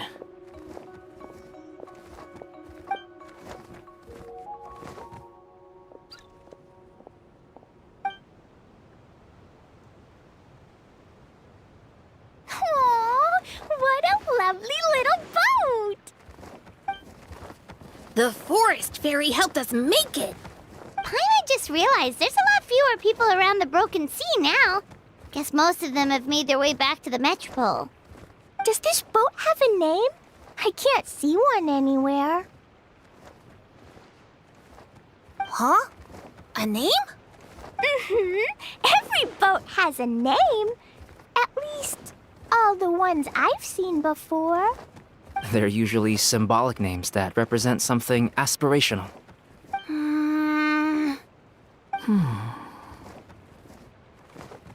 Let's go with the Durin. Huh?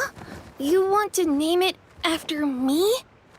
Oh, you mean to wish Mini Durin a safe voyage as he sails into a new chapter of his life beyond this world? Your princessin approves.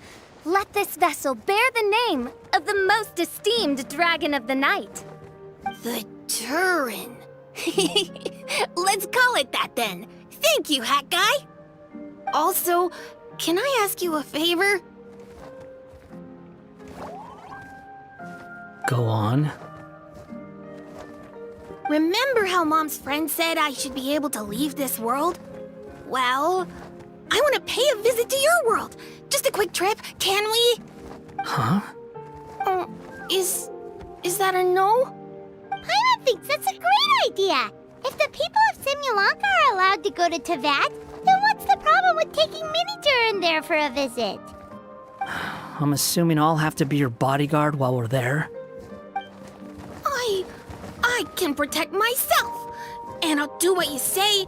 I won't fly off on my own, I promise. Please, can I go? It'll be up to you to stick close. If you disappear on me, don't expect me to come looking. Got it! I'll stick close! Why don't you take the Durin? Now you've given it a name, it'll be a maiden voyage for the boat and a brand new journey for you. Are you leaving, Mini Durin? Okay. Well, make sure you come visit me in Mondstadt so we can play together again. Klee will draw you a map to show you the way. Though our time together has been as fleeting as a ray of light in the depths of the long night, the Immersive will welcome you with the grandest of music ceremonies on the occasion of our next reunion. As surely as the stars in the sky watch over us, we shall meet again. What Mein Fräulein means is that you're always welcome to visit her at home as well. Cool! I have so many new friends now! I'm so happy! Are you done yet? If you want to leave, then get over here. Thank you, everyone! Thank you so much! The blessings you gave me are more precious than any treasure, and more beautiful than any fairy tale. Next time, it will be my turn to make your wishes come true.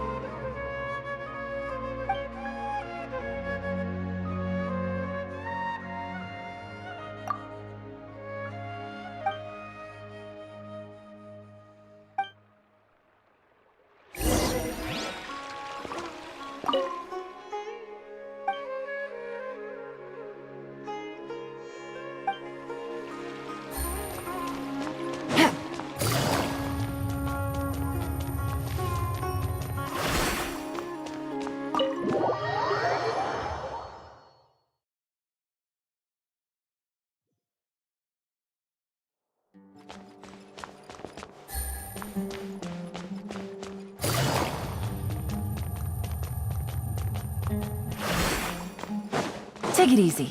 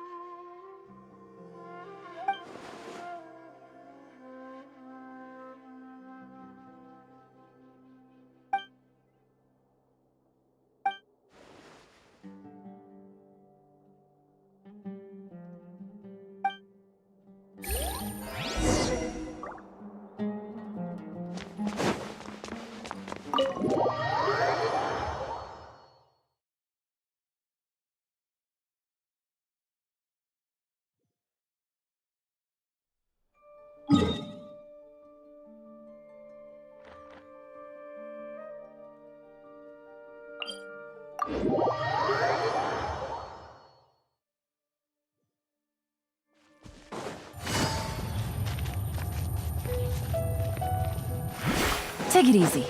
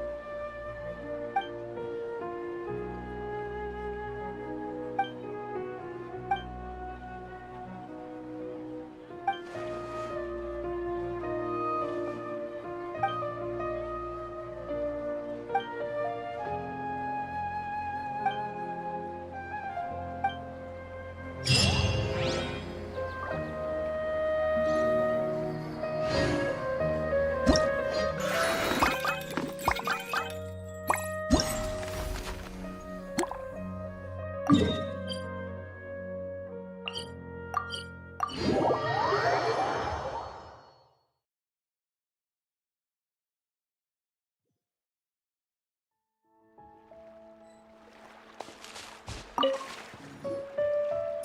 are you all set? Ready to start investigating? Great! Then let's go!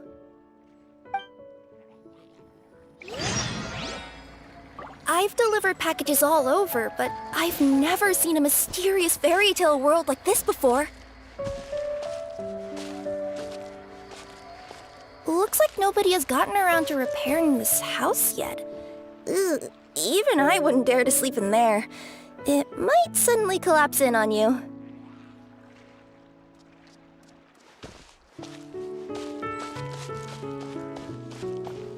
Nothing to see here either. Maybe we can find someone to ask? Aha! Over there! I bet we'll find some people there. Let's go take a look!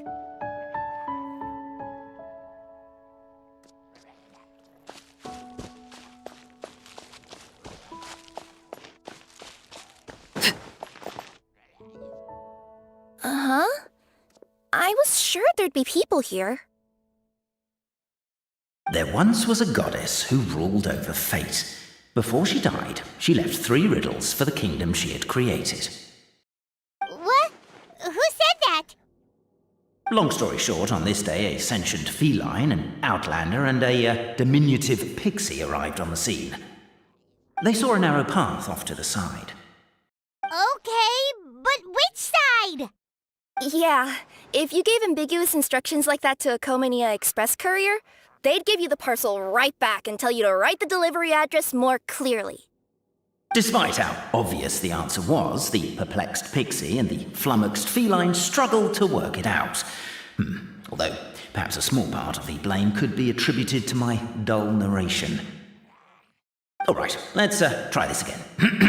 The path on the left-hand side seemed to give off an enticing fragrance, as if to say, this is the way to wealth and glory. Ooh, that sounds like the start of a good story. Then what? Then what?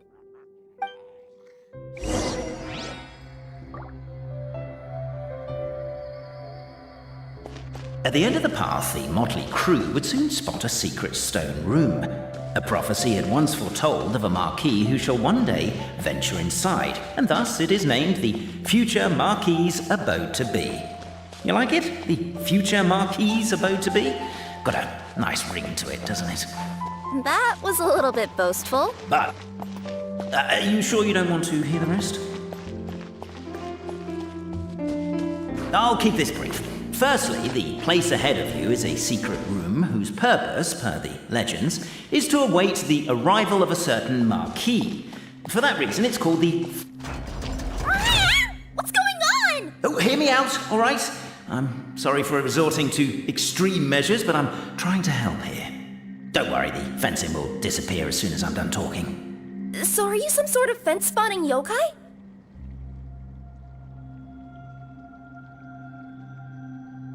I'll keep this brief. Firstly, the place ahead of you is a secret room whose purpose, per the legends, is to await the arrival of a certain marquis. For that reason, it's called the future Marquis's Abode to Be. Secondly, when you get inside, don't sit on the chair in the centre, or bad things will happen. There, that's all. Off you go.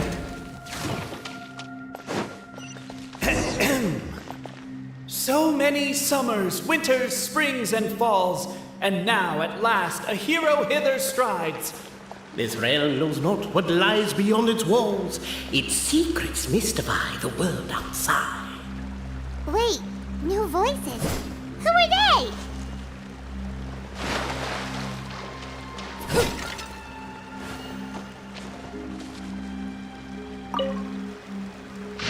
As golden sunlight fills the firmament, the tabletop engrosses your attent.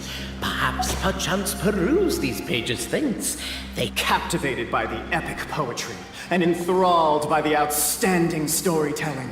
The Outlanders knew what their next... Why isn't he reading the files on the desk? Hey, Bobarano, maybe quit showing off and try using words he'll actually understand? I can either rhyme like a bard, or I can curse like a sailor. And right now, Cape, you are seriously tempting me towards the latter.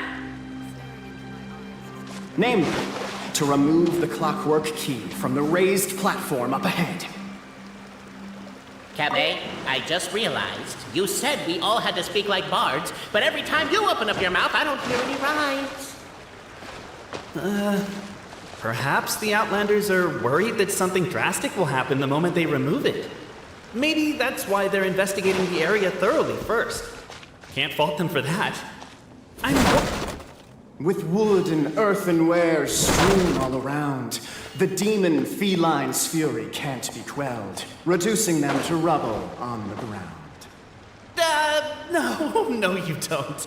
I wrote that line. Don't start plagiarizing me just because you can't take a bit of criticism.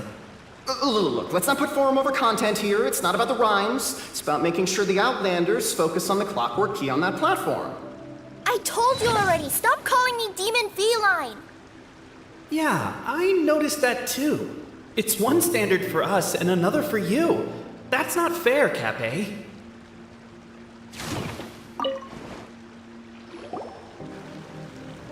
Stop the poem. We have a situation. Something's up with this person. Traveler? Are you alright? Come on, you can do it! This can't be how our story ends.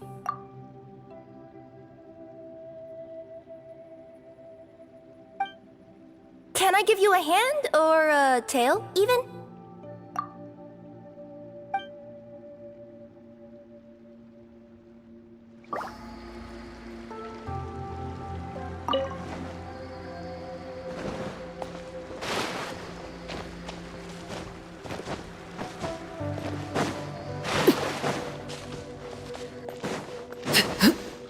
Strong as stone, firm as steel, the Outlander pulls, but it does not yield. This has happened many times before, but this time is different. A thought enters the Outlander's mind. Attack! Attack! First weaken the structure, then seize the treasure!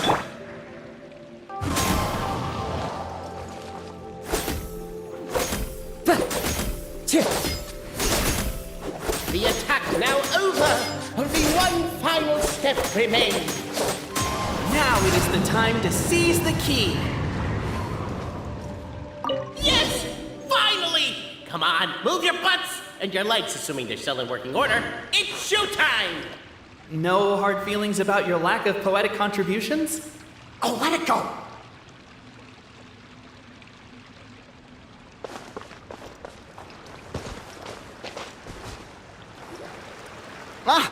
Welcome, esteemed and noble Outlander. Allow us to introduce ourselves. We represent the 3 great clans of this realm, having been selected as its authorized historical supervisors. Our purpose being to await the arrival of one such as yourselves, who shall remove the clockwork key. My name is... You're Cape, he's Albizzi, and that's Bobarano, right? You've done so much talking that we can already tell you apart by your voices. Aren't we missing someone, though? The guy who led us here to begin with? Who? And thus was born the long-awaited fellowship, destined to uncover the truth of the past. Allow me to quote, if I may, in the history of Constellation Metropole, a new page has begun. Him. Well, there's no fourth person, so which of you is the ventriloquist? Come on, out with it. We've never heard that voice before, but he sounds like he'd be good at reading bedtime stories to children. Well, whoever it is, I don't know and I don't care. Forget about him. We have far more important things to focus on, like where our journey goes from here. That key you hold is the pivot point about which the past and present of the Metropole revolve.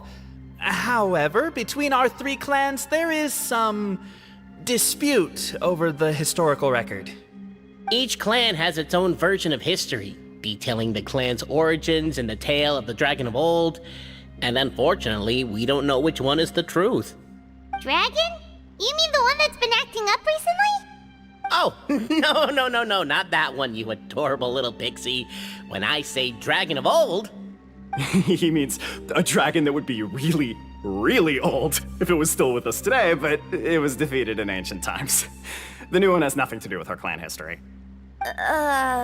Was that supposed to be a joke? Anyway, so you've been waiting for someone to remove the key so you can finally explore the truth of the past? Not just explore it, but argue incessantly about it. Honestly, I don't care that much. Cape's the one who's always bothering us about it. What we need to figure out is who resolved the dragon crisis. We have to know that before we can decide which is the supreme clan. The moment you removed the key from where it was lodged, you became the honorary Marquis. We humbly beseech you, noble Outlander. Noble Traveler Marquis, we ask you to help us. You and your talking Puss in Boots and the pale floating pixie. Puss in Boots? Are you serious? It's better than demon feline, but still. Embrace it, my friend, embrace it. Most cats don't wear boots or speak, do they? I'm not even a cat, I'm a Nekomata. Now that you know the word, I expect you to use it. Please allow me to lead you all to a sacred memorial site. It will be much easier to explain what needs to be done once we are there.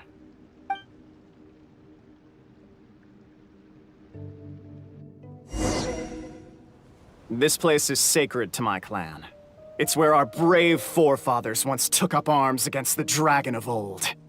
After a bitter battle that dragged on for many days and nights, finally, our forefathers fought the dragon into submission, and it fled.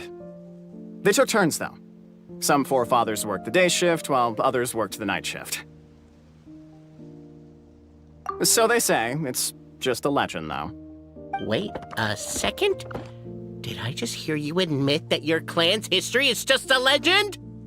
History, legend, who cares? My clan was definitely courageous, that's the point. That's the truth. And isn't the truth what we've all been arguing about non-stop for all these years? Cape's words gave the traveler food for thought. Could it be that the truth in a fictional world is equivalent to fiction in the real world? But that would have to wait. Apparently, Cape was not alone in his pilgrimage to this sacred site. Unwanted company had arrived. The traveler and the talking cat, Nekomata, decided to teach them some manners.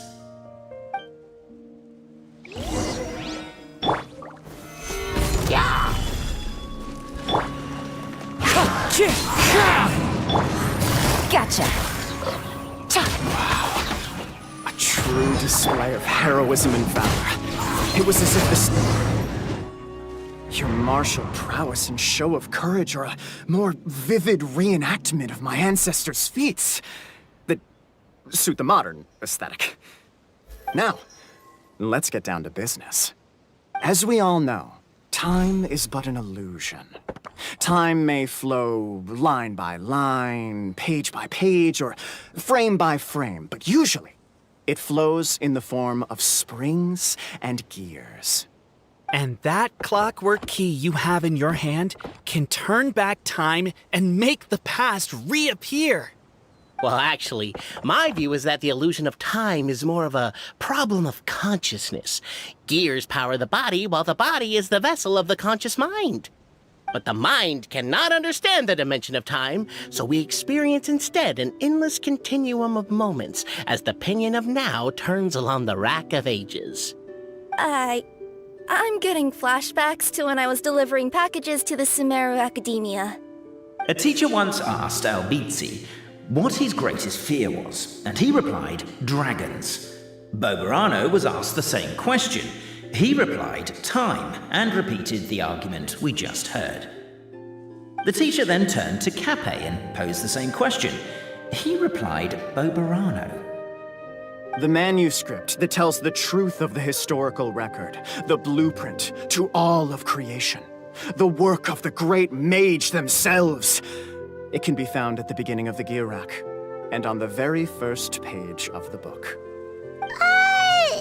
Paimon didn't follow all that, but basically, you're just saying that we need to put the key in and turn it all the way back? Exactly. It is said that in the beginning, the goddess of creation took the goddess of fate's manuscript as a blueprint, placed it under the goddess of prophecy's starry realm, and generated the world from a few magic arrays. So in a few moments, when the great clockwork key turns the local time here back to the very beginning, we will restore the magic arrays back to their original configurations. Hold on, isn't stealing part of the blueprint of creation a little dangerous? Also, how are we supposed to know the original configurations of the magic arrays? Well, the general shapes of the configurations have been passed down over the ages. They now form the family crests of each of our clans. So you'll just need to reference my family crest and join the dots accordingly.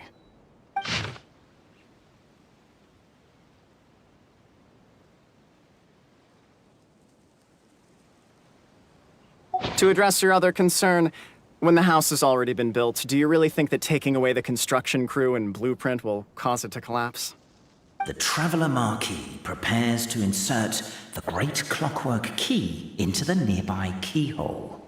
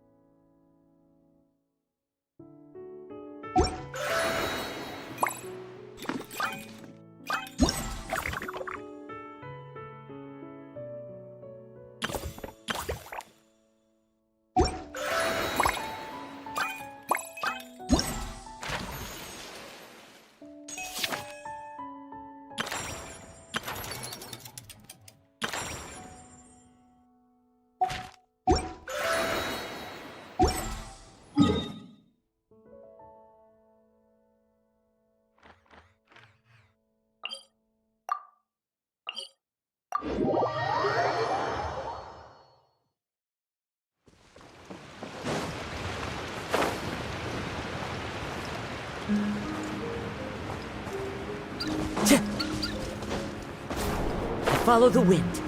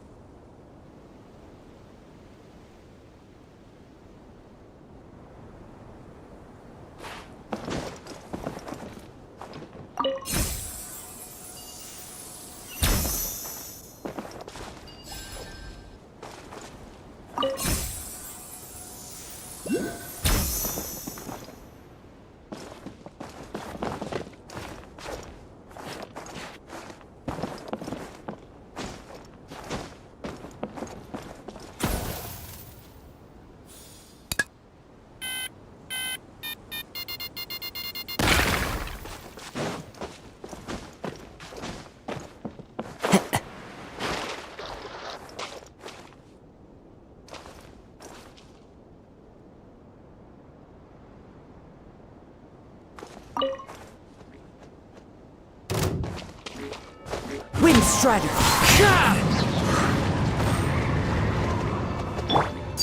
Laid bare.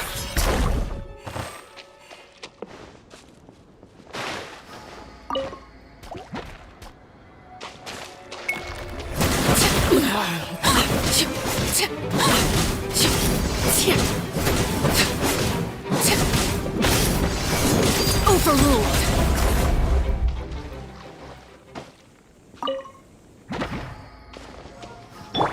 This is order. Solidify!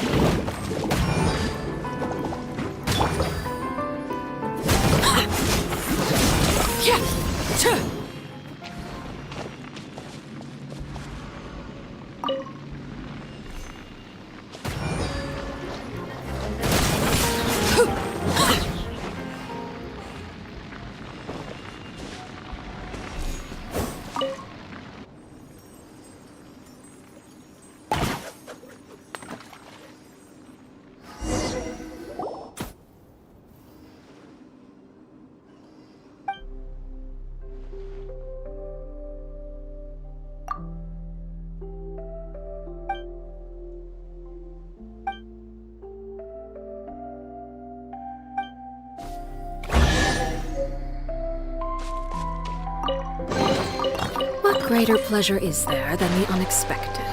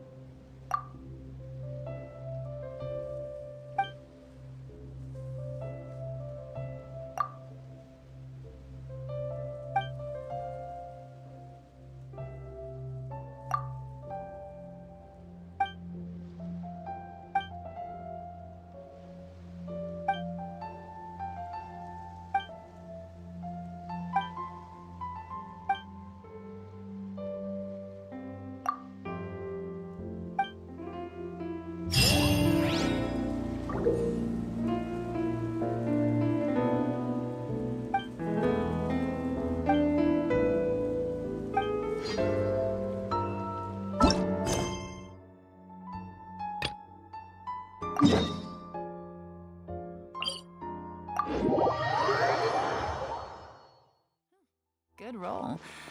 All right, maybe I'll take one more day off and knock out the rest of the work once I'm feeling up to it.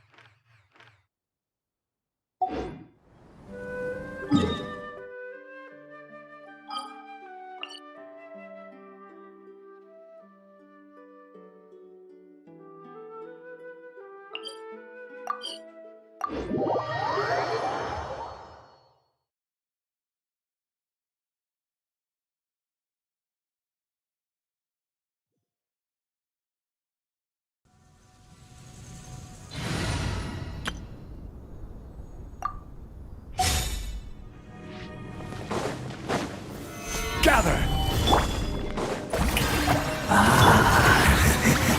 Transfixed! Order guide you! Give thanks! Shine down!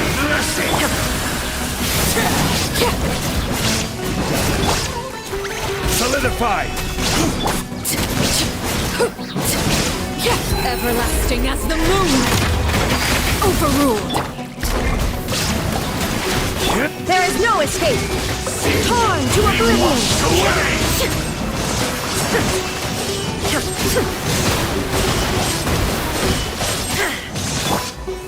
Gather!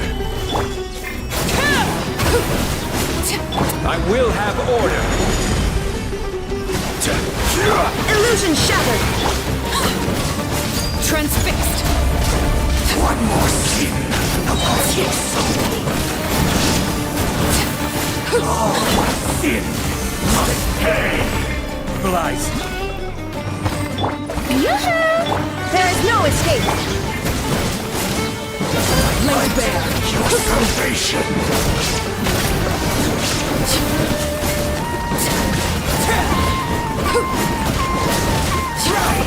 Retribution! This is order! Wonder not.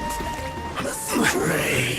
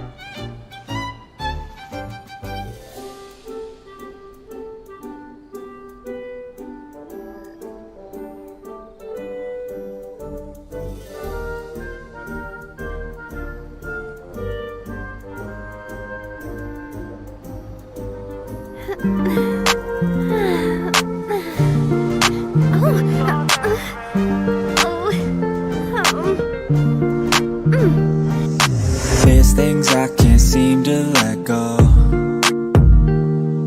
and I feel like I'm all on my own. And some days it gets worse, and the memories hurt, but I hope that one day I let go. I know I get mad, too mad, and I don't wanna do that. It hurts bad and I hate when the mood lasts. I move fast and I try hard to move past all the pain, cause I'm looking for a bright side in my mind, cause you only got one life. Need advice from the future, am I alright? If this fight feels like something from your own life, then one time let me hear you sing. Sometimes things will get hard and leave you covered in scars, but I know I could get out of this. And I feel like life moves way too fast to hold on to things from the past. So goodbye to things I'll never miss. We don't run, no, we stand together and hold on through the angry weather. We all want to make something better, I know.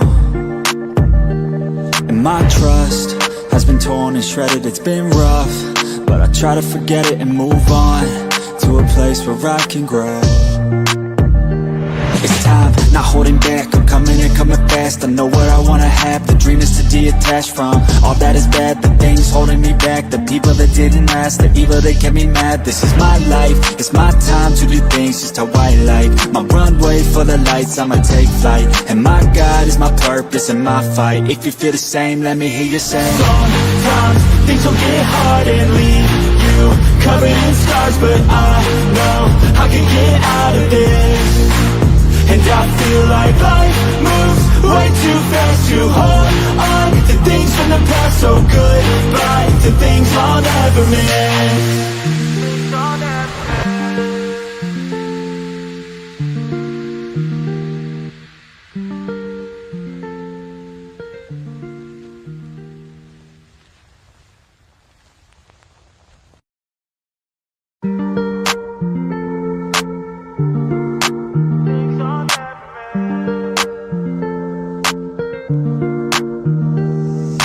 There's things I can't seem to let go.